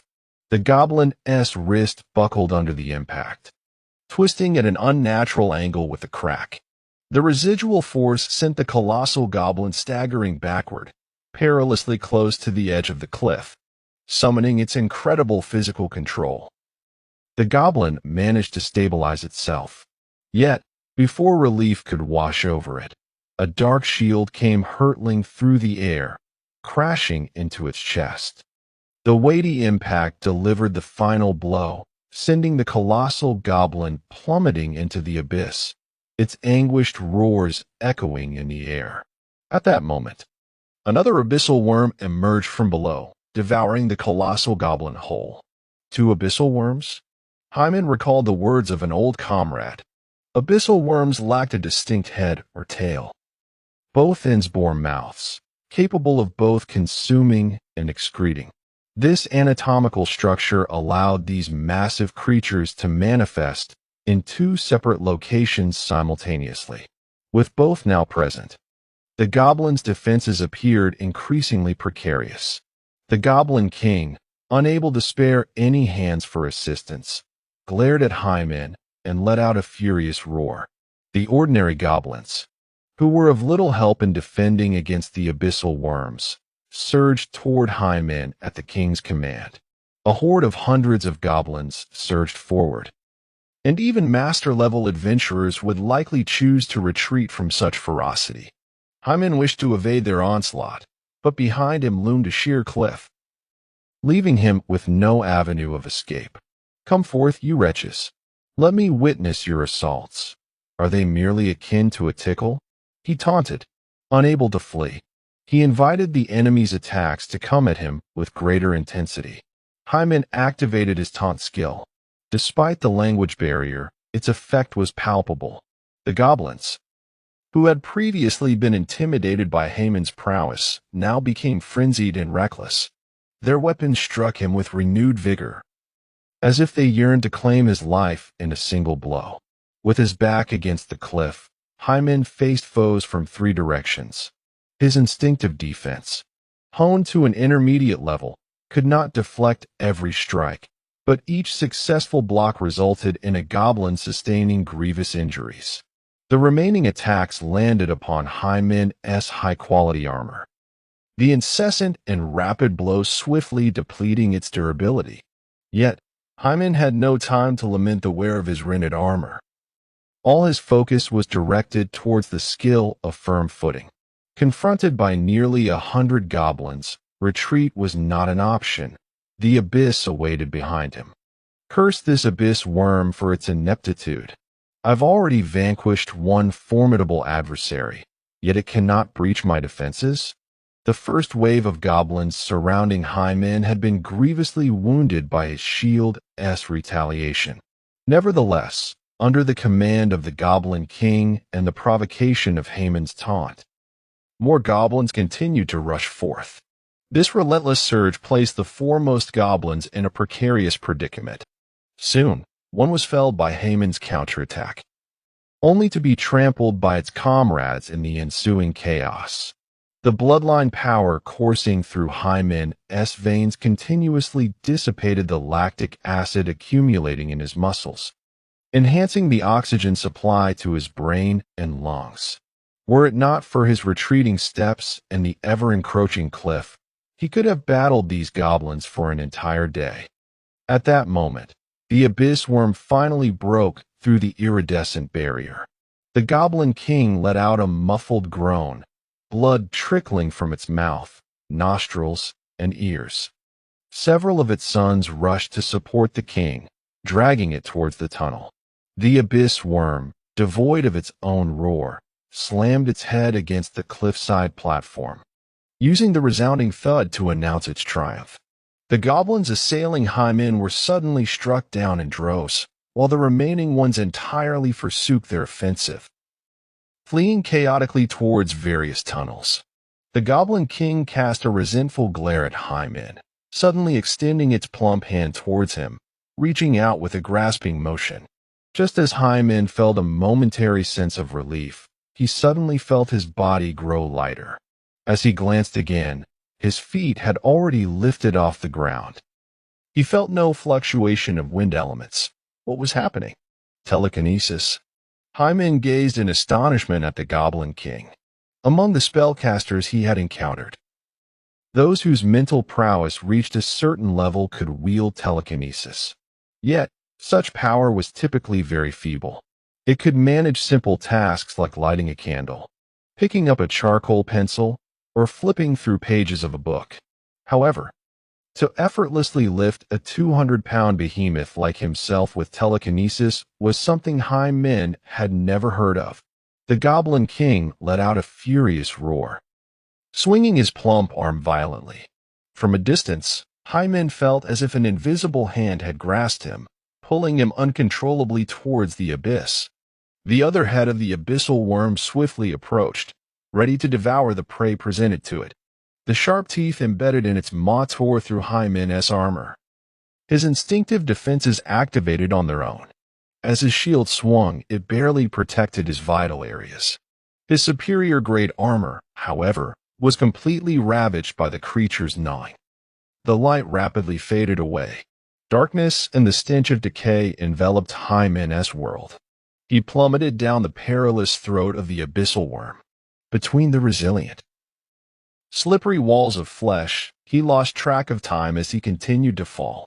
Finally, he landed in a pool of thick, foul-smelling liquid. Was this the worm's gastric juice? Feeling a distinct, burning sensation on his skin, Min dared not linger in the viscous fluid and hurriedly rose to his feet. Chapter 55. The joyful moments of the dragon hatchling emerging from the viscous gastric fluid. Min retrieved a spare torch from the side of his satchel. These torches were of premium quality, designed to resist moisture, water, and wind. The torch's light illuminated the surrounding darkness. The environment in which Min found himself resembled a waterlogged cavern, yet the walls were composed of wrinkled, dark red flesh. The liquid surrounding him did not merely reach his calves. It was corrosive gastric fluid. The gastric juice of the abyssal worm was surely not limited to this small amount. It seemed that he was still on the periphery of its stomach. Around Min lay some earth, stones, and partially digested corpses of magical beasts. He discovered the body of a large magical beast, which he utilized as a makeshift vessel to narrowly avoid the corrosive gastric fluid. Upon observation, he noted that the stomach of the abyssal worm was not a singular entity, much like the uppermost regions of the labyrinth of Lapus. The worm's stomach consisted of a network of tubular passages intertwined with one another. Each area's digestive chamber appeared to represent varying degrees of digestive capability. Just as Min raised the torch, preparing to casually enter one of the passages, the dragon egg hanging from his chest suddenly stirred. He conveyed a profound desire for sustenance. "Ah, is there something here that you can consume?" Min wielded the useless heavy shield as a paddle. Navigating the small vessel of corpses, he rowed towards a direction indicated by the dragon egg. Before long, Min discovered the object of the dragon egg's desire. Beneath the viscous gastric fluid, a dim crimson glow began to emanate, enduring the searing sting against his skin. Min groped through the digestive fluid and finally retrieved a red crystal, roughly the size of a basin. What is this? Once freed from the gastric fluid's embrace, the radiance of the red crystal became increasingly pronounced, allowing Min to discern the intricate patterns on its surface without the aid of a torch. The dragon egg incessantly transmitted its hunger to Min.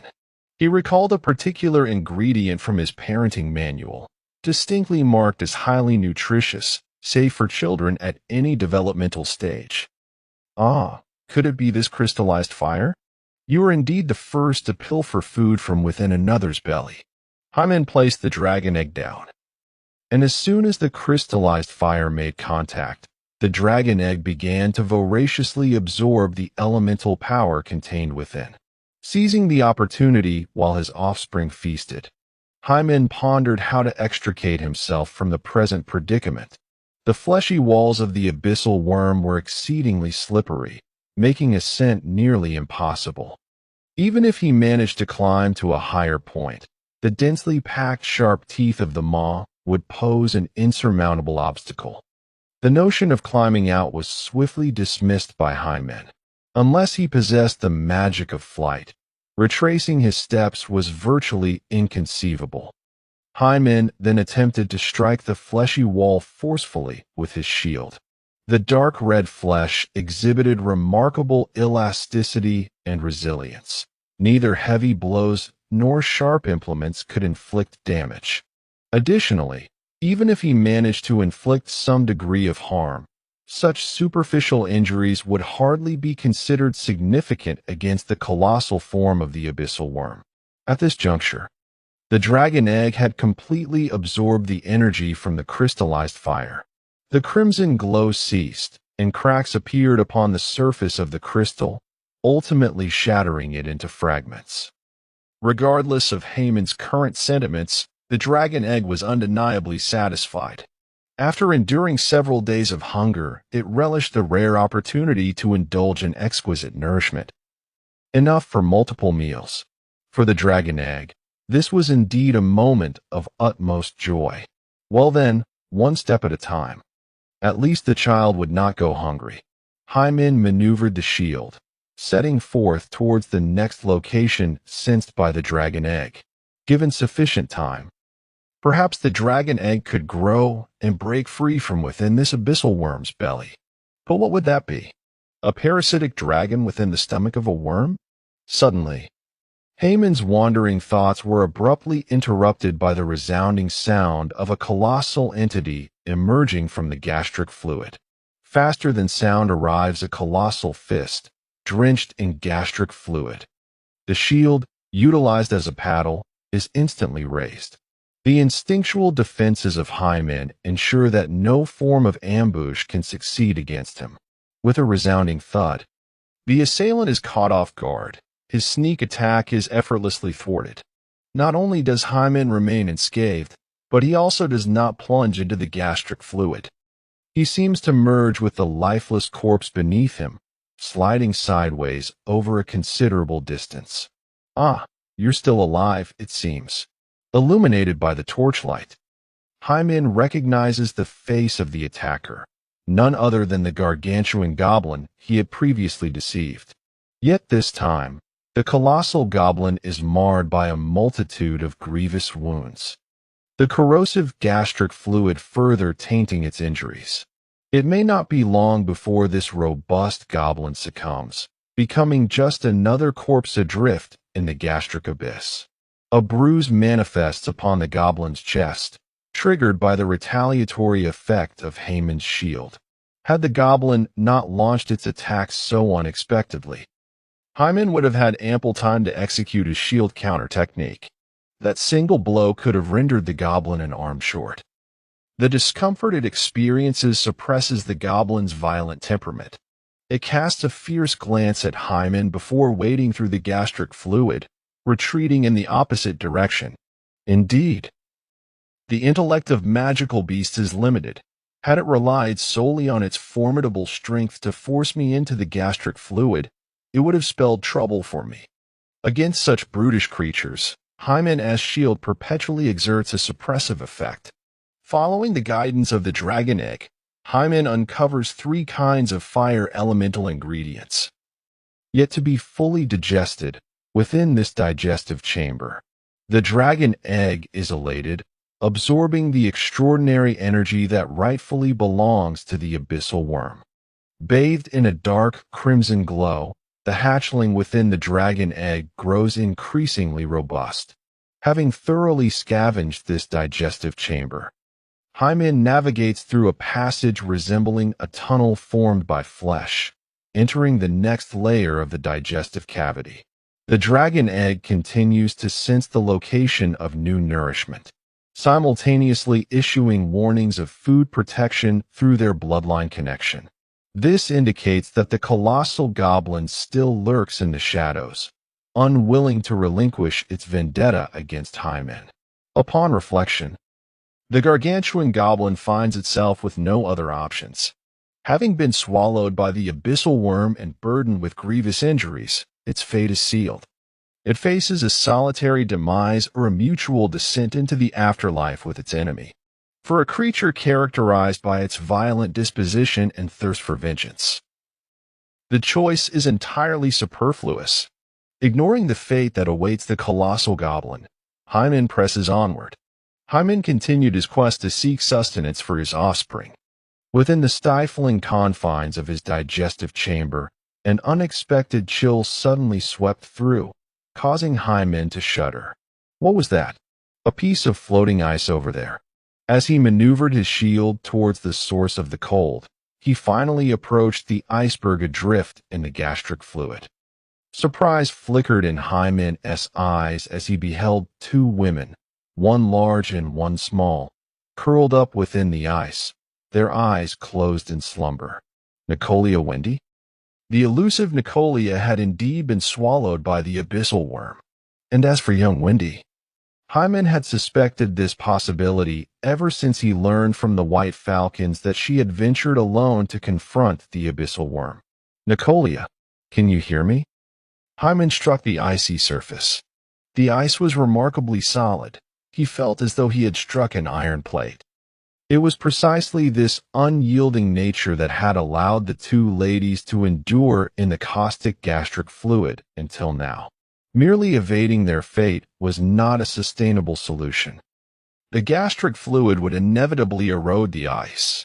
He needed to rouse them from their slumber. Hyman grasped his cumbersome shield and brought it down forcefully upon the iceberg. With a resounding thud, viscous gastric fluid splattered, yet the ice remained unscathed. Could this impenetrability be attributed to Wendy's abilities?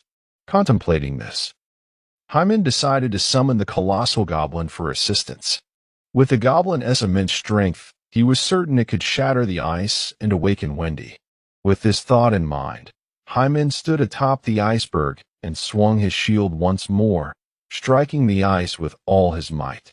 However, this time, he deliberately let go of the unwieldy shield, sending it flying towards the depths of the gastric pool with a resounding splash. I refuse to believe you can endure this. The goblin's volatile temperament was indeed susceptible to provocation. At the moment Hyman relinquished his shield, a figure, agile as a monkey and robust as a bear, leapt down from the flesh wall towards him. The dragon egg's warning and his instinctual defenses simultaneously directed Hyman's attention to the impending danger. He rolled aside, landing atop a nearby beast carcass. Just as his foot touched the remains, a thunderous crash erupted behind him. Gastric fluid erupted violently as the iceberg suddenly diminished in height. Cracks spiderwebbed across its surface, the cause being the colossal goblin's fearsome fist. The goblin, half crouched on the iceberg, let out a powerful roar directed at Hyman. With a sudden thrust of its powerful legs, it lunged towards Hyman once more. In a moment of peril, Hyman unsheathed a wooden round shield from his waist. In a hurried maneuver, he executed a masterful counter with the shield. The overwhelming force surged through, causing the fragile shield to shatter into countless wooden splinters with a resounding crack. Both Hyman and the colossal goblin staggered backward simultaneously. A trickle of blood escaped from the corner of Hyman's mouth, while the goblin's fist trembled slightly. This exchange was a fierce contest, evenly matched. Suppressing his breathlessness, Hyman leaped into the pool of gastric fluid, relying on his superior recovery skills to seize his unwieldy heavy shield before the goblin could react. The gigantic goblin, albeit slightly delayed, possessed longer limbs, granting it an advantage in the viscous liquid. It swiftly caught up, seizing Hyman's ankle and forcefully hurling him above the surface of the gastric fluid. The greatest distinction between humans and beasts lies in the former's adeptness at utilizing tools. Yet, the goblin shared this advantage as well. As the colossal goblin emerged from the gastric fluid, clutching the heavy shield, a wave of despair washed over Hyman. He lamented silently that had he been at his peak, adorned with legendary gear, this foe would have posed no threat whatsoever. Alas, that was merely a hypothetical. Now, as he re-entered the realm of adventure, Hyman faced the daunting challenge of battling a colossal goblin unarmed. Just then, a drowsy murmur broke the tension from behind him. accompanied by the sound of ice cracking. It was Wendy awakening. A smile spread across Haman's face as he refrained from turning around, simply stating, "Heth, is the little girl still asleep? Come see the grand toy I found for you." With a graceful leap, Wendy soared over Haman, her feet landing on a thin layer of frost that formed atop the gastric fluid, allowing her to stand steadily. Though slightly damaged, it was still quite an impressive plaything. Wendy surveyed the colossal goblin before her, sensing an equally bloodthirsty and ferocious presence emanating from it. After a brief standoff, both figures charged at each other simultaneously. The frost-encrusted fists of Wendy struck fiercely at the goblin's head, while the goblin's tree trunk-like legs slammed into Wendy's waist. Their battle, a chaotic flurry of punches, kicks, and savage bites, was more frenzied than that of true beasts. Wendy's wild laughter intertwined with the goblin's furious roars, crafting a brutal aesthetic of violence inscribed in blood and bone within the depths of the abyssal worm's body. The cumbersome heavy shield, proving too unwieldy, had already been discarded by the goblin. Seizing the opportunity, Haman retrieved Wendy. Although her fists brimmed with vigor, they paled in comparison to the innate strength of the colossal goblin. Even with the goblin nursing injuries and having previously withstood Haman's shield counter, the scales of battle continued to tilt gradually in favor of the monstrous foe. At that moment, a radiant crimson light, a symbol of power, enveloped Wendy. Her primary strength enhancement was swiftly followed by a luminescent aura representing speed, and a golden glow denoting endurance, an array of beneficial states accumulating upon her. Nicolia. Haman turned to see the red-haired sorceress, Nicolia, awakening. Standing upon a floating iceberg, her face bore a blend of surprise and relief. She bestowed upon Haman a touch of basic healing magic, the warm glow reminiscent of her gentle smile, imparting a sense of comfort and solace. Having received such a tender blessing, Haman resolved it was time for him to act. He bent his waist, gathering strength, his muscles, well defined beneath his tattered armor, rippled visibly. With a low growl, he hurled his heavy shield with ferocity. Haman unleashed his most formidable attack, Shield Slam. The dark shield, devoid of any extravagant trajectory, surged forward. Propelled solely by raw potential and brute force, barreling straight into the colossal goblin. The goblin had come to understand Haman's attacking prowess. Thus it merely cast a fleeting glance before continuing to suppress Wendy, disregarding the incoming shield. Chapter 57. The Way of Escape. However, this seemingly underestimated shield, during its flight, unexpectedly gained a second surge of speed. The already considerable potential was further amplified. A flicker of astonishment and confusion crossed the goblin's eyes. Yet, it was too late for it to mount a defense. With a resounding crash, the massive goblin staggered and fell into a pool of gastric fluid. Its chest, previously battered by Wendy's relentless strikes, now bore a slight indentation. The agony of broken ribs was secondary. The vulnerability exposed by this blow was far more perilous. Possessing the instincts of a beast, Wendy seized this opportunity with remarkable acuity. Without a word or smile, her demeanor, which usually exuded a gentle and demure quality, was cast aside. In an instant, she ascended the goblin's shoulder with the agility of a monkey. Her frost-covered hands gripped the goblin's jaw tightly, seemingly intent on wrenching its head from its body. "Twist his neck, you foolish girl." Haman felt a wave of exasperation at Wendy's lack of wisdom. At that moment, a shard of ice and two blades of wind whistled through the air from the direction of Nicolia. The ice shard struck the severely wounded chest of the colossal goblin with precision. Though the sharpness of the ice merely inflicted some superficial injuries upon shattering, The frost that enveloped the goblin's chest effectively hampered its cardiovascular function, further diminishing the goblin's resistance. The two wind blades, meanwhile, sliced through either side of the goblin's neck. Although they only caused minor wounds, Wendy's relentless force gradually widened the gashes to the width of 1, 2, even 3 fingers. The colossal goblin emitted a reluctant wail, followed by a sickening pop as Wendy forcibly extracted its head, along with a portion of its spine. Holding the head aloft, with the severed spine still attached, Wendy appeared as jubilant as a rural maiden who, after considerable effort, finally